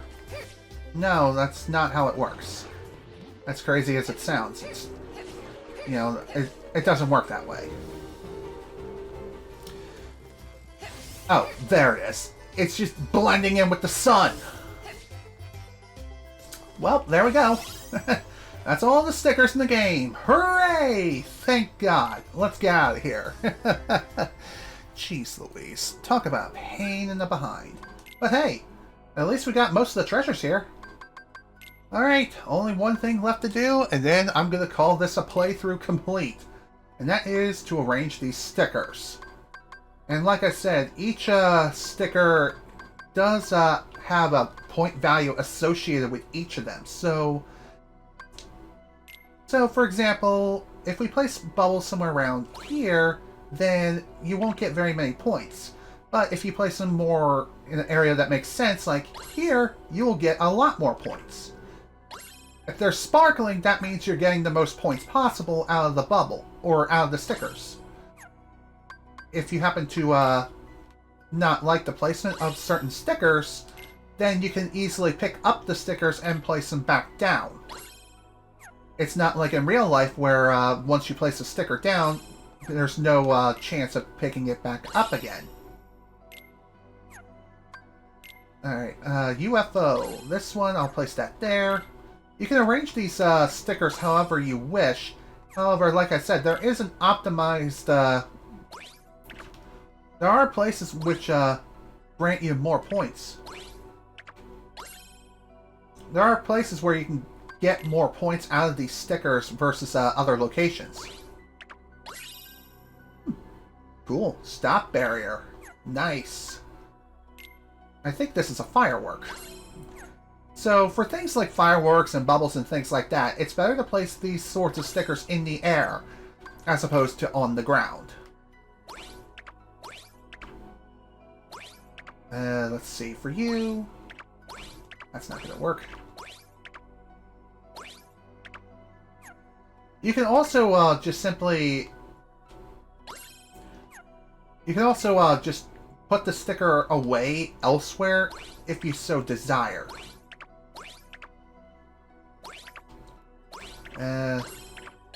There we go. That's better. Now for the big firework.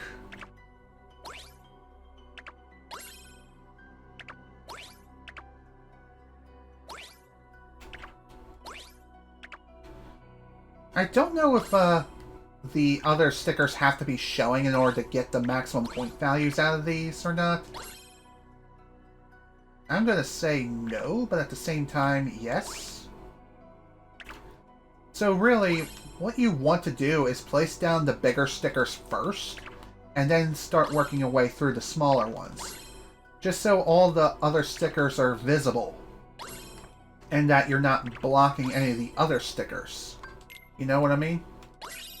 And there we go. Got ourselves Deep Freeze. Now, one more sticker is the rainbow sticker. And once we place this down in its ideal spot... 119.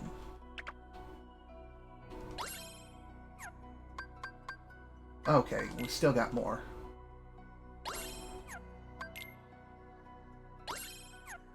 And Donald. Sticker album complete. However, we still do not have the maximum point value, which I believe for this one is 140. And once you attain the maximum amount of points possible within a sticker album, you will obtain Rhythm Mixer, which is a new finishing command style, which is awesome. Cool. And that's basically the sticker album and how it works. Try to place the stickers in places that you would think would make the most sense, depending on the sticker and what it is. So, yeah, that's basically the secret when it came to the sticker album. Bada bing, bada boom. Whew, man, this has been a hell of a journey, let me tell you. Again, I did not mean for this playthrough to last over 2 years. It should have only lasted like a couple of months at most, if anything else. But, again, life happens, unfortunately. And, what can I say? You gotta roll with the punches. Give what the life gives you, and just take it in spade. And that's really all there is to it. So, overall, despite the technical difficulties I've had throughout this whole playthrough, I had a lot of fun playing through this game again. It's been one hell of a ride. And I have no interest in doing a full 100% completion run of this game. This is one of the few Kingdom Hearts games within the Kingdom Hearts collections that I happen to own that I have not gone for 100% completion for. In other words, I've not gotten the Platinum Trophy. Speaking of trophies, that's basically the last thing I have left to show off here. So, let's see. How do I get to the trophies here on PS5? This one. Let's go by View All Trophies. These are all the trophies that I've gotten throughout all the playthroughs I've done of this game within this collection. And as you can see, the latest trophy I've gotten was like all the way back in 2017. So yeah, it's been a hot minute since I've last earned a trophy for any of these games. And as crazy as some of the trophies are, some of these trophies are a bit grindy. Like, obviously we need to, in order to complete the trophy for the adventure, Terra, Ventus, or Aqua, we need to complete the Trinity Archive, or the Trinity reports for each of these corresponding characters. And like I said, it's a bit of a mess when it comes to these sorts of things. Ugh, it's rough, to say the least. Going for a 100% completion of all the trophies in Birth by Sleep is a journey and a half, let me tell you, because I believe in order to be able to complete the Adventurer Trophy, you do have to complete the Rhythm minigame within Disney Town with a fantastic rating on Master difficulty for all 3 characters. At least I think that's how it works. And that's basically that. You also have to learn all the finish commands for each of the characters, and figuring that out on your own is a big pain in the behind. You're better off using a guide if you want to get those trophies in particular. Is it worth it? Well, yes and no. Yes, because it's another trophy under your belt, and you also get some really good commands under your belt too. But no, because it's a big time waster, and it involves a lot of grinding, let me tell ya. So with that, folks, I'm going to go ahead and call this playthrough done and dusted. Because, like I said, I'm not doing this sort of completion thing again for the 2 remaining characters. Because, no. This playthrough is going on for long enough. So with that, folks, I bid you all adieu for today. This is General Snivy with more Kingdom Hearts Birth by Sleep Final Mix. Thank you all so much for watching, and if you were able to attend the live stream live, thank you for attending, and thank you for the congratulations, Metoid. Much appreciated. The next time I stream, I'll either be doing a drawing stream, or I may start a new game. As far as what game I'm looking into playing next, I'm leaning towards doing a playthrough of Metroid Prime Remastered on the Switch. Then again, I may end up playing through Fire Emblem Warriors 3 Hopes instead. I'm not too sure yet, and it's still something I need to figure out. But even so, I'm just saying, this has been a fun ride, all things considered. I apologize again that this playthrough lasted longer than it needed to, but hey, at least I'm not going the full completion route, otherwise this playthrough would last a hell of a lot longer than it needs to. So once more with feeling, thank you all so much for watching, hope you all enjoyed, and I will see you all next time for whatever the heck it is I'm doing next. Bye-bye!